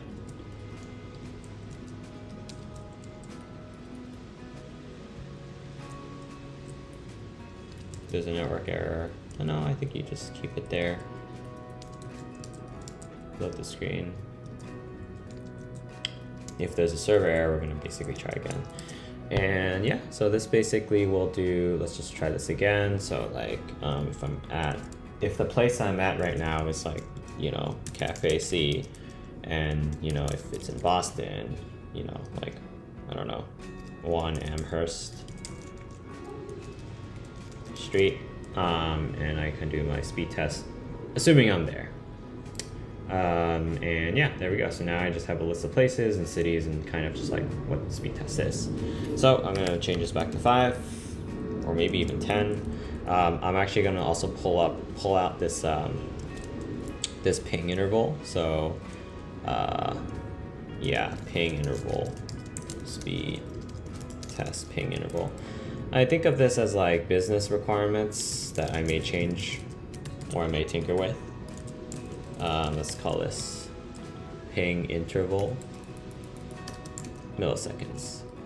So we're just gonna call that, and I don't care too much about this. So yeah, here we go. So let's try this again. I'm just gonna add, you know, ABC, DF, blah, blah, blah.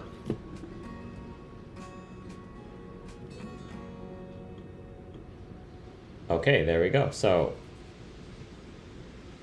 if we go back, we've just created a speed test, but I actually don't know what happened there. Like, why did it not send to the server? Well, I can take a look at this.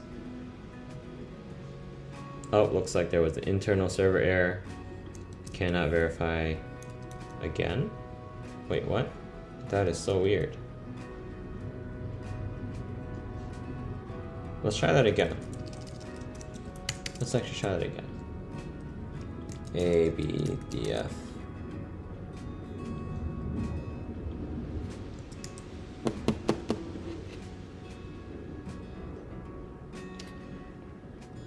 Okay, there's a server error, cannot verify CSRF authenticity. So I'm actually really confused as to why I definitely inherit from base controller and I'm really not really protecting against it. So let's actually just take a look at this Stack Overflow post, because apparently I didn't solve the issue.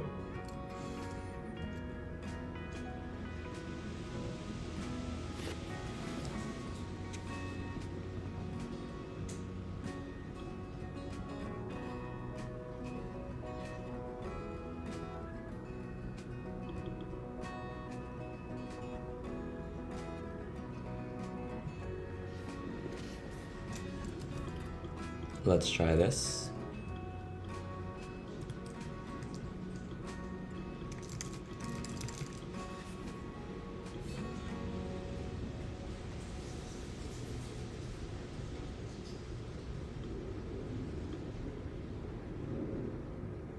Okay, so it looks like there is a internal server error. Download speed is null. Okay, so somehow download speed, the download speed that was sent up is null. So let's actually take a look at why that is.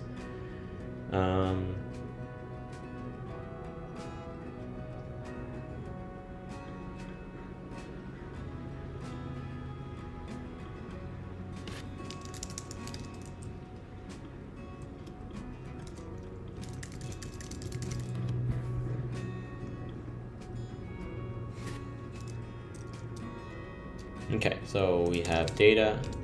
Looks like data, download speed is not a number. Okay, so let's actually see what's going on. Download speeds. There are 4 numbers. Huh, I have no idea how that worked before. Basically, I think we should do new download speeds. We should sum them up though. We shouldn't, okay. I don't know how that was working before. Sum up array JavaScript. Ooh, that looks very complicated. Just want something super simple here. Lodash. Lodash will help keep it simple, but let's just do a simple like reduce. Let's use reduce. So okay, so I think we have a reducer here. Yeah, let's actually go ahead with the reducer method. So we've got this as the sum.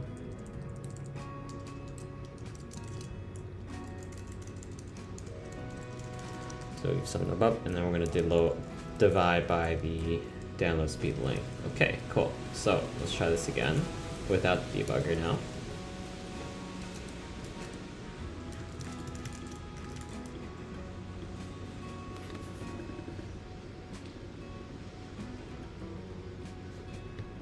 Okay, so let's continue on.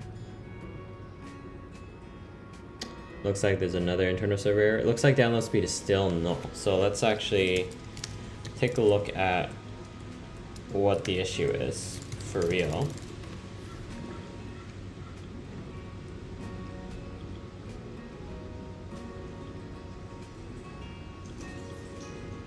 Okay, so we have, these are not integers, these are strings. Okay, that's the problem. So JavaScript convert string to number. Parse float.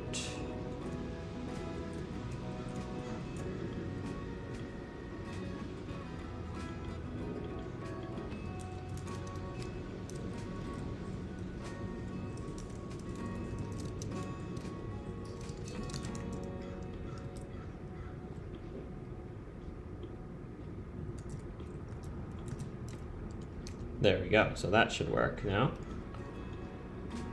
Okay. Let's get rid of this debugger and let's try this again. So we're going to make our 5 requests. There we go. So now that one that we just created is now there. So there we go. Cool.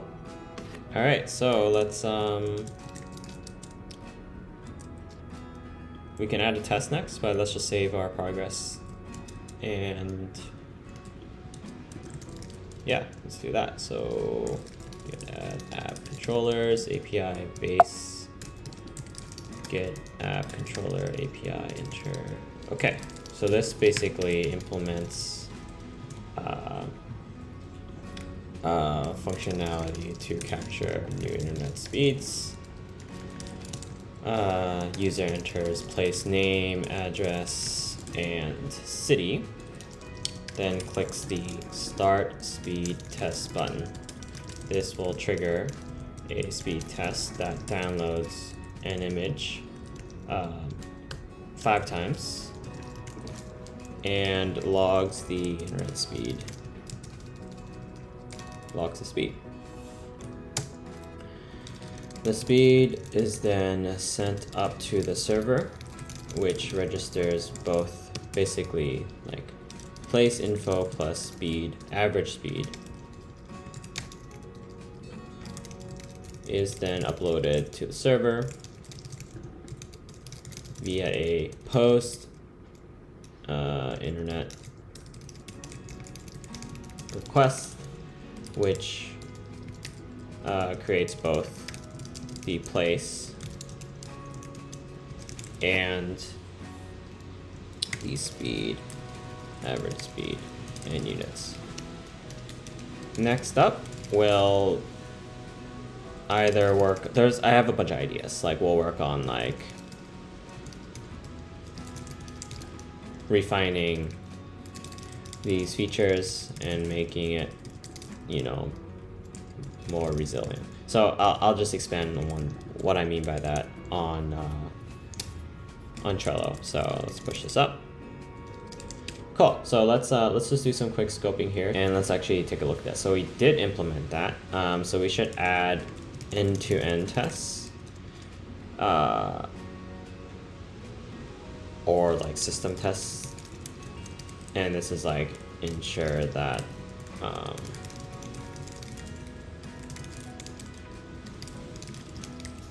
for search, rendering a list, and I guess creating a new like internet speed log / place. I think so. I would say this is technical debt. I would say add test coverage for the new post, new internet speed endpoint. That's also technical debt. Move logic into objects. So I guess move filtering logic in places controller into objects. That's also technical debt. What I mean by that is you see how there's a lot of methods here, and this is just going to grow exponentially. Not exponentially, it's just going to grow in time, and it'll be nice if we can just have like an object deal with just this and test it out, an object deal with just this and test it out, an object just dealing with this search filter, because we're going to add other filters and it's going to basically blow up this file to be pretty big. And so that's technical debt. So we've implemented the capturing of download. That's done. We haven't done that yet. This is more of a feature. Okay. User can sort. Okay, user can sort by column. That's also a feature request. And I guess like showing validation error messages on the new internet speed screen. Because right now, like, if you don't fill out, for example, if you don't fill out any of these fields, you can still go ahead and start the speed test, which that's not what I want. So that's kind of like until like city, name, place has been filled out. Also, like if the speed test fails, like there is no error message right now. We simply just refresh the screen. So I've punted that until later. Yeah, and maybe we can do another feature, which is like deploy to a website. Deploy this somewhere, like Heroku. So anyone can actually access this, and we'll have like a database that's shared across, all the users. So yeah, that's where we are. All right, so next thing I'm gonna do is I'm gonna make sure that this start speed test button is disabled until I filled out the place name, address, and city fields. Okay, so let's go ahead and go to new internet speed, the JSX file, and I think it's not too hard. basically this button, we want it to be disabled. So let's look up the HTML button disabled feature. And it's a Boolean attribute. Okay, so disabled equals, okay, and basically we want the place name. Okay, we can make this a function actually. So cons function, let's see, this is like validate, like can, like, let's see, place fields validated. And it's gonna take it an empty array. It's gonna return basically place name is not blank and place, I guess, dot length is greater than 0 and place city is greater than 0 and place address is greater than 0 in terms of the length. So it's just basically yeah, all this needs to be greater than 0, and you can call this method on here. Cool, so let's actually see if, okay. Let's actually change this to place fields missing, because yeah, I think it'll match it more nicely, and it could be, you know, it's 0 or length is 0 or place length is 0. Okay, let's do that. Cool, so if either of these fields is empty, then we will return true for this. So let's see if that works. Okay, I don't know if that works, so let's actually double check this attribute. Here's disabled equals okay. So this is a function, and it's a function that returns something. Why don't we just set this to a variable directly? I don't know why we need to make it a function. Cool. Disabled.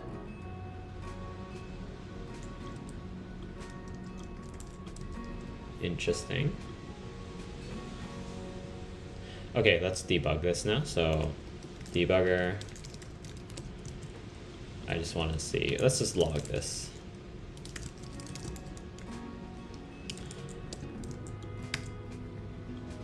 True.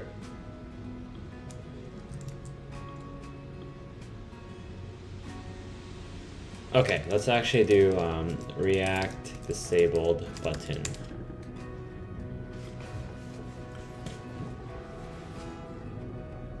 Disabled equals.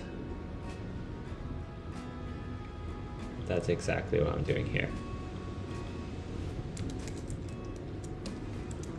Very interesting.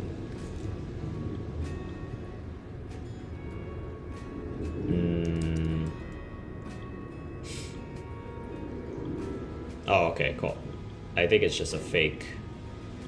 Okay, I think we need to change the styling to be better. It's definitely working, but the style is just kind of weird right now. So let's do something where we put some JavaScript in here.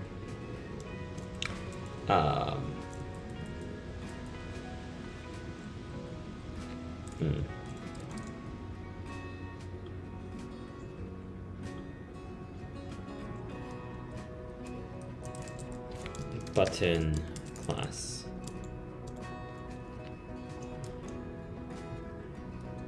And we're just going to do something like const button class equals, so if place field's missing, then you do this, otherwise you do this. So we've got this here.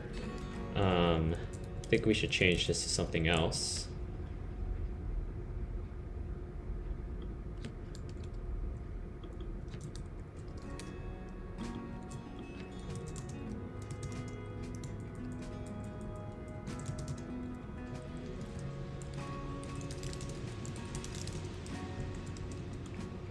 It's not in scope. Okay, so if it's missing, then you change the class to something else. Okay. about instead of blue? It's something else.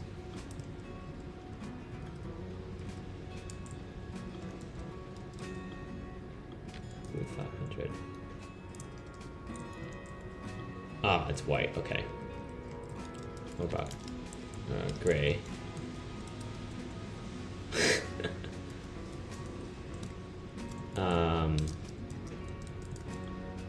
Okay, I don't want to hover. I don't want any hovering. And let's see.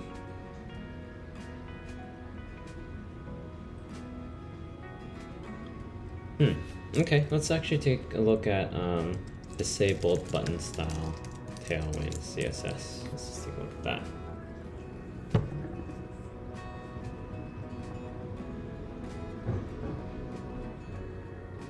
With opacity. Ah, there we go. I think opacity is what we need. So opacity, disabled opacity 75. Let's take a look at that. There we go. There we go. That's what I want to do. So let's actually see if you could do 90.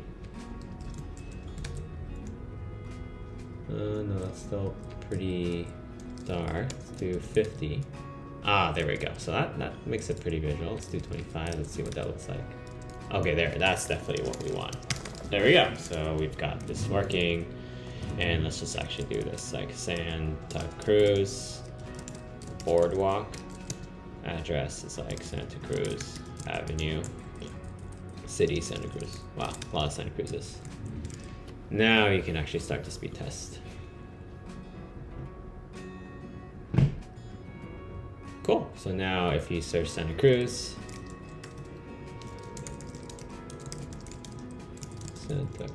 now it should show the measurement. Okay, cool. So there we go. So now we've actually added the disable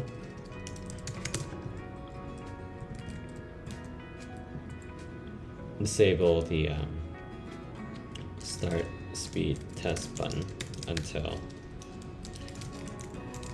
are present. Cool.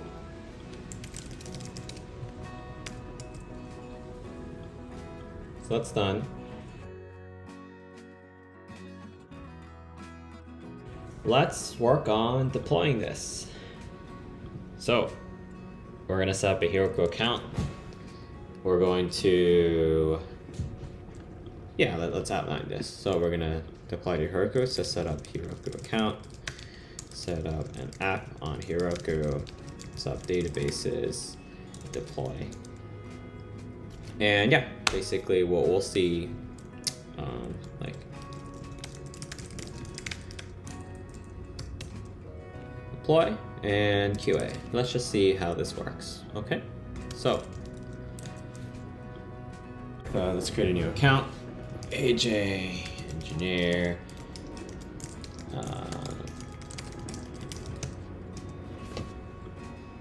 Hobbyist US. Sure, why not? Bridges. Okay. Okay, now we're gonna go into email. Let's confirm our Heroku account.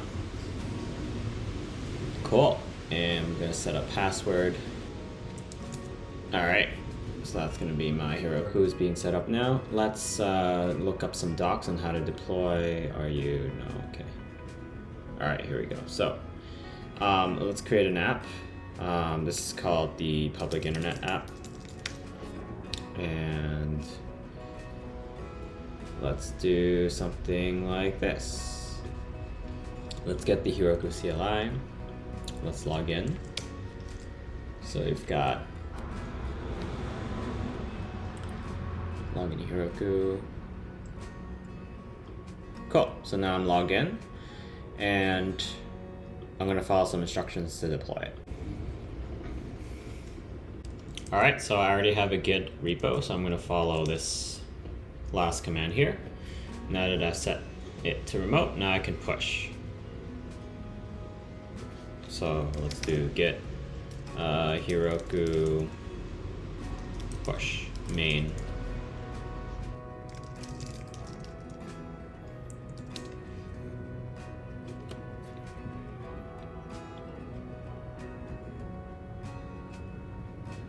Deploy your code. Git push Heroku main.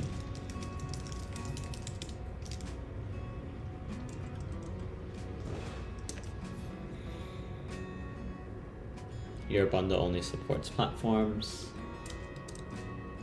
add the current platform to the log file. Okay.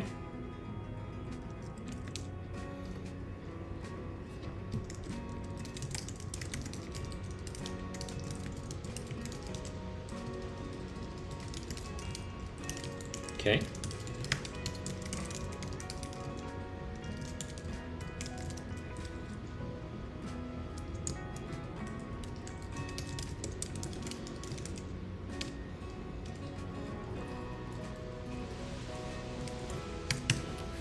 Let's try again.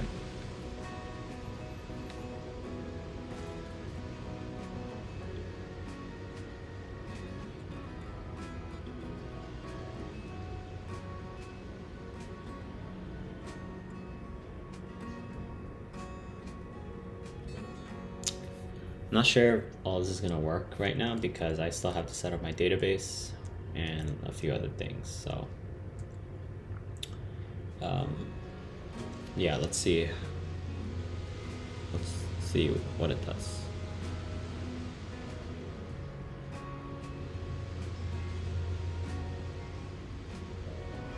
Using the default web server.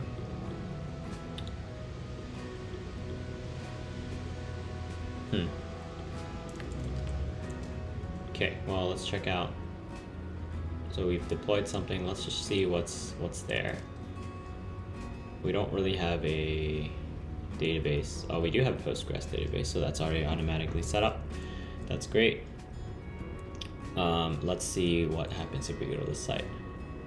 Cool. So there's really nothing here. Let's just create a new log. This is home. Home.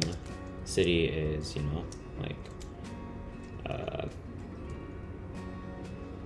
let's just say we live in Akron, Ohio. Start speed test.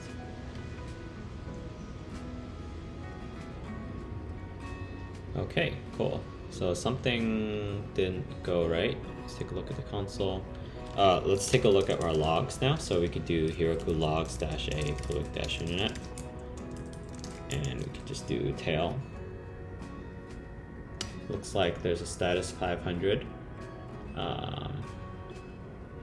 and yeah, there's an internal server error where we are sending up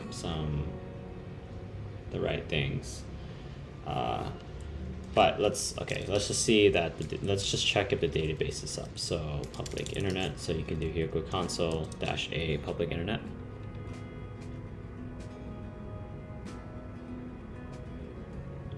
And what we can do now is we can access our models. Let's do place.count. Okay, cool. So it looks like the database doesn't have the places relation. So let's do rakedb. So Heroku run rakedb migrate. Let's try to run the database migration. Cannot run more than one free size dyno. Okay, so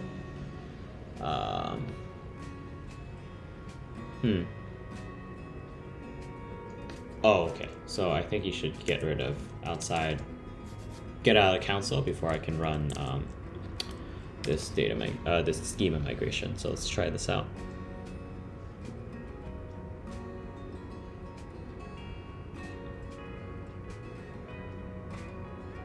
Cool. So I've ran the data migration, and now I'm gonna try and add this 123 Home Street, Akron, and Ohio. All right, so I can monitor the logs right now as it's doing a test. Cool. So it looks like it sent a post request, and now we got it. So now we actually have this deployed on Heroku. That was not super hard. I think what really helped was